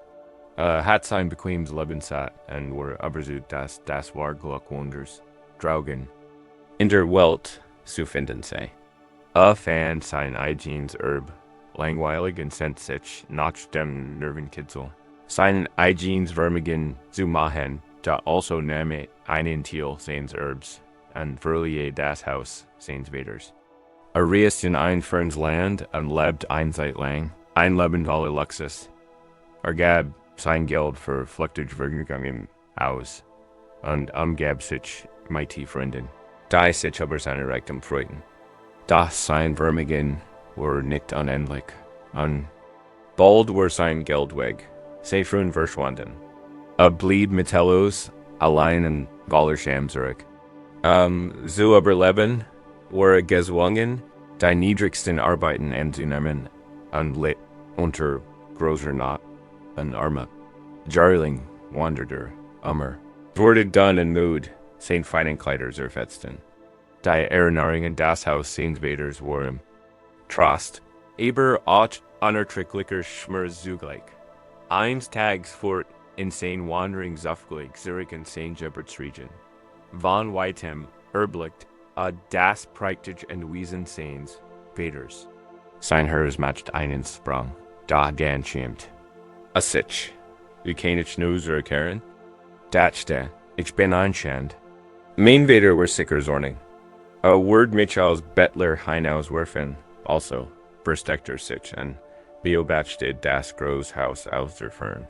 Hofft, eine kleine Anstellung als Diener zu finden, nur in der Nähe seines verlorenen Zuhauses zu sein. Doch der Vater hat nie aufgehört, in seinen Sohn zu denken. Jahrelang hat täglich die Streit beobachtet und sein Rücker herbeigesandt. Eines Tages sah die zerlumpt verlassene Gestalt seines Sohns in der Ferne versteckt. Nicht Zorn erfüllt das Herz des Vaters, sondern überwältigend. Freude und Mitgefühl. Wartet nicht. Skick keinen Diener, raff seine Kleider und rennt aus dem Haus. Der Sohn sah seinen Vater auf sich zulaufen und war voller Angst. Denn glatt wird bestraft worden. Versicht wegzulaufen. Da der Vater rief seinen Namen, sein Stimme voller Lieb, holt seinen Sohn ein und umarmt ihn, weint wie Freude. Ignoriert den Schmutz seines Sohns, sein Lumpen, sein Scham, behielten einfach nur fest. Befahl seinen Dienern, die Schinzen Gunder zu bringen, ein großes Festmahl vorzubereiten und zu feiern. Davor war mein Sohn verloren, wirken die dem Gesandten Haus, und nun ist wiedergefunden. Ist heimgekommen. Dies Geschichte ist unsere Geschichte. Das praktische Haus ist unsere angeborene Buddha-Natur, unsere inneren Wahrheit, Gut und unser Frieden. Dies ist unser Geburtsrecht. Der restlose Sohn ist unser egoistischer Geist, der nie zufrieden ist. Das Glück sei irgendwo da draußen, in einem besseren Job, einer anderen Beziehung, einem aufregenderen Leben, übersieht uns. Den einfachen, tiefen Reichtum unseres eigenen Seins zu verlassen und uns in der Welt des Samsara. Auf die Suche zu machen. Und eine Zeit lang kann die Suche aufregend sein. Da unweigerlich fort sie zu erschwingen in Tauschung. Wir finden uns spiritual Metellos, voller Scham, weil wir unseren inneren Frieden verspielt haben. Der entscheidende Punkt der Geschichte ist das Wesen des Vaters. Der Vater unser wahres Wesen ist nicht geworden. Tilt nicht. Führt keine Aufzeichnungen über unsere Fehler. Sein Wesen ist reins, bedingungsloses Mitgefühl. Im Sinn unserer Lumpen oder unserer Scham gleichgültig. Hat nur einem, das wir nach Haus kommen. Der Heimreise ist die zentrale Metaphor des spirituellen Weges. Wir glauben, wir sehen auf einer Reise des Erwerbs, des Erklimmens eines hohen Berges, etwas zu erkennen, das wir nicht haben. Da in Wahrheit sind wir auf einer Reise der Rückkehr. Auf diesem Weg geht es nicht darum, ein besserer Mensch zu werden. Es geht darum, sich darin zu erinnern. Wo wir bereits sind dort beim Erwachen, geht es nicht darum. Und sauber zu schreiben, damit wir endlich würdig sind, nach Haus zurückzugehen. Die Heimreise ist die Reinigung.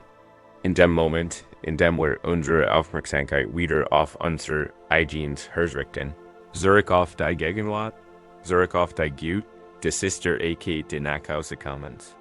Und genau in diesem Augenblick werden wir mighty der bedingungslosen Umarmung unserer eigenen wahren Natur lassen. Sie uns jetzt die Wen nach Haus machen. Genigen sie die Ruhe ihres eigenen Körpers. Machen sie ihrem sicheren Hafen. Ich lädt sie ein, sich behutsam in einen Teil von innen, der sich weit von zu Haus entfernt fühlt, in einen Teil von innen, der sich wortlos, verloren oder bestimmt fühlt. Vielleicht ist der Teil von innen, der Wort. Vielleicht ist der Teil von innen, der sich faul oder undiszipliniert fühlt. Vielleicht ist der Teil von innen, der von Angst versucht wird. Wenn Sie einen dieser verschwenderischen Teil von sich selbst betrachten Sie diesen Teil von innen als die zerlumpte Mutgestalt, die sich in der Ferne versteckt und Angst hat, nach Haus zu kommen. Spüren Sie seinen Scham, seinen Ursprung, seinen Glauben, nicht willkommen zu sein. Rebein dich an mein Teil von dir, der Weder ist. Dem Teil von dir, der weit, wies und bedingungslos mitfühlend ist. Das ist dein Buddha-Natur, dein Bewusstsein selbst. Es ist der Teil von dir, der dies Wort direkt hört, von diesem Orte tiefen. Liebevollen Bewusstseins aus diesen verlorenen Teil von dir. Und spür, wie sich dein Herz fühlt, nicht MIT Verordnung, sondern MIT Bewältigender. Lieben Mitgefühl. Dieser verlorene Teil ist nicht dein Feind, es ist dein Geliebtkind, das so sehr gelitten hat, das Lauf in Gedenken dorthin. Lauf MIT offenen Armen zu diesem verlorenen Teil von dir. Worte nicht, bis sich selbst reinet. Worte nicht, bis sich entschuldigt. Nimm ihn einfach und genau so, wie ist. Hol den Wutendes selbst in die Gunder des Mitgefühls. Heiß den Wirkungsstigs selbst in der Wurm des Hauses willkommen. Bereit ein Festmahl für den Falls, undiszipliniert selbst.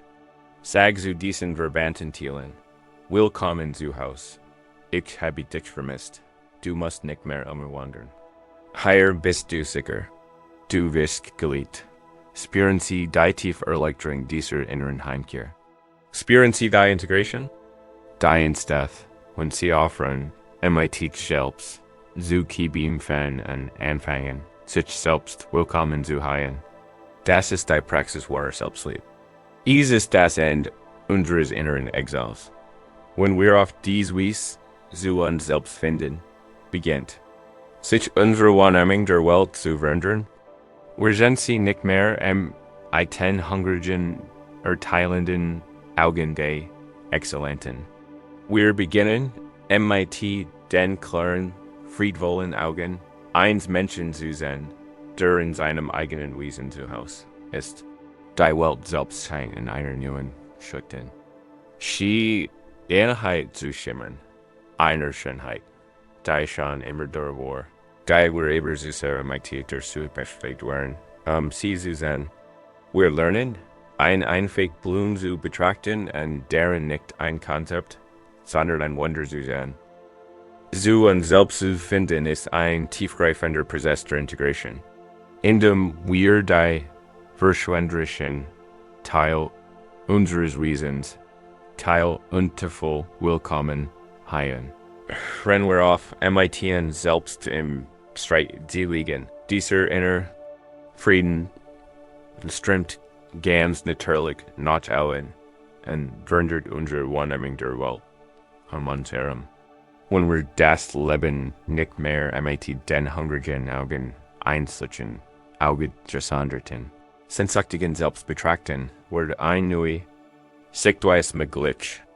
Der Schleier unserer eigenen Gedanken unterteilt. Der Erfahrung so lange gefördert hat, beginnt durchsichtig zu werden. Zum ersten Mal können wir beginnen, die Dinge so zu sehen, wie sie sind. In ihrer eigenen, einfachen, Schlichten, Temperauben und Reale. Wir leben den großen Teil unseres Lebens in einer Welt, der Etiketten. Wir sind keinen Baum. Wir sind die Baum, und unser Verstand vernappt sofort ein ganzes Bundle damit verbundener Konzept. Holz, Blätter, Sauerstoff, Dämmels, als wir als kein vom Baum fühlen. Wir empfinden kein Gefühl der Traurigkeit. Wir erleben die Etikett Traurigkeit. Und unser Verstand beginnt sofort ein Geschichte darüber zu erzählen. Warum wir traurig sind, ob sie gerechtfertigt ist, und wie wir sie loswerden können. Wir leben ständig abseits der Realität. Wir sind wie Menschen in einer prächtigen Kunstgalerie, die ganz Zeit damit verbringen, die kleinen Beschreibungskarten neben den Gemälden zu lesen, anstatt sie selbst zu betrachten. Dies Gewohnheit des ständigen Beschriftens trübt unsere Erfahrung. Sie rot der Welt ihr frisch, ihr Geheimnis ihren Zauber. Sie verwandelt ein lebendig, man reale in ein Tod und Sammlung von Konzepten. Der Weg des Erwachens ist ein Reise. Öfter wir lernen über die Etiketten hinauszublicken. Es geht darum, die Fähigkeit zu entwickeln, die Welt direkt zu erfahren, ohne die ständige Vermittlung unseres denkenden Geistes. Es ist die Praxis, die Soheit der Dinge zu sein, eine Eigenschaft, die buddhistischen Tatsächlich bedeutet, die Blumen so zu sehen, wie sie ist. Bevor wir sie Rose, Jennings und entschieden haben, ob uns ihr Farbe oder Duft Tadat ist. Gab einen großen Teammeister, der outsourcing Fähigkeiten in der Kunst des Blumenarrangements variiert wurde. Bekannt als Benazin Arrangements waren legendär für ihre Einfachheit und ihr tiefes Lebensgoal. Es waren keine prunkvollen Sträjus, sondern bestanden oft nur aus einem einzigen Zweig. Ein paar Blättern und einer perfekten Blut, arrangiert auf ein Weise, die den gesamten Geist der Natur einzufangen schien. Einstags besaßen ein junger, ehrgeiziger Student aus einer anderen Provinz. Der Student hat die klassischen Texte über Blumenarrangements studiert und kennt die Namen hunderter verschiedener Pflanzen sowie komplexen Regeln der Komposition.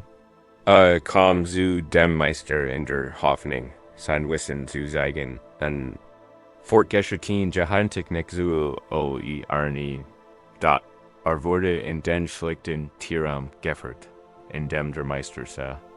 In der Nicht stand ein neues Arrangement. Es war temperabel schlicht. Ein einzelner, dunkler, geschwungener Zweig an seiner Spitze, ein klein, weiß, sternförmig Blut, wie der Schüler sie noch nie übergesehen hat. Sie war so schlicht, so unscheinbar, erfüllt den ganzen Raum, jedig MIT, einem Gefühl stillen, lebendigen Friedens. Der Schüler, der sein Können unter Beweis stellen wollte, begann sofort, zu analysieren. Ein meisterhaft Nutzung der leeren Raums, sagte. Die Linie des Zweigs ist großartig. Aber die Blume, ich erkenne sie nicht. Wie heißt sie, Meister? Ist sie ein selten Hybrid? Der Teammeister blickte den jungen Schüler, und dann die Blume, ein sanft, geheimnisvolles Lächeln umspielt seine Lippen. Antwortet nicht direkt auf die Frage. Stattdessen sagte, für unsere heutigen Zweck hat sie keinen Namen. Der Student war verblüfft. Kein Name? Els hat einen Namen. Etwas zu benennen bedeutet, zu kennen, zu kategorisieren, intellektuell zu besitzen. Ein unbenanntes Ding war ein wild, unbekannt Rage. Hackt noch. Aber hat das sicher eine Bezeichnung, Meister. Ein botanisch Klassifizierin? Das Lächeln des Meisters wurde etwas breiter. Schenkt ein Tass Tee ein. Reicht sie dem jungen Mann. Trinkt ihnen Tee, der ließ. Sieh dir die Blumen. Wenn du sie ohne Namen ansiehst, was siehst du?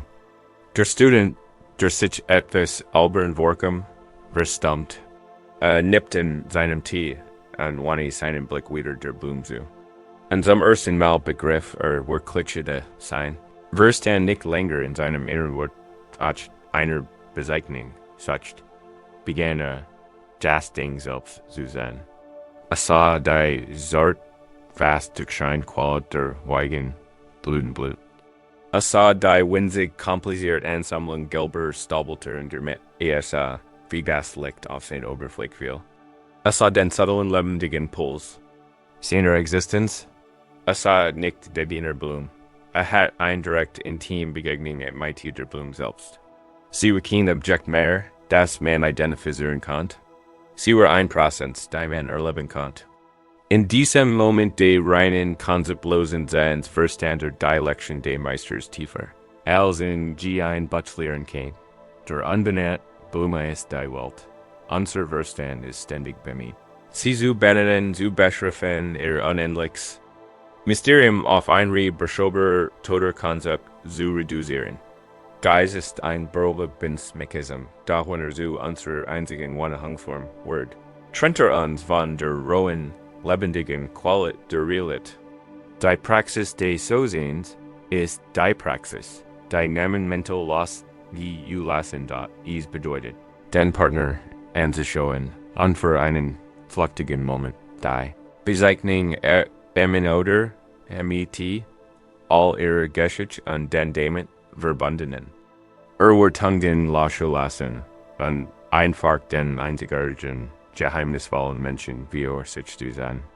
Es bedeutet, die Angst in seinem Körper zu spüren und für einen Moment die Bezeichnung Angst lassen und einfach ihr pure Energie zu erleben. Die Vibration, die Hitze, das Kribbeln, ohne die Geschichte. Es ist die Praxis, so direkt mit dem Leben zu sein, das einem die Sprache wird.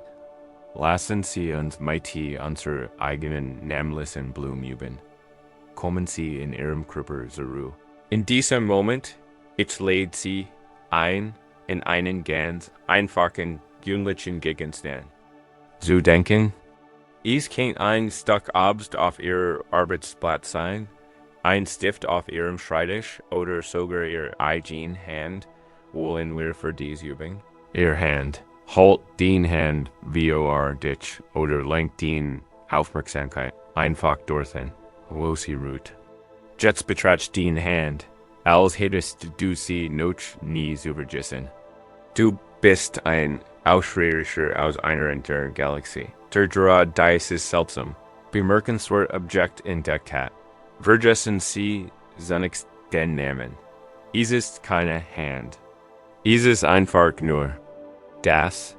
Betrachten Sie es nun mit frischen, neugierigen Augen. Beachten Sie die Farbe der Haut, die verschiedenen Tien und Schattierungen. Sehen Sie die feinen Linien, die sich über die Fingernägel und die Handfläche sehen. Ein einziger Kart, die nur innen gehört. Sehen Sie die Form der Fingernägel, die kleinen Halbmond in ihrer Basis. Beachten Sie, wie das Licht Schatten zwischen den Fingern ist. Spür die Temperatur. Spür das leicht Kribbeln der Lebendigkeit, den subtlen Puls des Bluts, das hindert Strength. Das ist nicht die Diener Hand, das ist die direkt. Lebendig Realität. Verweilen Sie noch einen Augenblick bei diesem direkten, konzeptlosen Sein. Sie analysieren nicht. Sie nehmen einfach wahr. Sie schätzen. Sie erleben eine Teambegegnung mit einem kleinen Stück des Universums. Diese Übung lässt sich auf alles anwenden. Den Geschmack ihres Essens. Den Gesang eines Vogels. Das Gefühl des Winds. Indem wir den Namen loslassen, lassen wir uns von unseren wortfasten Meinungen und lassen uns von der Welt, wie sie ist, wirklich berühren und überraschen. Wir entdecken, dass die Realität unendlich viel reicher, geheimnisvoller und schöner ist als unsere Gedanken darüber. Dies ist direkt sein. Diese Erfahrung des So-Sehens ist kein entjoltiges Ziel. Es ist kein Osten, den wir erkennen und den für immer innehaben. Es ist eine Praxis von Augenblick zu Augenblick. Es ist ein kontinuierliches Entfalten. Das Erwachen selbst ist keine grandiose Ankunft in einem fernen Ufer. Es ist der Prozess, in dem wir von Augenblick zu Augenblick unsere Augen für die Schönheit und Wahrheit dessen öffnen, wo wir bereit sind. Ist die sanft, kontinuierlich entfaltung des Lotus. Wir sind gemeinsam durch eine Landschaft tiefer und stiller Wahrheiten gereist. Wir haben gelernt, die Schönheit in unseren Rissen zu sehen. Im Fluss unserer Gedanken zu sitzen und unsere Tassen zu lehren, das Neue zu empfangen. Wir haben gelernt, der Berg zu sein, auf den Klang einer Hand zu lauschen und zu den vergessenen Teilen unserer selbst zurückzukehren. Da als unsere Reise für diesen Abend zu Ende geht, kann ein subtle Angst aufkommen. Ist die Stimme des Egos, die sich erneut behauptet und fragt, habe ich es geschafft? Bin ich jetzt erwacht? Bin ich geheilt? Wir hören uns der Spiritualität MIT durch so bin zielorientierten Einstellung, die wir auch im Rest unseres Lebens verfolgen. Wir wollen unser Ziel erkennen, den Preis gewinnen, das Zertifikat der erhalten. Wir stellen uns das Erwachen als ein groß, endgültig Ankunft für einen Zustand ewiger Glückseligkeit, in dem all unsere Probleme verschwinden und wir auf einer Wolke der Losgeltheit durch das Leben schweben. Genau dieses Bild, dieses Ziel eines zukünftigen Zustands der Vollkommenheit wird zum letzten und subtilsten Hindernis für den Frieden, der uns jetzt zur Verfügung steht. Es lasst uns streben, uns anstrengen und uns in einem angleichen Ideal messen. Es lasst uns auf ein Fern zu verblicken und hindert uns daran, die Schönheit des Wassers zu sehen, auf dem wir segeln. Die endgültige Weisheit des Friedens ist ein sanft und tief Befreiung von diesem Streben. Es ist das Verständnis, das Erwachen kein zu erkennen Ziel ist. Es ist kein zu erkennen Zustand. Erwachen ist ein Prozess. Es ist eine Entfaltung. Es ist ein kontinuierlich, von Moment zu Moment, erfolgende neue Wahrheit dessen, was ist. Es geht nicht den Kamen, sondern Worten, das es gibt. Kein besseres Symbol für diese Wahrheit als die Lotusblume der Lotus beginnt sein Leben im Dunkeln.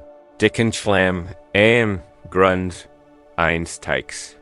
Dieser Schlamm stellt Dukkha, das Leid, die Verwirrung, und die Tiefgründigkeit unseres unaufgeklärten menschlichen Lebens. Der Zusammenkampf nicht gegen den Schlamm.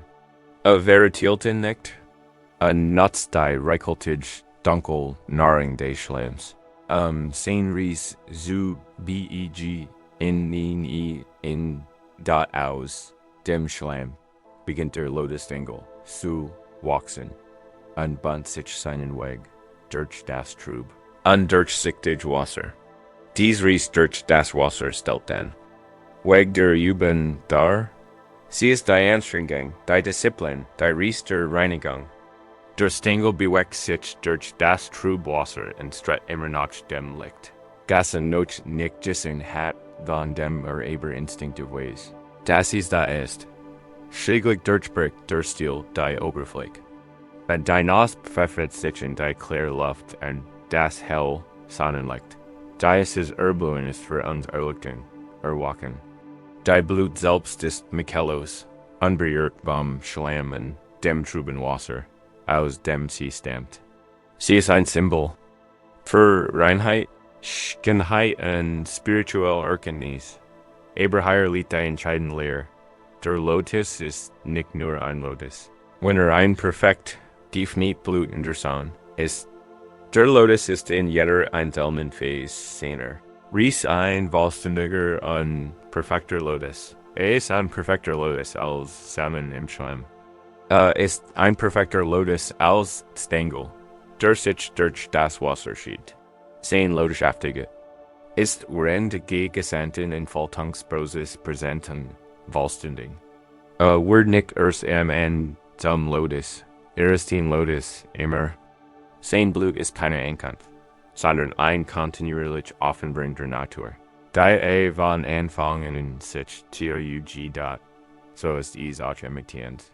Du bist kein vorlütiger Mensch, der eines Tages, wenn du dich nur genug anstrengst, ein erlüchteter Mensch wird.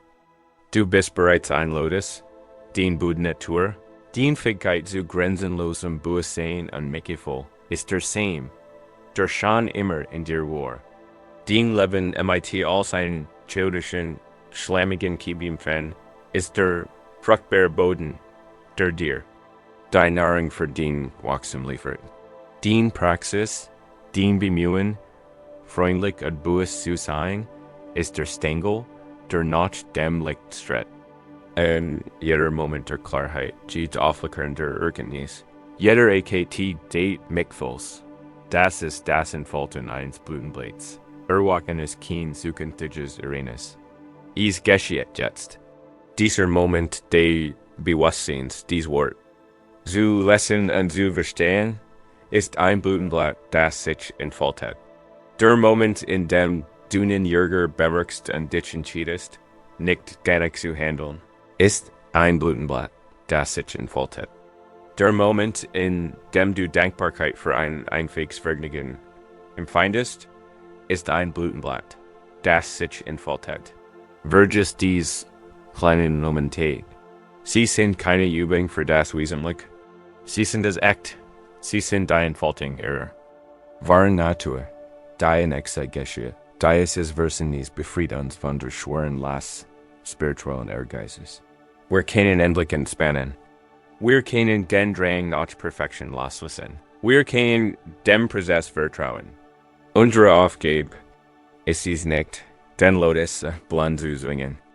Unsere Aufgabe ist dies lediglich, die Voraussetzungen für seine natürliche Entfaltung zu schaffen, präsent zu sein, freundlich zu uns selbst zu sein und darauf zu vertrauen, dass der Schlamm unseres Lebens die perfekte Nahrung für unser Reise ist. Lassen Sie uns mit einer letzten Betrachtung dieser Sanfen kontinuierlichen Entfaltung schlägen. Kommen Sie heute Abend ein letztes Mal in Ihren Körper. Lassen Sie alle Anstrengungen an Ihr Streben los. Stellen Sie sich anklang.